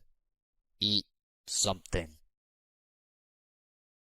But I mean, you can't really blame them because they've only been alive for a few years. But still, as a non-NPC, I'd like to believe I was never participating in these NPC activities as a kid. I refuse to believe I was out here spending my time doing this. But yeah, man, I really just want to know if there's any NPCs watching this right now. If there is, just fess up, bro. Because I don't even know if NPCs be on YouTube or if they just like despawn before they can do that. But regardless if you're an NPC or not, thank you for watching this video. Subscribe. So, there are 7 stages of being drunk, all of which I've experienced so you don't have to. Drinking? Aren't you underage? No, I'm 21. Now let's start with stage 1, the process. Stage 1 is one of the most important stages of being drunk. If you've ever heard the saying, trust the process, this fully applies when it comes to drinking. If you don't approach this stage with precision, calculation, and patience, you might accidentally skip straight to stage 7. And trust me, you don't want to skip straight to stage 7. The process is pretty much where you've started drinking, but you don't really feel anything yet. Because when you drink alcohol, it takes time for it to be absorbed into the bloodstream. And some people just don't have the patience to wait and end up overestimating their limit. Oh, I feel fine. Let me take another shot. Stage 2 is tipsy. Tipsy is where you first start to feel it. It's when the first few shots start to hit and you start to feel a little bit more outgoing and maybe more talkative. At this point, you'll still have your judgment, but I feel like you become a little bit more of a glasses half full kind of person. Walking in a straight line is still easy. Boom, light work. Once the next few shots start to roll in, you'll hit stage 3, intoxicated. Once you're intoxicated, some of the dizziness starts to set in. You also start to think less about the words you say. And I'm not gonna lie, at this point, I feel like your confidence peaks. Like when you're at a party and you look in the mirror and see Michael B. Jordan, you know you're at the level of intoxication, bro. And to be honest, for parties, I like to chill at this stage because you've got your confidence, but you still haven't lost your riz. And for reference, at this point, you can still walk in a straight line, but it takes a little bit more focus and effort. Which brings me to stage 4, hammered. This is where you start slurring your words. And bro, at this point, walking in a straight line becomes an impossible task. Yo, dude, can you walk this line really quick? Yes. When you're hammered, you start thinking a lot less. You start saying things before you can even think them. And it's important to say, when you're hammered, your judgment cannot be trusted. All ideas become good ideas. Yo, dude, what if we set an orphanage on fire? Bro, that's genius. That's what I'm saying. What are you guys doing? Nothing. I don't think that was a good idea, bro. Facts.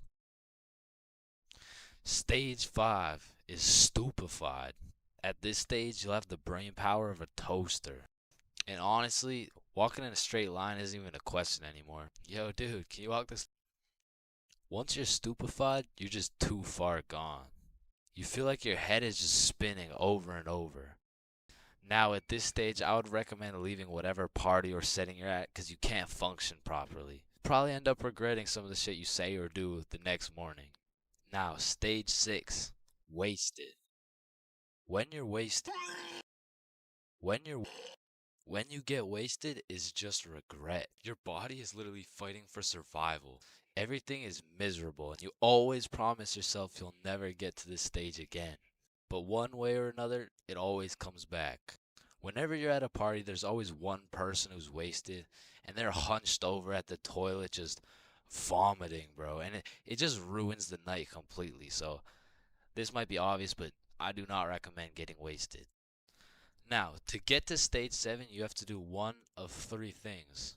First off, you could have not trusted the process at stage 1 and heavily overestimated your limit. Or you could have been hammered and your judgment was tainted, so you had the idea to take more shots. Remember, all ideas become good ideas. And lastly, you could be going through a serious divorce. And in this case, I'm sorry. I hope she comes back. But stage 7 is blacked out. When you are blacked out, you've lost your consciousness. You're pretty much just slumped out. But your dreams when you're blackout drunk are always the most random and vivid shit, bro. And once you wake up, yo, dude, can you walk this line really quick?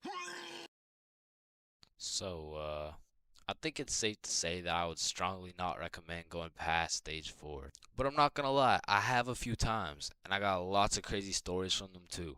So let me know in the comments if you want to hear any of these stories. But yeah, I think I should end the video by saying, please drink responsibly. Alright, I already touched on the unspeakable things that go down in the high school bathrooms, bro. But there's only one place on earth that is more foul than those bathrooms. And it's the goddamn locker rooms. That room smells like complete and utter dog shit mixed with Axe spray. Like maybe I just went to school with a whole lot of Discord mods, but the rancid smell of the boys' locker room would contaminate anything in a 50-foot radius. And shit, Lord knows what goes down in that questionable place. Like you'll walk in there and see anything, bro. Motherfuckers will be having fights, chicken fights, group fights, sword fights. Like any laws and rules simply don't apply to the boys' locker room. Motherfuckers will be throwing hands, selling drugs, committing arson, committing several counts of fucking tax evasion. Shit, you name it. It's pretty much a GTA lobby in that bitch. Like I remember one day I walked into PE and my teacher was like, "Hey, where's your PE strip?" And I was like, shit, it's in the locker room. So I walk into the locker room and there's just two motherfuckers throwing hands and they just stop and look at me like, oh shit. I'm gonna just get my backpack and shit, so yeah. Alright, y'all be safe. And then they just went back to beating the shit out of each other. Now listen, I don't spend too much time in the girls' locker room, but anytime I walk by there, that shit smells like rose petals and rainbows. So I can only imagine there's no group fights, no chicken fights. Hopefully no fucking sword fights. And bro, you deadass can't leave shit in the locker room. Like if you leave anything not locked up, it's gone. These kids are ruthless, bro. They're snatching your wallet, your phone, your clothes. Shit, they're taking your PB&J sandwich. And the thing is, if you want your PB&J back, you're gonna have to get it back in blood because there's no laws in the locker room. See, if someone snatched my sandwich in math class, I'm turning into 6'9", bro. Mr. Cumminson, Jordan Johnson here, who lives on 123 Stickman Drive, postal code STK53Z, just stole my peanut butter and jelly sandwich my mom made me, so I'm gonna need his ass suspended. But if you try to tell a teacher about anything that happened in the locker rooms, they don't give a fuck. Mr. Principal, Jordan Johnson just stabbed me and stole my backpack, my phone, my wallet, and my ID. Damn, I'm sorry to hear that. Where did this happen? It was in the locker room after PE. Oh, you said the locker room? You're just gonna have to get it back in blood. Back in blood? What are you talking about? Yeah. I'm not gonna lie. The way you're snitching right now, you kind of look like a bitch. But yo, one time me, Billy, and Bob were coming back to the locker room after some good old dodgeballing. Billy notices a dude rummaging through his backpack. So he's like, yo, what are you doing, bro? But when he turned around, Billy was bamboozled to find out the kid rummaging through his bag, he was special. And there was just this moment of silence. Yo, am I supposed to like beat his ass right now? Or bruh, I'm sure he didn't take anything. Just politely ask for your bag back. All right, yeah. Oh, hey man, can I get my bag back, please? And the kid just hugged Billy, and then he left. And I'm still confused to this day. But I'm gonna be honest, locker rooms weren't all that bad. Cause sometimes you'd walk in that hole and they would just be throwing a party. Now it still smells like ass, and there was literally no females, but it was still kind of lit. Like you'd walk in there and it would transform into the club. Shout out my label, that's me. I'm in this bitch with TP. I'm in this bitch with Ultra. Or you'll walk in there and they'll just be giving out free pizza. Like walking into the locker room is a gamble. You might walk in there and get robbed, or you'll get some fucking pizza. I don't know. But what I do know is there's only 10 types of dudes in the locker room. Starting with that one kid who must have thought it was the 1800s the way he was whipping motherfuckers. Next, we got the poor guy who's just trying to change. He's quiet, he's normal, and he changes. It's a locker room, so it makes sense. Then we got that one poor soul who gets absolutely cooked by the entire locker room. Yo, why is Kevin built like Mike Wazowski? Bro's got no neck. We're stickmen. None of us have necks. Shut up. You skip neck day. He skips neck day. Next, we got Bob. Bob's just that guy that casually takes his shirt off, and he's built like Giga Chad. Like, shit. Fucking sexy ass Bob. And I don't know why, but there was always that one guy who thought it was a good idea to just whip his nuts out. Unprovoked, uncalled for, completely out of pocket. Like, what do you look like with your nuts out in a room with 30 half-naked sweaty dudes? Like, personally in that situation, I'm keeping my balls in my boxers. Thank you very much. And bro, tell me why there was always one kid who was just dousing himself in Axe spray. And it's always the mustiest motherfucker doing it too. Like, who's gonna tell him that Axe spray doesn't replace taking showers, bruh? And I don't know about your locker room, but for mine, there was always a dude eating. Like, out of all the places on earth, why are you eating in the locker room? Like, for some reason, there's something about eating around a bunch of dudes in their boxers that just doesn't sit right with me. I mean, simply by bringing that sandwich into the locker room makes it contaminated. That sandwich will be tasting like wet dog and Axe spray. And next, we got the kid who just makes as much noise as humanly possible.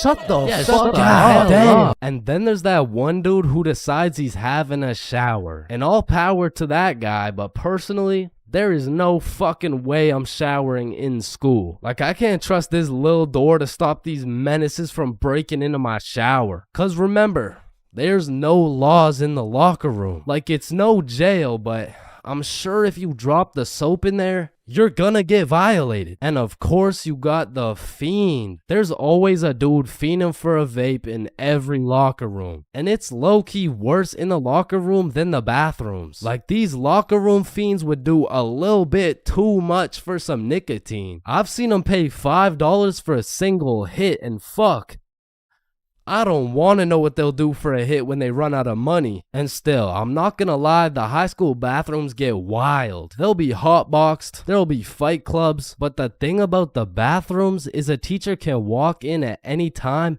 and get every student suspended. Like, even the poor kid taking a piss will probably get suspended just by association, which is exactly why the high school locker rooms get so fucking rowdy, because there's truly no teacher strong enough to stop the buffoonery that goes on in these locker rooms. So they don't even try. Shit, I don't care if your teacher is John Cena. There is no single man who can put a stop to the fuck shit that goes down in the locker rooms. But there is one thing that can: a female.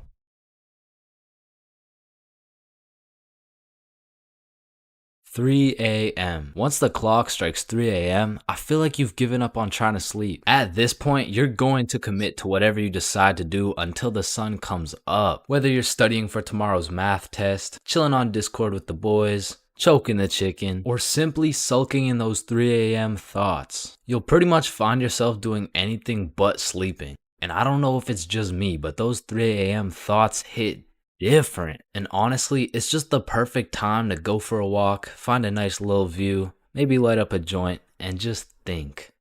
The youngest picture of you is the oldest picture of you. Does Lightning McQueen cop car insurance or life insurance? Wait. Did the brain name itself? Hold up. What if soy milk is just regular milk introducing itself in Spanish? I have no clue if this is just me, but every once in a while when I'm laying in my bed at 3 a.m., I suddenly get the motivation to become the best person on the planet. Like, I set an alarm for 5 a.m., I tell myself I'm gonna go work out, then go for a run, then meditate, then drink kale smoothies, then become a millionaire, then donate it all to a family in need. But as soon as my alarm goes off, I'm just like, shit, I'm too tired for all that. Then I just end up sleeping until 1 p.m. And my brain is constantly playing games with me, bro. Like, tell me why I'll be using all my strength to stay awake during the day thinking, ugh, man, I can't wait to go to sleep tonight. But when it comes time to sleep, I just can't. I'll be left lying there at 5 a.m. awake as hell, watching these random motherfuckers build a 2-story house with a hot tub in the jungle. And you know what? Being awake at 3 a.m. is kind of like being high a little bit. Cause you start to think about things you don't usually think about. And because you get hit with the fucking munchies, bro. I'll be whipping up a 3-course meal with appetizers and a complimentary dessert to watch a YouTube video. And listen, I can't explain why, but there is no better water than water at 3 a.m. I mean, it's pretty much a part of my sleep schedule now to wake up at 3, chug some water, take a piss, then go back to bed. But sometimes while I'm trying to go back to sleep, my brain just starts showing me a compilation of my top 15 cringiest moments. I mean, I'm having flashbacks to the time in grade 5 when I said a joke and nobody laughed. Guys, why did the monkey fall out of the tree? Why? Yeah, why? Because it was dead. Oh, damn. Or I'll be up all night thinking about that one debate I had 3 years ago, brainstorming about the best things I could have said in each scenario. It's like if I do some cringe shit during the day, I have no choice but to lose some sleep over it at night. It's like my punishment for saying some stupid shit. Like I know one guy who accidentally called his teacher mommy in front of the entire class. And that dude hasn't slept since.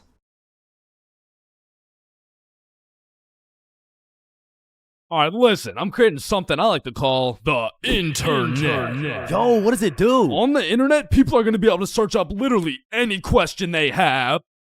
They're going to be able to watch videos for educational purposes. And the craziest achievement yet, you can communicate with literally anyone across the entire world. Bro, this is going to change the world.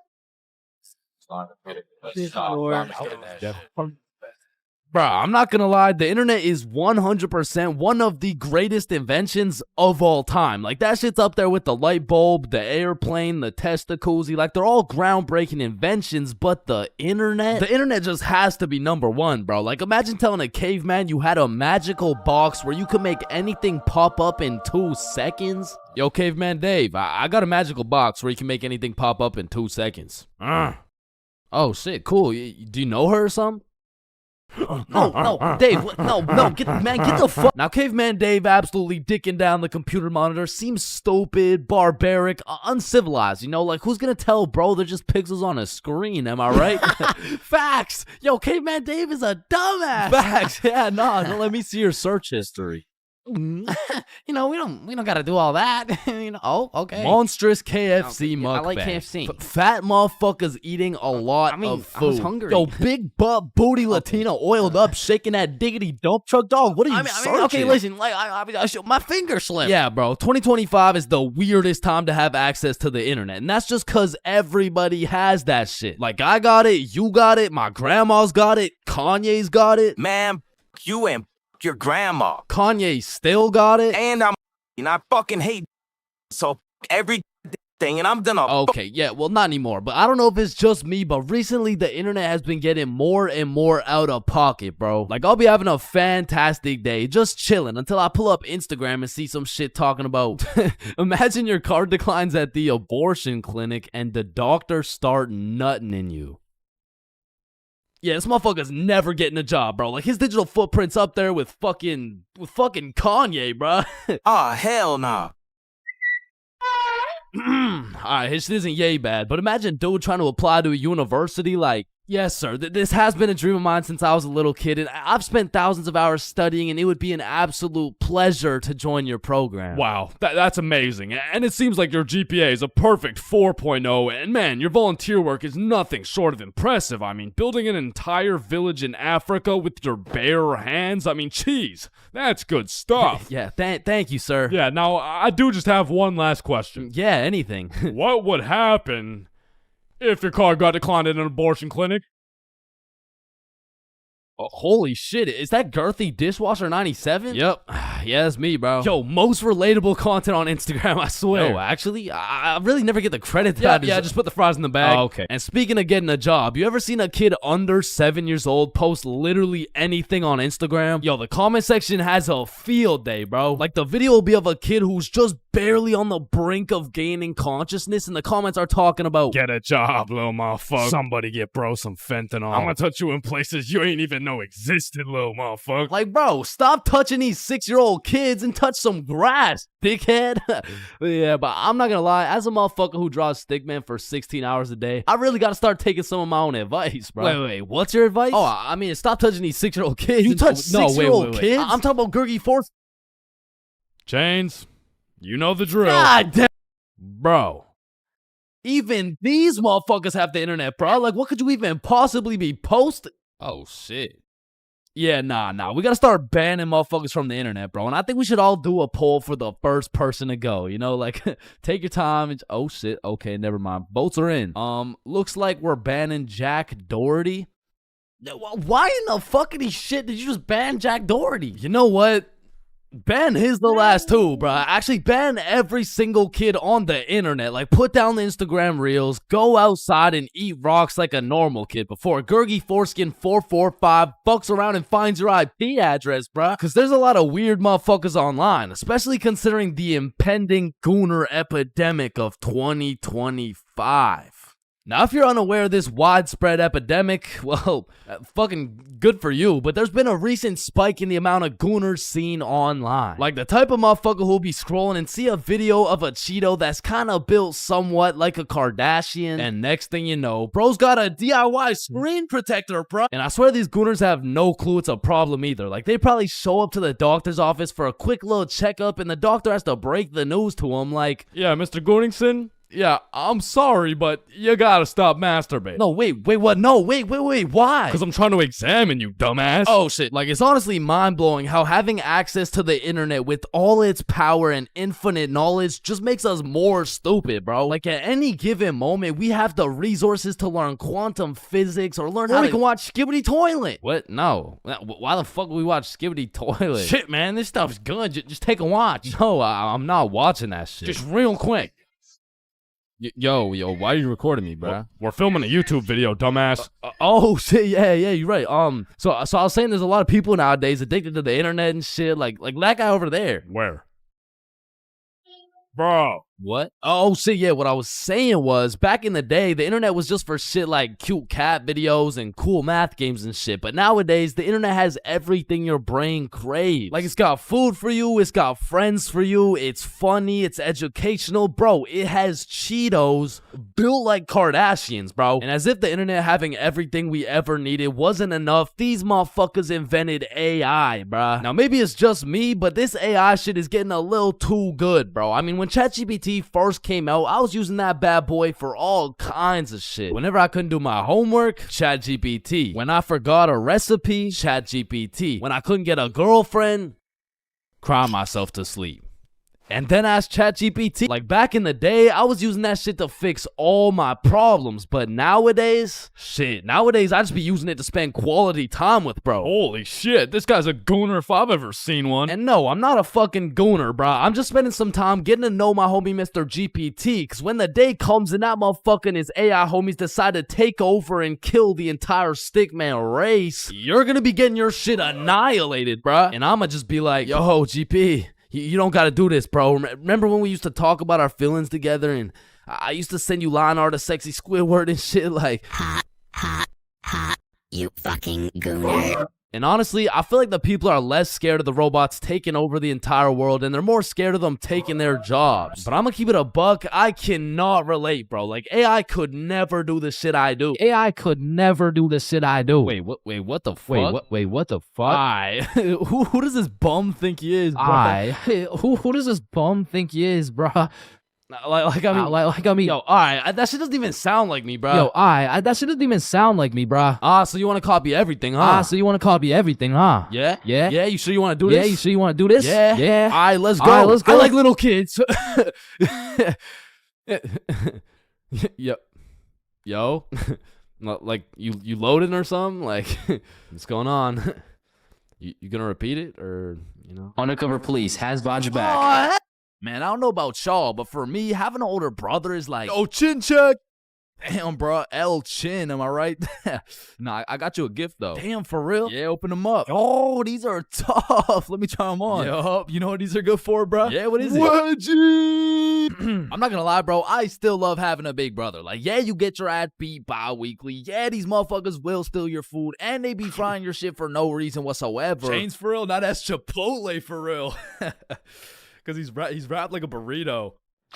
But let's think about it, bro. What is the alternative? A big sister, bro? Hell nah. These motherfuckers will force you to do your makeup and shit. All right, yeah, pull the plug. But it looks good. Pull that shit. Like, pull the plug. So I don't think pull we the can do plug. that. Pull the Damn, plug. are you Pull serious, the bro? man. Pull the fucking plug. Like, having a brother's an interesting situation because I would trust this motherfucker with my life, no questions asked. But I'm not trusting him with my Chipotle for a second, bro. Like, I was born with my very own #1 hater and my #1 supporter who just happens to have the same mom as me, bro. But listen, nowadays, I'm a grown-ass man. My brother, a grown-ass man. Now that we're both grown, we get along like PB and J. Yo, that's what I was about to say, bro. For real, though. We get along like chicken And waffles. Okay. Yes, sir, bro. We get along like Salt and Vit. Nah, I don't get it, bro. I don't know what you're trying to say. Nah, I mean, what I'm trying to say is if I'm eating, Right. worried, Oh, and yeah. if he gets into a fight, we get into a fight, yeah. If someone reads my search history, we searched up Lola Bunny furry buns, lubed up, shaking it wild Bro. style, yeah. Nah, hell nah. What are you doing, bro? We didn't do that? Fuck no. Okay, yep, no, that's fine. But a lot of shit has changed throughout the years, man. Back in the day, me and my brother were ops, bro, because this motherfucker's sole reason for living and breathing was to rage bait my ass. And I was like 5 years old, still figuring out who's milking the chocolate cows and shit. And big bros hit me with shit like, yo, what's 9 plus 10? It's 19. Get a load of this dipshit. Bro, it's literally 19. Man, what the fuck? Okay, why are you so mad, bro? Bro, you literally. Tired. Relax, bro. Just sit down, take a deep breath. Who's a good boy? Yeah, Man, who's fuck. Now, me and my homies used to wrestle all the time, and my record was decent. We're talking like 50-10, and at the time, my signature go-to finisher move was the guillotine choke. It had seriously never let me down once until I tried that shit with Big Bro, and I started guillotining my ass beat, dog. My brother's 3 years older than me, so that shit was like a boss battle that you just don't have enough XP for, bruh. Like, when I would pull up on him, I hear boss battle music, my health bar pops up, and I start unloading the clip on this motherfucker, but he's done beat my ass so many times. He's got my moveset memorized and shit, bro. Like, this motherfucker's the Picasso of beating my ass specifically. Like, every time, I was getting folded like an omelet, folded like origami. I was getting folded like I was playing poker, the way he just dealt me these hands, bro. And maybe you're thinking, Big Bro got the strong genes, so I got the smart genes type shit. Nope, not. This motherfucker took those genes too, bro, and he put them to use. Because he used to manipulate the shit out of me, bro. Like, I remember one Halloween a long time ago when I was like 4. My mom came up to us with 2 costumes, right? One was Spider-Man with the fake muscles and everything, and the other was Shrek. It was Shrek. Yo, I call Spider-Man. No, but I want Spider-Man. Actually, you know what? I want Shrek, man. Shrek is cool as hell. Like, what'd he say? What are you doing in my swamp? Wait, no, I want Shrek. Oh, you think he's supposed to be like Mike Wazowski or some shit? I don't even know. What are you doing in my swamp? And this can't just be me, bro. But when we were younger, my brother would teach me some lingo or advanced intellectual informational shit. And I would go around school just spewing out words I don't even understand, bro. Damn, what y'all got for lunch? Shit, it's just a little PB&J. That's savage. Yeah, yeet. Yeah, man. I guess. I mean, my mom made Okay, it. Bob, I see some pizza. YOLO. What about Bevs? Bevs, what are we saying? I got some apple juice. Okay. Yeah, man, I love apple juice. I don't. Bro, what? Who doesn't love apple juice? Yeah, well, it's because my brother says that juice has a secret society where all the juices, I'm talking apple, orange, fucking pineapple, get together and they control the bank. Now, me and my brother would go at it, bro. It was a seemingly never-ending rivalry between us of me getting my ass beat, him beating my ass. Okay, maybe it wasn't a rivalry. Shit, I think I was getting bullied. But one day when I was 7 years old, everything changed for both me and my brother when we got a stepsister, bro, because she was annoying as fuck. Her name was Alicia, and she was spoiled, bro. Every time she didn't have her way, she would just call up her pops, and it was raps for me and bro. Alicia was getting a princess treatment, and we were getting a fucking peasant treatment, dog. Like, let me tell you a story from my childhood, bro. I was 7 years old, and me and Alicia shared a small room, and it was split right down the middle. The left side was blue, Spider-Man bed, teddy bear, boy shit, right? And the right side was pink, Disney princess posters, Barbie dolls, all the girl shit. And one night, I was in dreamland, counting sheep, having a wonderful time, and when I woke up, I realized I done pissed the bed, bro. Grown-ass man at the big age of 6, pissing in the sheets. Hell nah. I was like, shit, man, I gotta get my act together, bro. So throughout that day, I drank a little bit less water, hopped into my cozy Spider-Man bed sheets, and went to sleep. And when I woke up, I done pissed the bed again, bruh. Fuck, man. 2 in a row. I gotta lock in, man. So that day, drank no fucking water. I was parched as hell, but I jumped into bed to finally have a nice, peaceful, dry sleep. And when I woke up, fucking soaked, dog. I went 3 for 3, bro. I was like the LeBron James of waterlogging the mattress. All right, bro. This shit's just getting ridiculous. So I go 2 days straight, no water. I'm fully dehydrated. There's not an ounce of water in my body. I finally go to sleep, but this time, I wake up to rustling, movement. My bed kind of shaking. I fully open my eyes. Alicia just pissed on my bed, bruh. Yo, what the fuck? Oh, hey, Chains. They will never believe you. Bro, I hop off the DIY water mattress, run over to my mom's room, and you gotta think about how guilty and schizophrenic I sounded, bro. Mom, Alicia's pissing on my bed. Chains, it's possible you wet your own bed while you were sleeping. No, come here. Look, she's probably doing it right now. Chains, Alicia's dead asleep. No, but every single day I wake up and there's just piss all over the Spidey blankets. All right, Chains, what's next? Alicia's just gonna shit your pants too, bro? And to this day, nobody believed me except my motherfucking brother, bro, because he's a G. And when he realized how annoying a little sibling can actually be, he was like, shit, I low-key fuck with you, little bro. Hey, I fuck with you too, twin. So we started playing some Mario Kart together. He taught me how to play basketball. He introduced me to Minecraft. He even taught me how to make a YouTube channel. And as we got older, big bro got a car. And that shit felt like when Greg and Roderick finally started fucking with each other, bro. We were running around, hitting late night Sev runs, eating straight Roderick-ass meals. We were in that bitch like,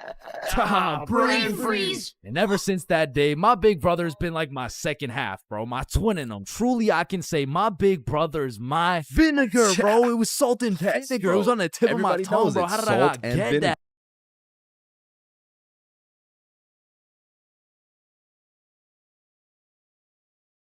What are you doing in my swamp? Imagine putting in hard work, time, and dedication into saving up for some new shoes. You go to Foot Locker and find the perfect pair. You try them on. You check them out. And you cop them.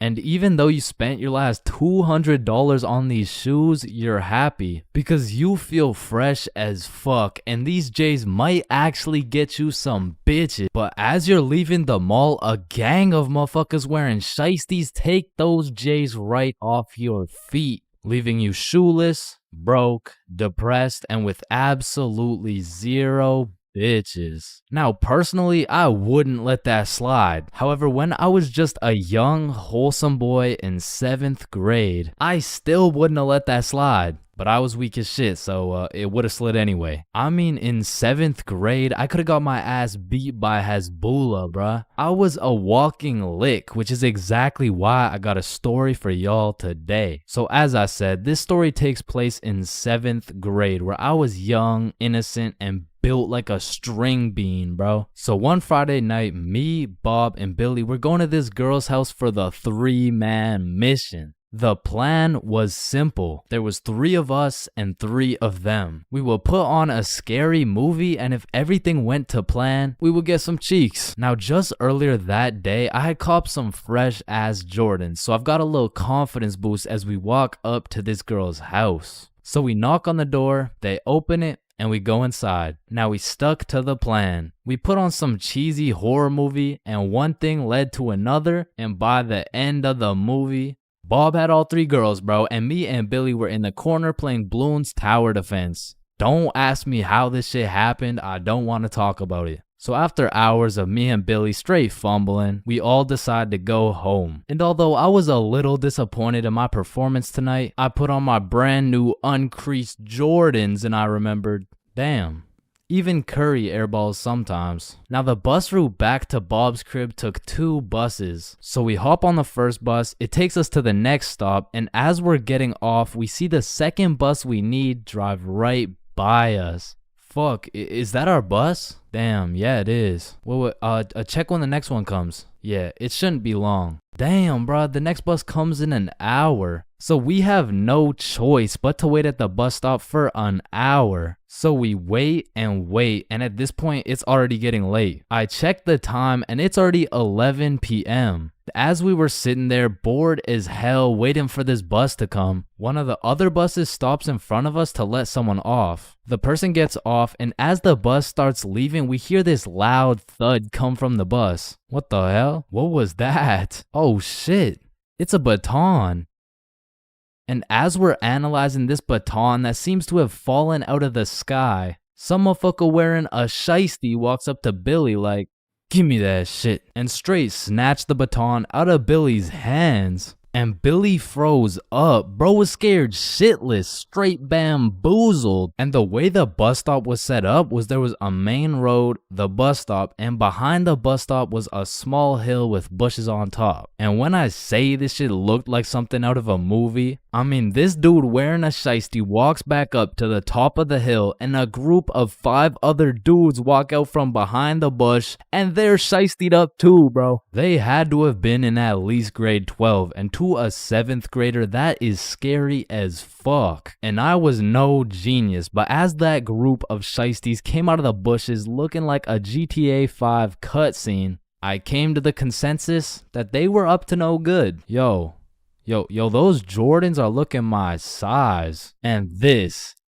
was the moment I realized I was about to get my shit robbed. So I started analyzing my surroundings and calculating my options.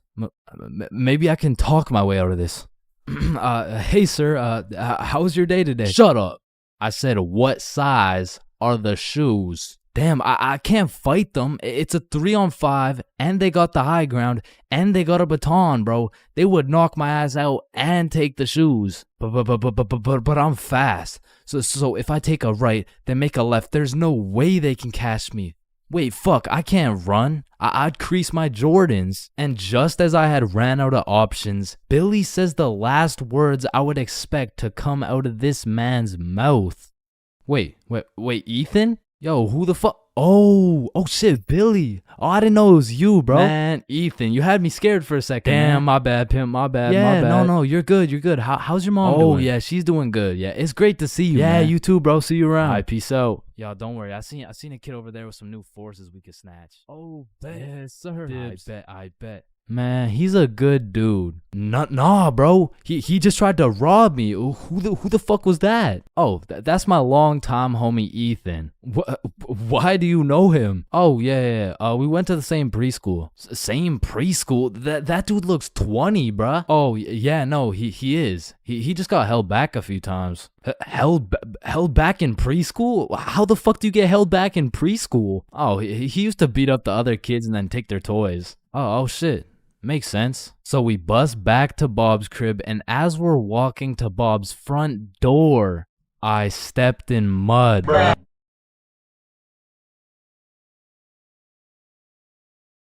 As a broke stick man like myself, I spent my fair share of time on the bus. And if you spend a long enough time on the bus, you will see some weird ass shit. I mean, I remember my first time getting on the bus by myself. I was feeling strong and independent. Next thing I know, a crackhead sits down beside me talking about yabba dabba doo. The world is ending and you're gonna die a painful and lonely death, buddy. And just like that, I went from strong and independent to shitting my pants. Yeah, bro, the bus is just something else. Like 1 in 10 people who enter the bus are straight gremlins, bro. I'm talking about the gremlins who know the perk is fake, but they still pop it. Now you just gotta sit next to this motherfucker for another 30 minutes while he tells you about the kids in his basement. But to be fair, these gremlins aren't even the worst part of the bus. The worst part of the bus is the energy. You walk in there and everyone just stops and looks at you like they're sizing you up or some shit. And you know who sizes you up the most? The fucking goddamn motherfucking bus driver, bro. These bus drivers are just eternally pissed off. Every time I would get off the bus, I would try and cheer bro up, but they're just like allergic to happiness or some shit. Hey, thank you. Have a great day, man. Shut your ugly ass up, little boy. I already know you get no bitches with your big ass forehead, no drip having ass with your skinny ass arms. Boy, you're built like a stick man, bruh. Damn. Hey, bro, there could really only be two reasons why these bus drivers are so mad all the time. Either they had a demon villain origin story where they were abandoned as a child and never shown any form of love until one day. In freshman year of high school, Timmy met Linda. Linda was kind, smart, beautiful, and she paid attention to Timmy when nobody else would. Timmy asked Linda to be his girlfriend, and she said yes. They dated all throughout high school, and they even got into the same university so they could be together forever. Until one day, when Timmy's world was flipped upside down. Timmy found out Tyrone had been laying some mean pipe on Linda this entire time. Everyone in Timmy's school made fun of him. Timmy could not let this slide. So he called out Tyrone to run the ones in front of the entire school. And without a single word, Tyrone winds up and hits Timmy with the meanest left hook any stickman had ever seen, leaving Timmy slept, out cold, unconscious, in front of his classmates, his teachers, and even in front of Linda. Cause shit, if that happened to me, I'd be just as mad as Timmy over here. Now, realistically, the only other reason these drivers are so constantly mad would be because the driver's seat secretly has a stick built in. You see, this would explain why the driver constantly has a stick up his ass. I mean, shit, you really can't even blame him for being mad. But still, I'm gonna blame them, cause I know these motherfuckers get pleasure whenever they see me running at full speed trying to make it to the bus stop in time, cause they start stepping on the gas.